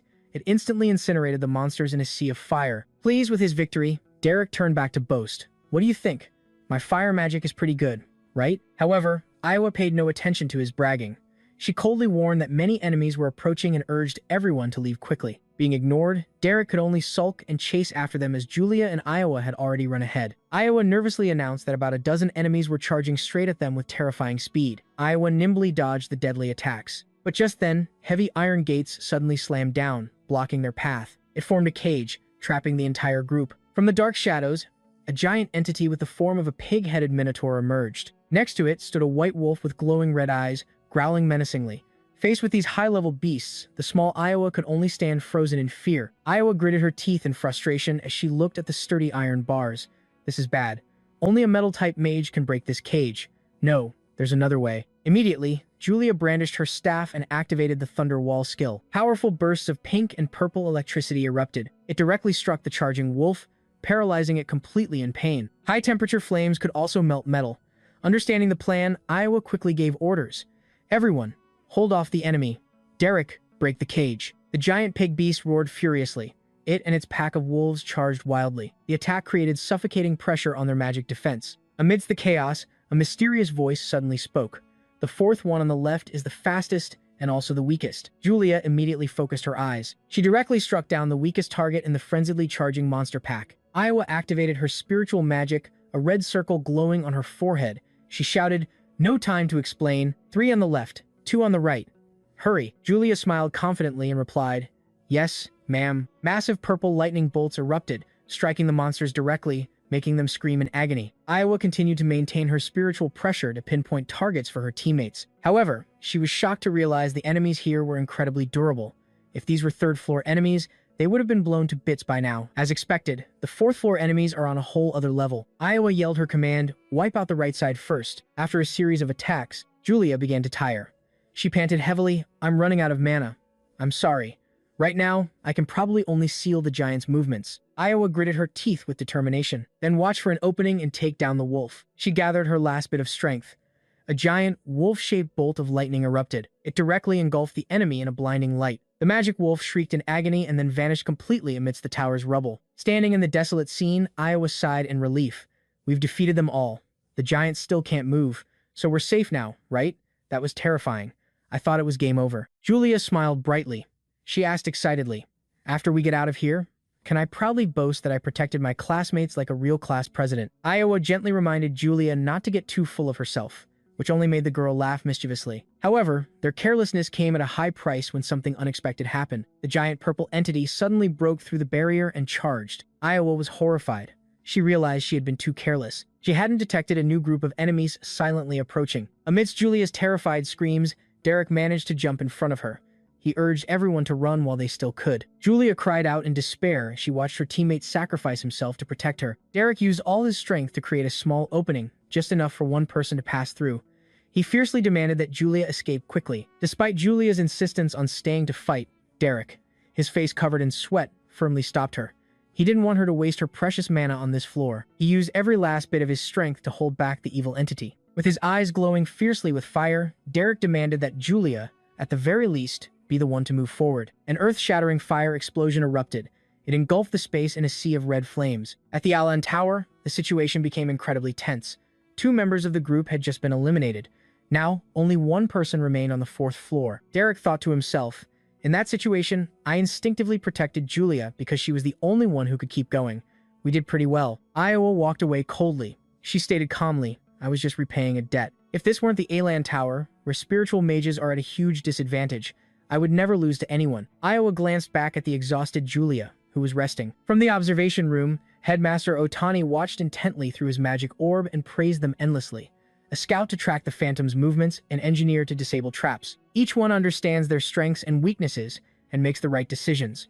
Wonderful. This also applies to the other 2 inside the tower. At that moment, deep inside the tower, an ancient library was engulfed in flames. After clearing out all the monsters, Lucas calmly adjusted his cuffs. He looked down at the tracks on the ground and noted these footprints. It seems Julia has also cleared this area. Julia was racing against time with all her might. She gritted her teeth, thinking she had to reach the safe zone before her mana ran out. However, a swarm of ant monsters and wild beasts had already surrounded her from all sides. Julia saw her fallen teammates. "Everyone, wait for me," Julia shouted. "Get out of my way," as she unleashed powerful purple lightning bolts, crushing the swarm of giant scorpions surrounding her. She stood amidst the wreckage, sparks of electricity still crackling. She resolved not to let her teammates' efforts be in vain. Suddenly, Julia was stunned to find that all the fatigue in her body seemed to have vanished after a strange energy washed over her. This was thanks to Lucas, who had secretly activated the hero's Blood Battle Cry skill. It increased his sister's attack and defense power by 30% for 10 minutes. Lucas thought, with this, Julia will be able to pass the 4th floor. He realized that when all students finished the trial, the Manhwa Tower would close. This was his last chance to explore the higher floors. As soon as he set foot on the 5th floor, Lucas was immediately submerged in a vast ocean world. Lucas dived deep to the bottom of the water. There, giant anglerfish with sharp teeth lurked in the darkness. He thought he should avoid unnecessary fights to save strength for the 6th floor. A giant merman holding a trident stood guard with its minions, which had strange bulging eyes. Noticing the mermen weren't very intelligent, Lucas used a transformed clone to create a diversion and quickly found his way to the 6th floor. Just 5 minutes later, Lucas shot out of the water like a golden flash. He launched a powerful attack, directly crushing the head of a giant sea monster. 20 minutes passed. Julia finally reached an ancient structure. Exhausted from the continuous battles, Julia collapsed onto the floor of the safe zone inside the tower. She smiled with satisfaction and exclaimed, "I did it." Seeing his sister was safe, Lucas gave a gentle smile of relief and pride. Lucas stood before a teleportation gate, swirling with red energy. He reached out to touch the surging dark aura. As he stepped through the gate, Lucas felt his body free-falling through a vast cosmic space filled with thousands of twinkling stars. He flew through the endless night and officially set foot on the 6th floor of the Manhwa Tower. Upon arriving on the 6th floor, Lucas was stunned. The scene was like standing in the middle of the universe, with stone slabs floating in the void. He exclaimed in amazement, "So this is the 6th floor." Lucas walked cautiously, feeling the instability as he stepped onto a floating meteor fragment. He looked around in confusion and realized the place was completely empty. There was no sign of any monsters. Even the concept of space itself seemed non-existent. The only thing that existed in this void was a giant, glowing ancient stone tablet. Lucas approached it. He was immediately shocked by something unusual. This tablet is absorbing my spirit energy. On the tablet's surface, a circular symbol with two crossed weapons suddenly shone brightly. It caught the attention of Headmaster Otani from the observation room. He mused to himself, so that child really did make it to the 6th floor. This must be the legendary legacy of the martial god. However, his expression turned grim as he looked at another screen. Unfortunately, his sister is gradually reaching her limit. Down on the 5th floor, Julia was facing a giant, ferocious fish monster at the bottom of the deep ocean. Headmaster Otani thought, "How much she can learn before the Allen Tower closes depends entirely on you." Lucas stood silently before the tablet, which was radiating an intense, fiery heat. A sharp, pressuring gaze suddenly appeared in his mind. A shadowy entity with a glowing red core roared in resentment. "Ma, you have won this time, but we have already sown our seeds throughout this world. Even if it takes tens of thousands of years, we will return." Facing the endless darkness, the martial god Ma radiated a powerful golden aura. He grunted in annoyance at the enemy's declaration. "Damn it, stop your nonsense.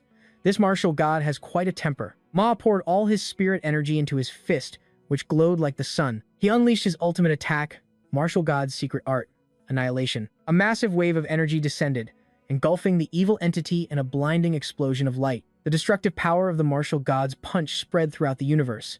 It shattered the enemy's energy core into pieces. Lucas snapped back to reality, drenched in sweat. He wondered if those images were memories of the martial god's past battles. He pondered the evil entity's threat about the seeds sown across the world.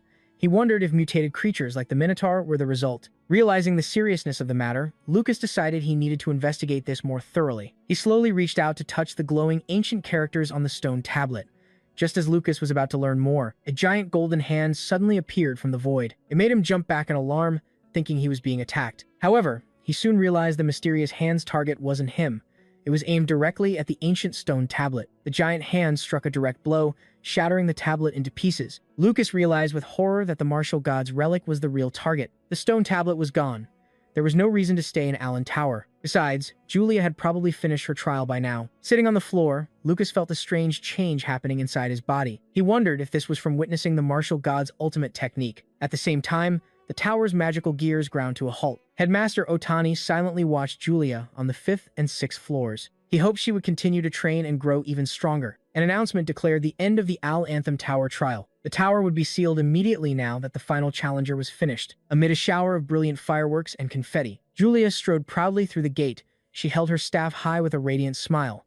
An announcement then echoed throughout the academy, honoring Julia Rian. She was the first freshman in history to reach the 5th floor of Allen Tower. In the quiet Allen Academy library, the headmaster was speaking with someone. The visitor was clearly displeased.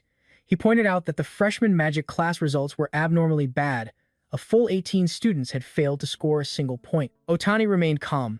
He claimed the number was only slightly higher than last year. It was within an acceptable margin of error. However, the visitor stressed that only half as many students reached the 2nd floor compared to last year. Otani replied coldly, "You should ask the magic class teachers about that.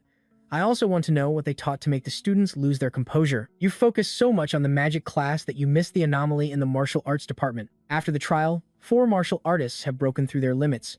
They're now striving to rank up. Master Sigan is assisting them directly. Otani was stunned. He realized Allen Tower might have a special ability to accelerate a martial artist's growth. The visitor worried that if this information leaked, it would cause a worldwide shockwave. Countless martial artists were desperate to break their limits. He revealed that his only goal was to find a talented martial artist, someone who could become the next manager of Allen Tower. Otherwise, he would have never reopened it. Otani ordered this information be kept an absolute secret until it was confirmed. Outside, the magic students were still cheering. In the end, a mage still set the new record. The freshman Julia is a true magical genius. Jeremy walked away, filled with utter resentment. He couldn't accept that Julia had a talentless martial artist brother like Lucas. He gritted his teeth, clenching his fists in jealousy. Damn it, we have different mothers, but I'm Julia's brother too. So why does Lucas get all the attention? Of all people, why is a useless person like Lucas her real brother? At the academy cafeteria, the atmosphere suddenly became lively with the arrival of Theodore Formal. The student council president appeared in a brilliant aura. Hearing the cheers, he smiled smugly and thought, that familiar sound. Even if Julia broke my old record, I'm still this school's idol. However, Theodore's smile quickly faded. He realized the crowd was flocking towards Julia. Look, the magic genius, Julia, is over there. Julia was busy enjoying delicious food, admired by everyone around her. The crowd praised her cuteness. Some even calculated that with the 1,000 bonus points she just received, this 500-point meal was nothing to her. Theodore watched from a distance with a look of pure hatred. That girl, Julia. Lucas gently encouraged his sister to eat as much as she liked. But Theodore suddenly appeared, interrupting the siblings' meal. Lucas was startled by his opponent's terrifying speed. So fast, Student Council President Theodore Foreman. He coldly asked what his purpose was. He looked down at Julia and gave a condescending warning. Julia, you may be excellent, but don't get arrogant just for reaching the 5th floor. However, Julia just kept chewing her food and asked innocently, Huh? What do you mean? Theodore panicked as he saw Julia's magic power suddenly erupt violently, spiraling out of control. He feared he'd lose face in front of the crowd if the situation escalated. He quickly made his retreat. He turned and fled, not forgetting to leave a threat. You'll regret this. Julia watched blankly as the president fled in a cloud of dust. She wondered, is this guy crazy? Lucas calmly wiped his mouth and told his sister not to worry. He told her to just keep eating. Inwardly, Lucas laughed at Theodore's foolishness for daring to threaten his sister. In fact, he had secretly used the hero's blood battle cry skill on Julia. It boosted her total power by 30%. It increased her attack and defense, and dispelled all fatigue for 10 minutes. His opponent fled without a chance to boast. Theodore was supposed to be number 1, but something felt different. Just then, Julia cheered happily when she saw Mina approaching. Mina smiled and congratulated Julia on her outstanding achievement, but Julia humbly insisted it was thanks to her 2 teammates. Mina suddenly asked if they could help with the Goddess Memorial Festival. The siblings were both confused, having never heard of the event. Seeing their confused faces, Mina began to explain about the festival. It was an event that brought together the 3 largest magic schools in the Kamina Empire: Allen Academy, Kyoto Magic School, and Holy Magic School. Every year, the 9 best freshmen are selected from the 3 schools. They compete with each other to determine the top genius. Mina stated firmly that with Julia's current abilities, she would definitely be one of this year's competitors. Julia listened with a serious expression. This was a massive competition. Lucas watched from the side. He found the event interesting and wondered if his sister was truly interested in the new challenge. In the elite girls' dormitory, a loud alarm clock shattered the quiet morning air. Julia was still curled up in her blankets with messy hair, mumbling sleepily. Suddenly, she shot up, remembering her brother's words. From tomorrow on, you're on your own for waking up. Her eyes widened in panic, realizing she had officially been abandoned. She frantically scrambled out of bed. With toast in her mouth and books in her arms, Julia activated her Thunder Dash skill. She shot off like a bolt of lightning, but in her haste, she slammed right into someone, sending her books flying everywhere. Awa scowled in annoyance and snapped, "Are you blind for running into me?" Awa's sharp glare made Julia tremble with fear. Later in class, a gloomy atmosphere surrounded Julia. She realized she had forgotten her textbook. Awa sat beside her with a cold expression. She didn't seem to care about her friend's predicament. Suddenly, Awa slammed her book on the desk. She pushed it towards Julia with a curt offer. "We can share, so stop making that face." Later, in the library, Julia was struggling. Awa once again silently appeared and helped her get a book from a high shelf. Julia whispered a thank you, but Awa had already turned and walked away. At the cafeteria, Lucas ate his bread while watching his sister. He wondered about Awa. Is she a demon or a secret guardian angel? Shortly after, during magic practice, an old professor demonstrated a delicate mana control technique. He created brilliant blue water birds. He stressed, good mana control means less suffering. The surrounding students watched in awe. Julia hid behind a corner, noticing Awa watching from a distance. She immediately focused her mana, created a bird, and went to show it to Awa. But this was her first time attempting this, so Julia couldn't completely control it. Her mana went wild, causing the bird to explode right in front of Awa. What a disaster. Late that night, Awa carried a lantern down the dark hallway and entered Julia's room. She found Julia fast asleep, even drooling a little. She was completely unaware of her roommate's presence. Looking at Julia's messy sleeping habit, Awa sighed. Then she noticed a box on the desk. It was a box of cookies with an apology note from Julia. "I'm really sorry about today. To make it up to you, do you want to hang out tomorrow? I left some homemade cookies on the desk. Please eat them." Awa smiled slightly and left a reply note next to it. "Don't think I'll forgive you just because the cookies are good. But fine, let's go tomorrow." The next day, at the academy gate, Awa stood waiting, looking annoyed at being stood up. Just as Julia ran up, apologizing for being late, Awa froze solid when she realized Lucas was with her. Julia introduced him excitedly. "I brought my brother along. He said he'd treat us." She thought to herself she'd only agree because she thought it would be just the 2 of them. Lucas could clearly see the dissatisfaction on his cousin's face. Just then, Maya happened to pass by. She was surprised to see the Ryan siblings. Julia immediately invited her. "Maya, perfect timing. Do you want to hang out with us?" Hearing that Lucas was there, Maya blushed beet red from embarrassment. "I'll go. This made Iowa even more furious as her original plan was completely ruined. Julia cheered excitedly and urged the group to head straight for the food street in Town. Looking at the three girls enthusiastically walking ahead, Lucas could only sigh. He realized he was the one paying for everything. He would be footing the bill for all three of them. As soon as they arrived in Town, Julia cheered excitedly. "We're here. Let's eat this town dry." Watching his sister dance through the bustling streets, Lucas could only sigh in exhaustion, worrying about his soon-to-be empty wallet. He felt like he was being punished. His plan for a private outing with Julia was ruined. Instead, his tsundere cousin Awa and his ex-fiancée Maya were here. While Awa maintained her cold, proud expression, Maya was secretly happy. She finally had a chance to talk to Lucas outside the academy. Julia excitedly pulled her two companions towards a magnificent building and shouted, "Look! This is the super famous dessert shop from school." Awa glanced at the display case full of cakes. She acted uninterested. She said dismissively that she had no interest in such childish shops. However, Julia's hopes were soon dashed. An announcement stated there were only 2 spots left for the day. Julia was completely devastated. She slumped to the ground in frustration. "But this is the place I wanted to visit the most." Seizing a golden opportunity to be alone with Lucas, Maya quickly made an excuse. Her doctor had told her to avoid sweets, giving her spot to Julia and Iowa. She cleverly suggested, "Julia and Awa, you two, go ahead. I'll wait out here with Lucas." Maya was so clever, her chance had come. Although Awa still seemed reluctant, Julia quickly recovered her spirits. She excitedly pulled her senior into the shop, completely unaware of Maya's true intentions. When only the two of them were left, Lucas kindly gave Maya a drink. He apologized on his sister's behalf for her childishness. Maya smiled gently. She said she was just happy to see Lucas and his sister happy. Sitting on a bench in the vibrant town square, Maya reminisced about old memories. "Julia is so energetic and cute. It reminds me of when we used to hang out together as kids." Seeing Lucas look confused, Maya reminded him of a time they snuck away from the adults. They went to see the Night Wolf exhibition in this very town. She asked if he really didn't remember. A distant memory surfaced in Maya's mind. It was of a rainy afternoon when they were children. Back then, little Maya had backed away in fear. She was faced with a fierce wolf snarling behind iron bars. But Lucas had bravely stood in front of her to protect her. "It's okay. I'll protect you." Back in the present, Lucas forced a smile. "Ah, yeah, I think something like that did happen." Inwardly, he was confused. He didn't know how to face memories from before his soul entered this body. Maya clutched her drink, her eyes filled with sadness as she looked at Lucas. She asked in a choked voice, "Are you still mad about the broken engagement?" Seeing Lucas hesitate, she poured out her long-suppressed feelings. "I've always felt like you've been deliberately avoiding me all this time. My family proposing to break the engagement right after you were rejected by the gods must have hurt you a lot." Maya teared up, admitting she was too young then to understand the full meaning of it. So when they met again, she didn't know what to say. She hesitantly made a suggestion. "So, if you want, can we be friends?" Faced with such sincerity, Lucas smiled warmly. He thought to himself that he couldn't refuse such an offer. He assured her he had never once blamed her. Then he held out his hand and said gently, "I'd be happy to be your friend." Maya's face lit up with a brilliant smile. The tears in her eyes vanished as they shared a meaningful, reconciling handshake. Meanwhile, in another part of town, Julia and Iowa were enjoying the lively festival atmosphere with blue butterflies and fantastical magic shows. Julia was excitedly eating a giant cotton candy. She praised its sweetness next to a blushing Iowa. She also enthusiastically picked out matching items. "Let's buy matching things." Though Iowa kept a cool expression, she could only sigh and go along.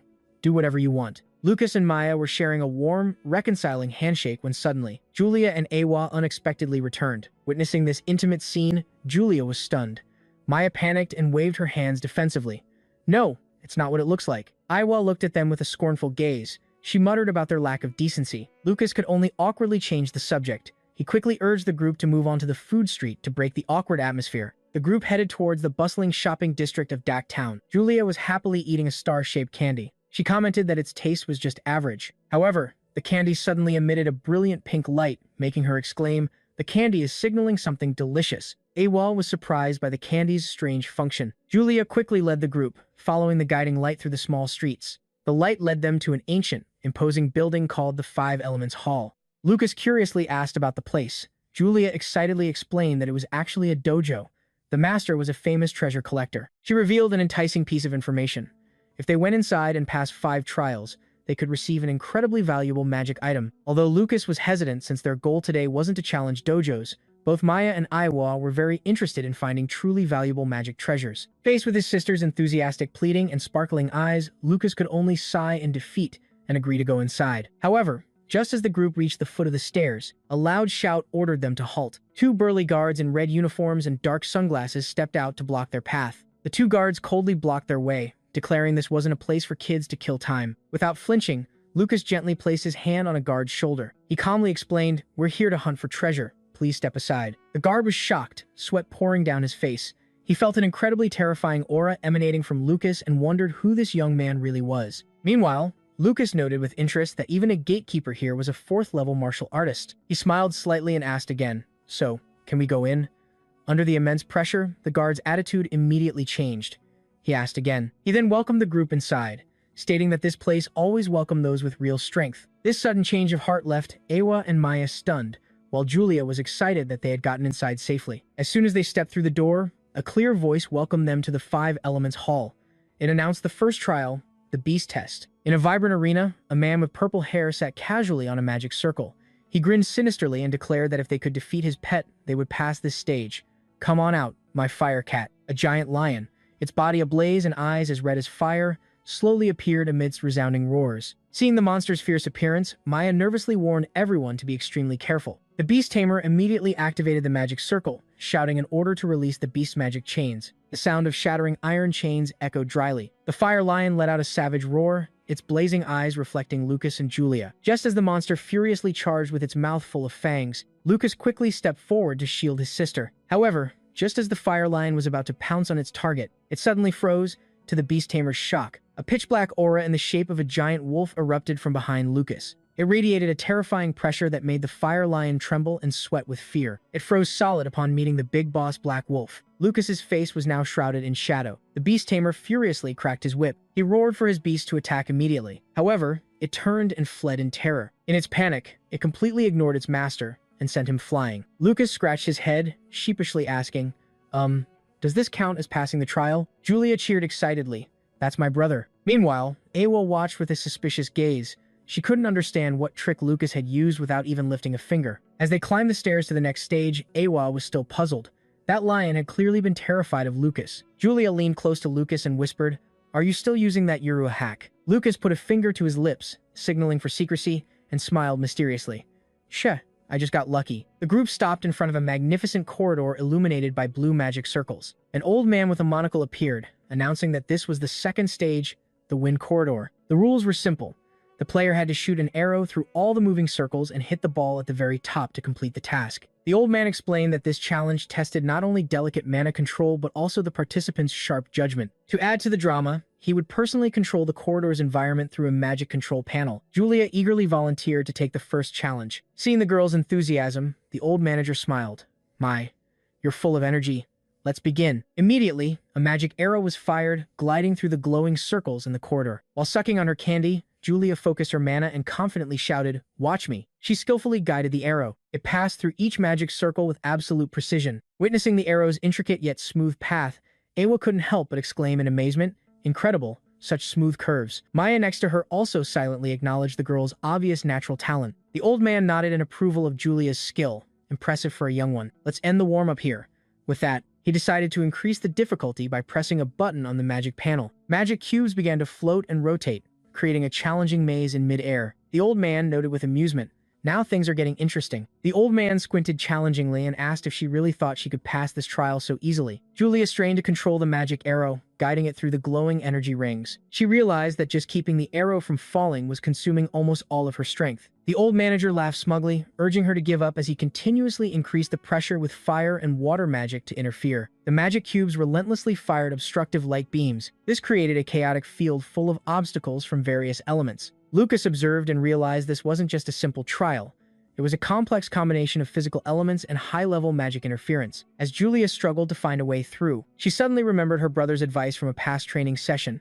He told her how to deal with magic interference. With a confident smile, Lucas had once stated that the only way was to directly destroy the source of the interference. Julia's eyes suddenly lit up with determination. She bit down hard on her candy and poured all her power into her Super Thunder Strike. She shattered all obstacles, to the utter shock of the old manager. Witnessing Julia's destructive power, Maya thought to herself that this was more like a real battle than a simple test. Although Iwa sarcastically remarked that she had used excessive force, Julia was thrilled to receive praise from her brother after spectacularly passing the second stage. The old manager quickly regained his stern composure. He led the group into a room full of books and potion ingredients, He warned them that not every challenge could be solved with pure muscle. The third stage, the alchemy trial, appeared before them.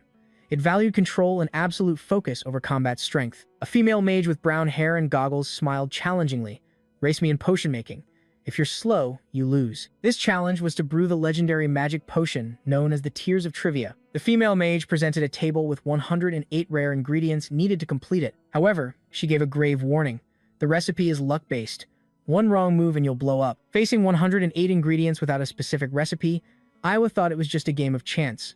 Lucas also concluded that this delicate work was not for attack-oriented people like them. Suddenly, Maya spoke up shyly. Can I try this challenge? The mage was surprised by the young girl's boldness. You want to try? Oh, how brave. She immediately began her demonstration with specialized goggles. They displayed precise measurements down to 0.01 grams and controlled. She controlled the cooling time to just 0.5 seconds for the 12th step. Watching the mage's actions, Lucas was amazed. She was not only fast, but her mixing precision was also incredible. Julia called out excitedly, "Brother, look at Maya." Maya began her turn by touching her necklace, which glowed with blue spiritual energy. She gently controlled the ingredients, making them float in the air amidst a shimmering light. Maya noted to herself, "This star crystal contains a lot of mana and is a bit salty. Just a little more should be enough. Is she cooking or making a potion?" Lucas was stunned by Maya's knife skills. Each slice was swift and precise down to the millimeter. The processed magic ingredients began to blend into the glowing cauldron. Maya focused intently, thinking, "Let it melt slowly on low heat, just like cheese." When she noticed a slightly bitter and conflicting aroma, she decided to add a sweet-smelling ingredient to balance the potion's flavor. Maya gently poured a sparkling essence into the cauldron. She thought, "This will soften the potion's harsh components." Watching her skillful movements, Julia couldn't help but be impressed. Maya makes this look as easy as cooking. Iwa also had to admit that with that rhythm, Maya looked like she was conducting a symphony orchestra. A huge vortex of magical energy began to swirl violently inside the room. "It's done," Maya announced cheerfully as the cauldron emitted a mystical purple light. She held up the sparkling potion in her hand. To the female mage's absolute shock, the mage trembled as she checked it, unable to believe her eyes. That purity. This is truly the legendary Tears of Guia. The mage frantically grabbed Maya's shoulders and demanded, "To master this skill at this level takes decades of experience.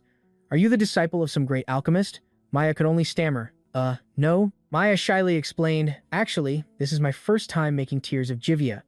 I'm not sure how I did it. Maybe it's because I cook often?" Her innocent answer left the female mage, Lucas, and Iwa all frozen in shock. Maya continued to share that she usually focused on the ingredients' aromas to find the best ratio, so alchemy felt no different from cooking to her. She smiled and said, "Making this is as easy as making soup." The female mage was speechless at the absurd comparison. "You're comparing a legendary magic potion to soup?" Julia enthusiastically agreed. "That's why your sweets are so amazing, Maya. The cookies you made last time were so good, I almost cried." Even Iwa had to praise Maya's talented cooking instincts. "You're kind-hearted and a great cook too. Whoever marries you in the future will be a very lucky person." The unexpected compliment made Maya blush beet red. She flusteredly waved her hands. "Huh. No way.